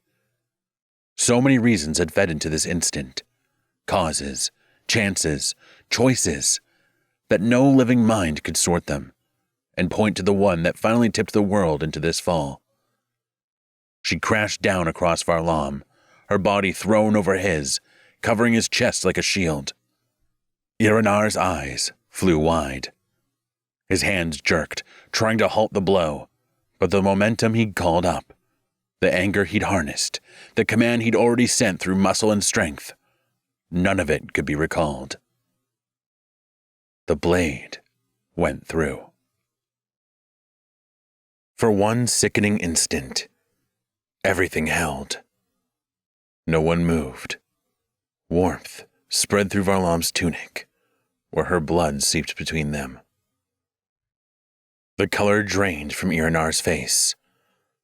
He staggered a step forward, reaching for Mila, but a surge of killing intent rushed at him from the side and forced him to turn. Gorday. He came at Irenar with a ferocity that almost matched his worst legends. Irenar had trained himself. He knew exactly how dangerous Gorday could be when he finally chose the right enemy. Every blow was revenge swung into metal and magic. Irenar had no choice but to meet him, parry for parry, as he shouted over the clash. Varlam, take her! Go! Varlam didn't need the order. He was already gathering Mila into his arms, already hauling himself onto the nearest riderless horse, already forcing a path toward the ragged edge of the battle, where there might be air enough to breathe. He had ridden only a short distance when a hard glint at the edge of his vision snagged him. His sword lay in the churned earth, bright against the mud and trampled grass. He pulled the reins, holding Mila's lifeless body, and stared at the blade. It was reflecting magic flashes of the battle around. Was it a missing piece he had been carrying all along? Of course, he said in epiphany. We need to reflect the combined magics. Varlam lifted his hand. His violet power ran up the clouds, drawing them to a single burning point. A massive bolt of lightning tore free and slammed straight into the mirrored face of his sword. Many magi on the field saw the blinding bolt. They remembered Varlam's original plan. When you see lightning, pour your power into it. Hands rose from every quarter of the valley. Power surged loose from the remaining magi. Green, blue, crimson, magenta, turquoise, violet, orange, and sun-bright yellow.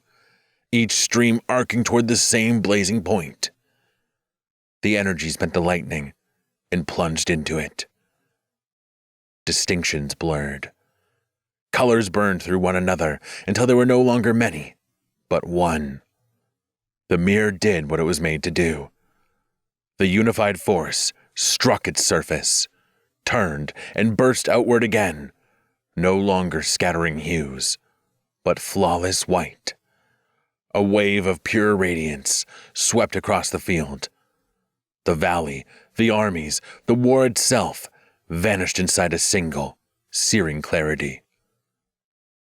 The blast tore through the valley, sweeping across the armies, knocking warriors from their feet, and shaking the very foundations of the mountains. The sound was like the roar of the heavens splitting open. The brilliance was so complete that the ground vanished from sight. The warriors seemed suspended in a high, bright void. The wave rolled on, swallowing color, swallowing noise. The world became only light, pure and relentless. Some souls couldn't withstand the amount of pressure and blew loose from their bodies. Irenar, as his sword was arcing toward Gorday, held more rage in him than at any other moment in his life. All that force, summoned, focused, compressed inside one man, turned against him when the white wave struck. His balance shattered, his soul tore free, and was driven downward, ripped out of him without mercy. At the far edge of the field, the truth seeker, filled with remorse and regret, fell from the new force, exactly as he feared he might. The instant the light hit, the ground had been snatched from under him. He collapsed where he stood, and did not rise again. His body still, his part in the story, finished. When the radiance slightly faded, faces came back into focus. Bewildered and emptied of frenzy. Men stared at their own hands, as if they belonged to someone else. Weapons slipped from fingers and thudded into the ground. Warriors looked at one another in a daze, as if the reason for their presence had evaporated with the light. Leaders looked from side to side, gathering their wits, trying to grasp the power that had swept through them. The fury of battle ebbed, replaced by awe, the shock of the moment, and a quiet, trembling gratitude for life. The field returned in pieces, torn bodies, smoking gouges in the earth, a low murmur where thunder had been. Near the center, Irinar lay sprawled, eyes glass bright and fixed on the sky. His body was a fallen instrument. Whatever had played it was gone, hurled into the dark below, where the abyss seemed to have been waiting with open hands. Irinar fell into a cavern of shadow where black souls wailed, a raw, scraping sound that turned mere listening into pain. Dark, smoky beings with hollow eyes drifted among them, and wherever they passed, the fallen flared, burned down to ash, and then to nothing at all. Irinar's own soul began to burn, every dark ambition that had pulled him away from the balance, rising now as fuel for the fire. Every part of him screamed, caught in a torment that felt eternal, a suffering no imagination could have conceived. Through the agony, a voice reached him, soft, perfectly clear. "Irinar." The scream broke off. Even the darkness seemed to hesitate. "Irinar," the voice called again. "Mila?" His answer came hoarse, disbelieving. "Mila, what have I done? Light pierced the void. A single slender ray cut through the dark and settled on him, lifting him as if the weight of his own soul had suddenly eased. He let go. The light bore him upward, into an elsewhere that arrived all at once. He opened his eyes into radiance, without horizon, living, shifting all around him. From that brightness, a figure stepped forward. Mila, whole and calm. "You shouldn't be here," she said gently. "Yes, I know," Irinar murmured. "I belong in the underworld." Mila's gaze held him, calm but firm. "Not anymore, Irinar. You can go back into your body. It's not your time yet." "I don't want to," he whispered. "I can't redeem what I've done. I killed you." Mila lifted a hand. Light gathered at her palm and pressed warm to his chest. The touch was complete comprehension. "Yes, you can. You're the only one who has truly felt it all. The darkness of the curse and full power of light. You are the only one who clearly realizes the answer to the main question. Do we understand light? You do. Help the nations learn it. Help them pass it on, so we can grow. You should go." Irinar's eyes shimmered.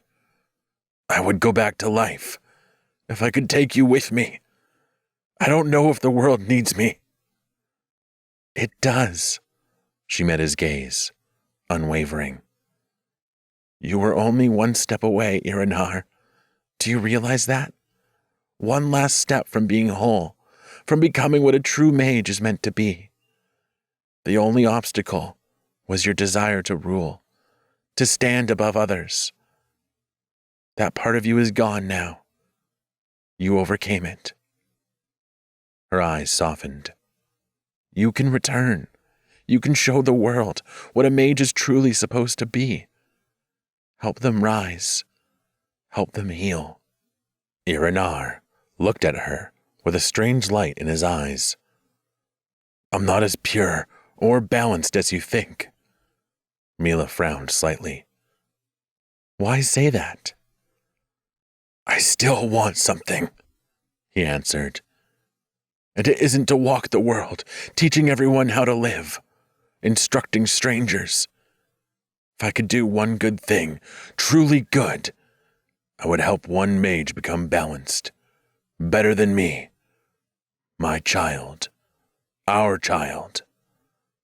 Mila froze, breath catching. Irinar, this is the most beautiful thing I've ever heard. But it's impossible. My body is dead. You killed me. He shook his head, sudden certainty hardening his voice.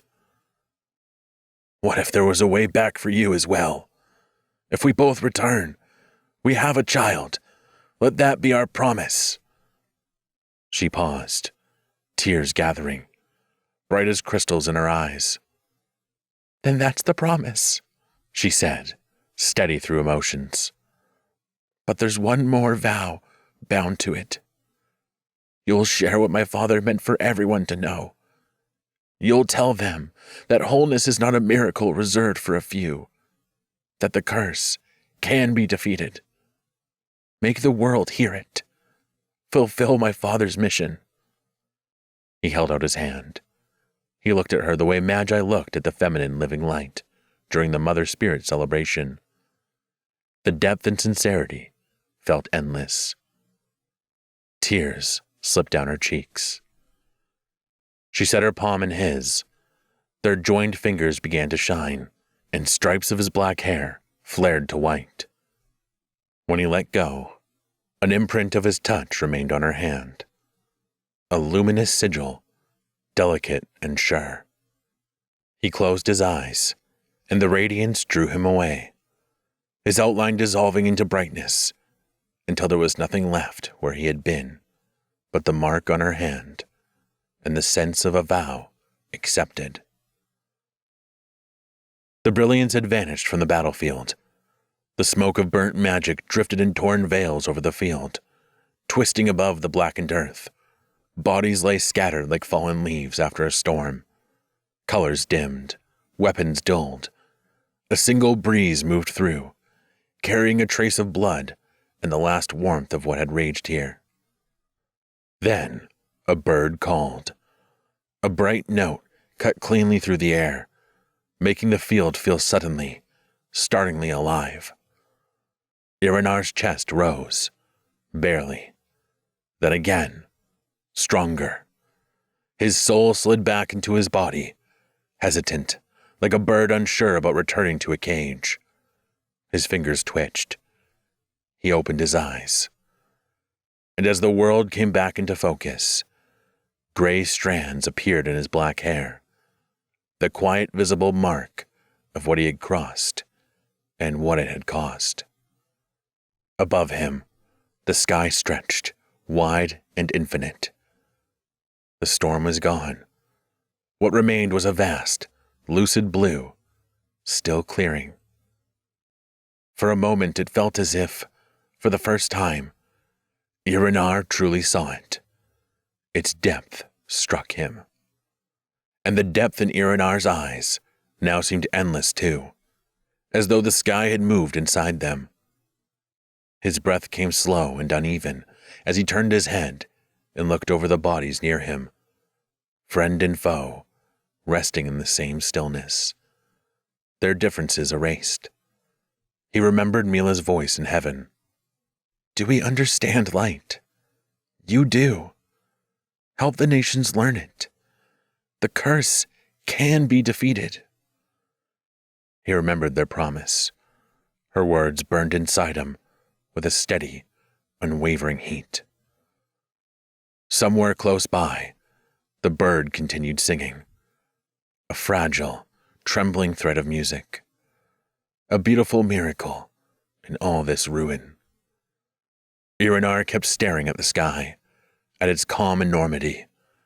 He pressed a hand to his chest and felt his heart beating there, steady and astonished. The complexity of what moved through him, thought and emotion, history and revelation, duty and dreams, was immense, beyond description. And yet, he found he could express it in 2 simple words. Thank you, he whispered to the sky. Chapter 29. After the Old Boundaries. For the first time in living memory, the Valley of Mist stood clear. The white veil that had long kept its hills and rivers lifted like a curtain before dawn. The mist unraveled in slow, ethereal waves, dissolving into the sunlight. And what it revealed was a world that no one had truly seen before.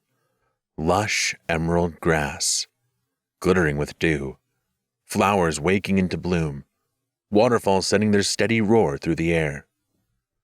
Muse stood by the window of the old temple, her usually mischievous face softened with awe. "For the first time in history as we know it," she whispered, "the mist is gone from our valley, and the light, it's finally showing us the real world." Inside the temple, the leaders sat ringed around the round table. 2 thrones stood conspicuously empty, the red and the purple. Gorday and Varlam were gone. The room settled into the tight, practical silence of magi who wanted answers more than victory. All eyes had found Iranar. Mage of Inanimate Nature broke first. "I did not lower my blade for you," she said, nodding toward Iranar without malice. "I lowered it for the brilliance, the new power we just witnessed. What was it?" "We all saw it," Iranar responded evenly. "We all felt it. I think no one can argue that it was pure light. And if we call it light, I don't think this force will be offended." "Speak plainly," Rootkeeper said, not unkindly. 10 years ago, he was meant to help Mila's father make this very revelation, but it never happened. And now, he had no patience for vague philosophy. Iranar was about to continue, but the Mage of Sunlight cleared his throat. "This pure light we all observed. Are we meant to master that? All magics at once?" The Mage of Dreams leaned forward, frowning.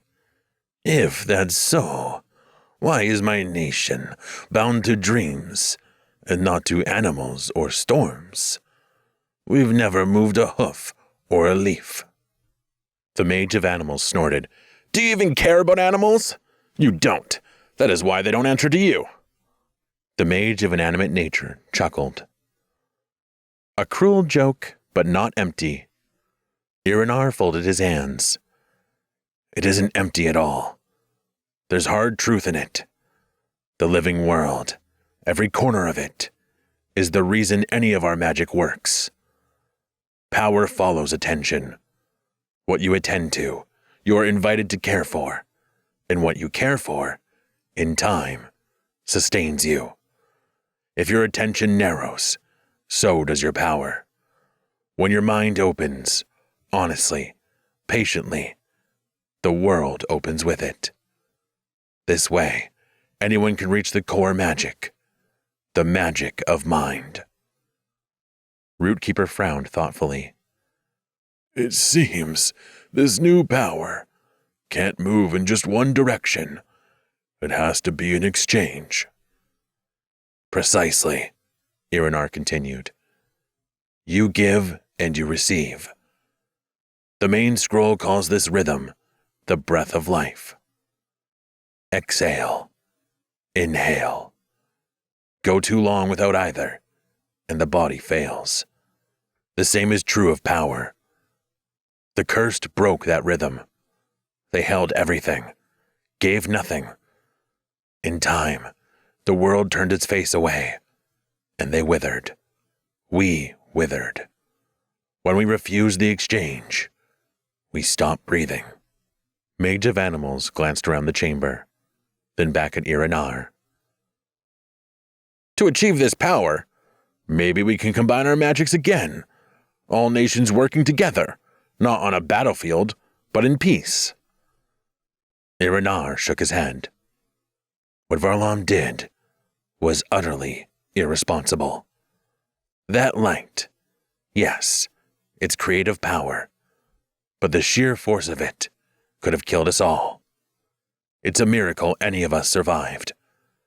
He should have tested it more carefully first. Mage of Animals exhaled. He did, as much as he could, but he had to be quick. Mage of Inanimate Nature folded her arms, pondering the devastation with dispassionate calm. Well, now we all know, and with minimal losses. For her, it had cost only a third of her entire army. Irenar's jaw tightened. If you'd listened to me, there wouldn't have been any losses at all, he thought, but he said nothing. The Mage of Dreams spoke again, his voice quieter now. How do we learn the whole of it? Is there one road for all of us? Only hours ago, we believed we were different kinds of creatures. Now we're told we share the same ground. Yes, we still differ, Irenar said. Not in worth, but in wounds. Each of us carries a measure of the curse. The temptation to hoard, to narrow, to forget the exchange. But it can be unlearned. The curse can be defeated. Not with a slogan, not with a single ritual, and not in a day. You don't learn any skill without practice, not even the ones that seem most natural, like walking or swimming. The Mage of Music nodded. Yes, that's true. You can't just pick up an instrument and play something virtuosic on it without practice. Irenar stood, sunlight catching the scars along his face, chest, and forearms. Exactly. So here's what we do now. We practice the exchange where we stand. Turn toward what you have neglected. Offer something real. Time, care, craft, and see what answers. Let each nation study what it has ignored, not to seize it, but to learn its language. Bring back what you discover. No one of us will find the whole answer. Together, we might assemble one that holds. He looked around the table, meeting each gaze in turn, each of them deep in thought. We'll adjourn for now. Think. Observe. Breathe. Then we meet again soon, and compare the truth each of us has earned. What was radically new in this conversation was the amount of honesty shared. The temple hadn't trembled once. Chairs scraped back. The circle rose without ceremony. No hatred, no fear, no words. Only a larger reality, settling like light rain. In that quiet, the unspoken became plain. The world would not return to what it had been. It would need to grow past its old boundaries. Rosalia slept, draped across the warm back of a black panther, its slow breathing keeping time with hers. Her hand rested in the animal's silken fur, absently stroking its ear. As the panther purred, the world around her began to loosen and dissolve. A soft shimmer rose and swallowed her, and suddenly, she was floating in a cave. She drifted in a long crimson dress, the fabric streaming behind her. Around her, every color of magic woke and whirled. Golden sparks like flecks of sunlight, emerald vines twisting through the air with serpent grace. Unity of all magics, she whispered, curiosity brightening her voice. I was right, as I am always right. I knew it would grant us a power very, very special. The most special of them all. Rosalia spread her arms, and from her chest, rays of light burst outward, as if her heart were a prism breaking open the spectrum. Suddenly, she was no longer alone. Gorday appeared, floating in the cavern air. His skin had gone dark, scored with red, lava-like cracks, as though he were being split from within. Gorday! Rosalia cried, exasperation and disbelief fighting in her voice. What are you doing? You're driving the light inward. You'll burn yourself alive. He only grinned. The furnace inside him roared. His body darkened. The lava cracks racing like furious veins. Then he began to dissolve, consumed from within, until there was nothing left. The sough of burning coals swelled into a low snarl. Rosalia jolted awake. Beneath her, the panther rumbled a warning growl. She was stretched beside a lake of lava. The air was heavy with heat. Across the molten surface, a lone figure approached. Gorday drifted toward her on a slab of rock, dazed and blinking, as if he'd just been knocked speechless on the head. "Wake up, my passion flower," he called, far too cheerful. "I thought I'd find you here." Rosalia pushed herself up, and, with elegant disdain, brushed flecks of ash from her crimson dress. "So," she drawled, a smirk curving her mouth, "you're not ruling the world yet. What's the matter, darling? Did someone outshine you?" His grin hit a pebble and stumbled. "It was a complicated battle. Complicated. I heard it ended with a spectacular display, a combination of all magics, and that I was right the whole time. I am, inconveniently, for everyone, always right." He squinted at her. "You were the one claiming that the combination of magics is a massively destructive, mind-twisting weapon." "I was saying it would destroy your ego," she replied, reclining against a warm rock. Gorday leaned in, eyes bright with his unnerving alloy of charm and menace. "Destroy my ego? No chance. Mock me all you want, Rosalia. The leaders can have their peace talks, their fancy philosophies about balance and light. I don't care. They've forgotten one thing." Rosalia raised an eyebrow. "Oh, this should be good. What have they forgotten?" His dark smile widened, heat rippling behind it. "I'm still here." Rosalia smirked again, only this time, a cold shiver climbed her spine. Chapter 30. The Breath of Life. Varlam had never seen the dead return, not in any tale he trusted, and not on any field he had survived. Yet he clung, desperately, to the question that would not leave him. Was it possible? Could a life be called back? And what power could ever do it? The white power. The pure light that had just burst from the clash of nations, still wrapped itself around his sword. It burned so fiercely now that Varlam could scarcely see his own path. A glare that held destruction and creation at the same time. It was perhaps the greatest charge of living energy the world had ever gathered upon a single object. If anything could bring her back, it would be this, if there was a way. He forced himself to think. How is magic done? How had he culled the lightning? He had imagined it, bright and exact, holding its shape in his mind, until the desire became certainty. He had aimed his will, and the world had responded. Could he do the same with Mila's life? See her breathing again with that same hard certainty? Could he turn what remained of the pure light in the blade toward her wound and command it to heal? He reined in at a shallow cave just beyond the edge of the battlefield and carried Mila inside. On the stone floor, he knelt beside her, still, slack-limbed, the color gone from her lips. He laid the sword across her chest. Varlam closed his eyes and filled his lungs.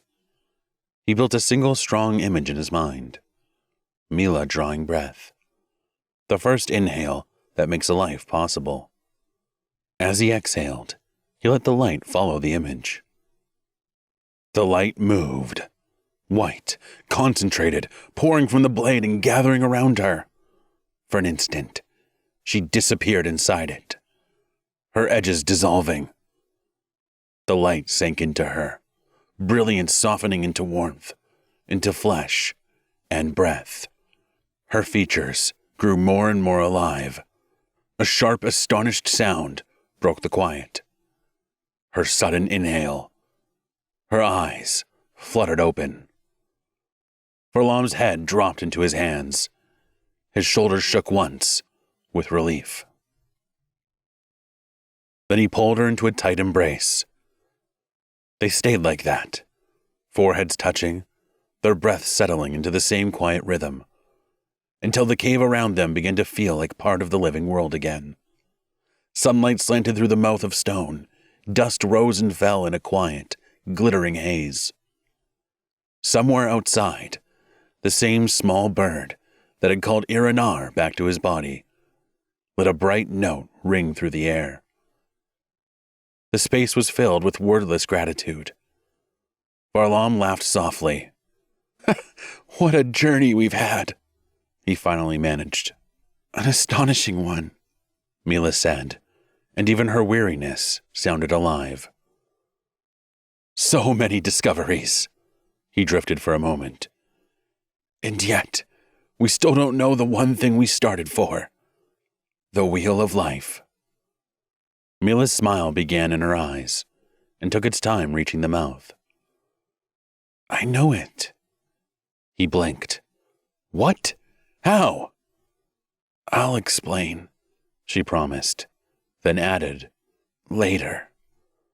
He leaned forward despite himself. "Can you just tell me what it is?" "You can't wait." "No." The honesty escaped him before caution could catch it. "I've spent my life chasing it, and now you say you know?" Mila almost laughed. These were her first breaths in a while. It felt like a waste not to spend them on something profound. "Well, you always said the wheel unites the magics." She paused, then smiled faintly. "And you were right. Its 8 petals are the 8 magics, and the 8 spokes, with those round housings along them, were never meant for jewels. They were for scrolls.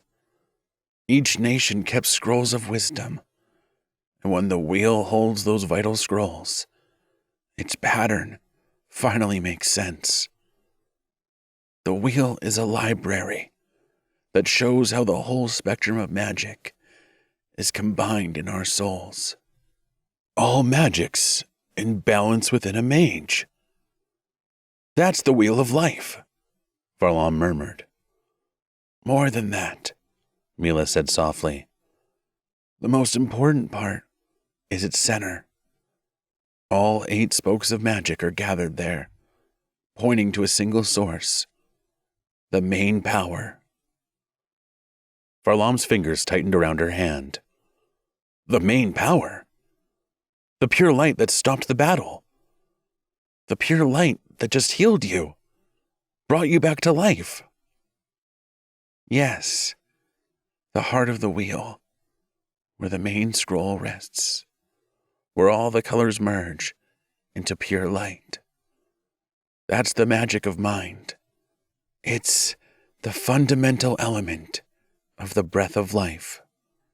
The main scroll reveals how this core power opens the way to all the others, flowing outward through the rings of the wheel."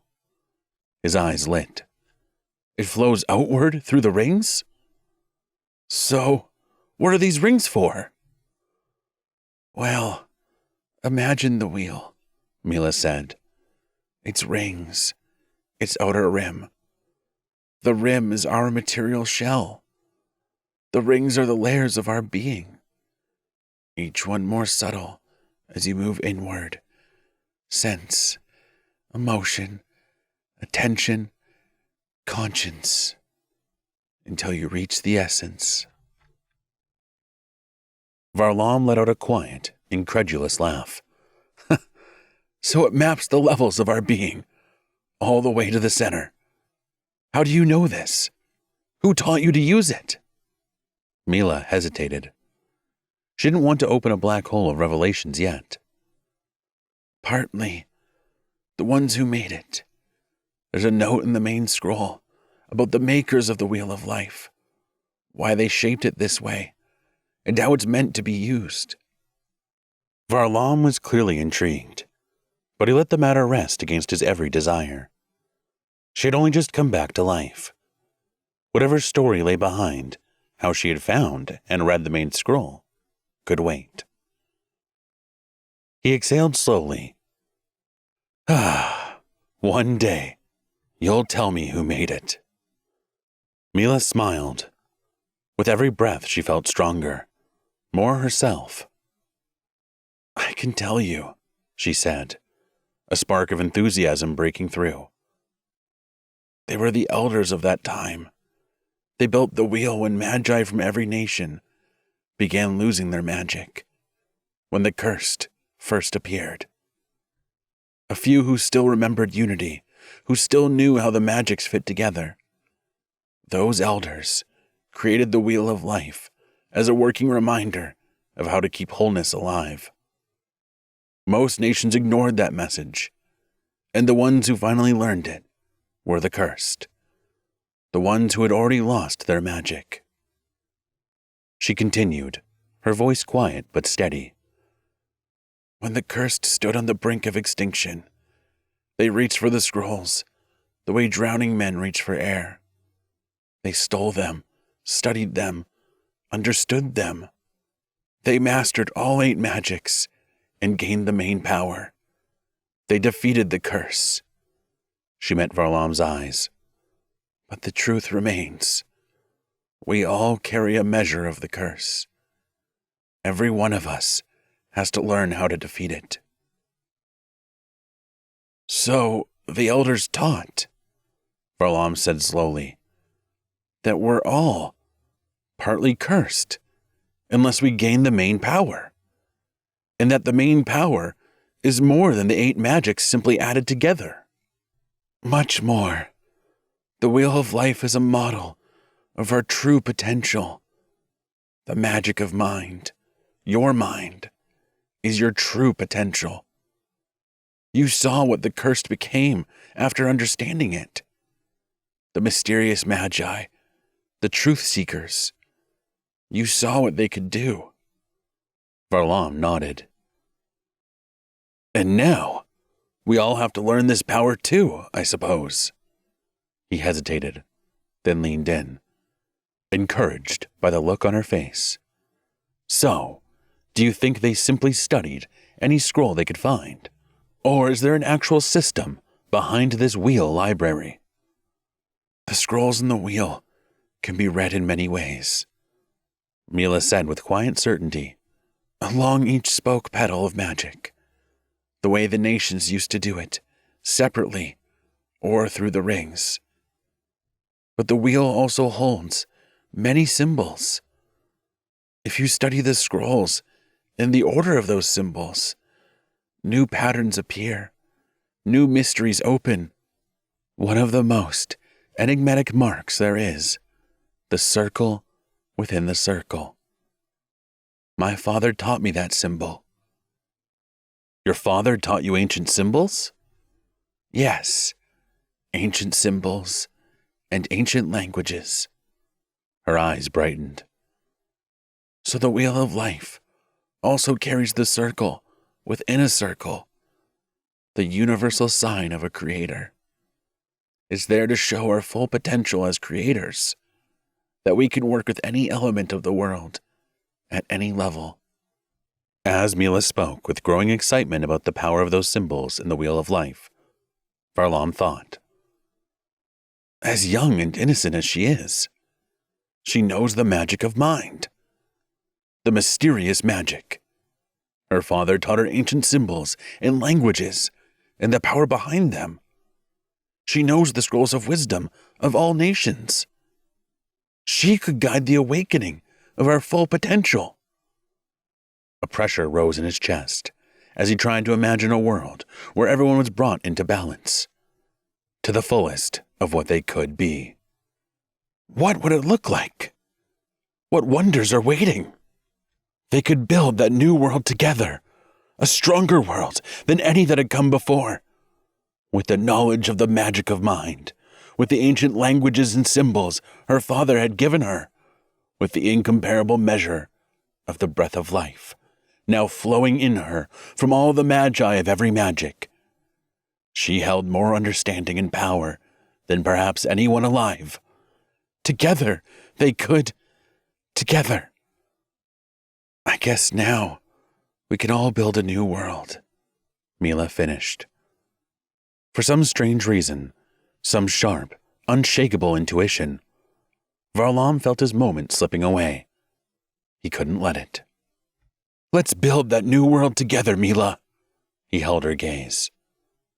Marry me. Joy surged through her, so quickly it almost hurt. She felt grateful for everything, for life, for this fierce, thrilling journey. Yes, she cried. She managed to push herself upright, and they reached for each other. After tender kisses and a tight embrace, overflowing with emotion, Varlam rose and glanced outside. The sunlight was pouring in even brighter.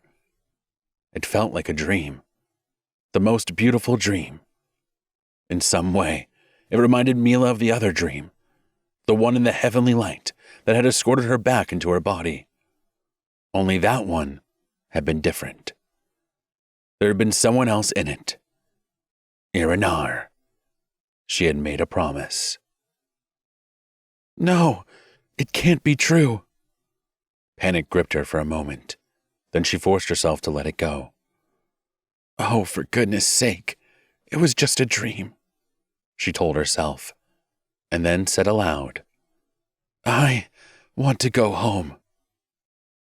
To the Ice Kingdom, Varlam ventured, coming back to her, offering his hand as if offering her a future, an Ice Queen's future. The idea brushed her like a cold wind. Still, she smiled and took his hand. He noticed a strange mark on her palm and paused. Another souvenir from Revelation Day, he asked lightly. Mila stared. The faint seared pattern, unmistakable as a signature, lay in her skin. Iranar's touch, his vow, had become a fact her body could not misremember. Heat climbed her throat. A dozen thoughts tried to be first. What have I done? What do I do now? She looked up. Varlam was watching her with wild tenderness. He had just asked for everything, and been given it, completely unaware of the quiet bookkeeping fate was already doing in the margins.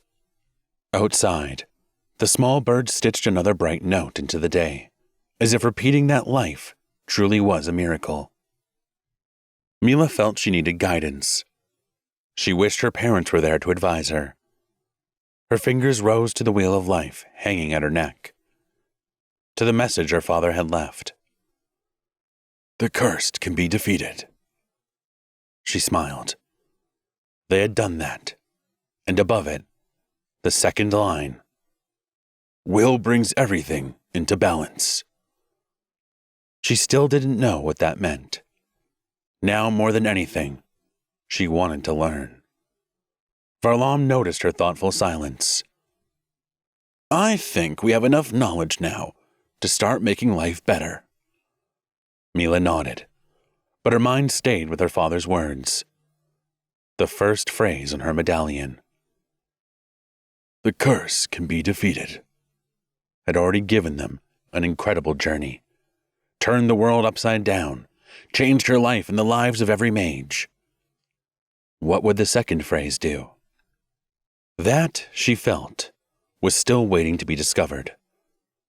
Excitement stirred in her, an eager sense of life unfolding, of revelations yet to come.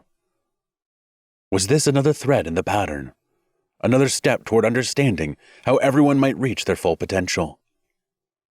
The feeling would not leave her. Another adventure lay ahead, They had to move forward. Varlam was right. They already knew enough to begin shaping a better world, and just enough to realize how much remained unseen. One thing was certain. Even in the tangle, life was here. Stubborn, improbable, generous, full of astonishing surprises. The moment you decided you understood it, it set a new challenge in your path to test that certainty. Mila closed her fingers, feeling both the warmth of Varlam's hand and the faint sting of the mark on her palm. Hand in hand, they stepped outside. Sunlight washing over them, the breeze moving freely around them, the intoxicating scent of wild white roses blooming at the threshold, welcoming them into the breath of life. This has been The Breath of Life, Book 1. Narrated by Justus McGonigal.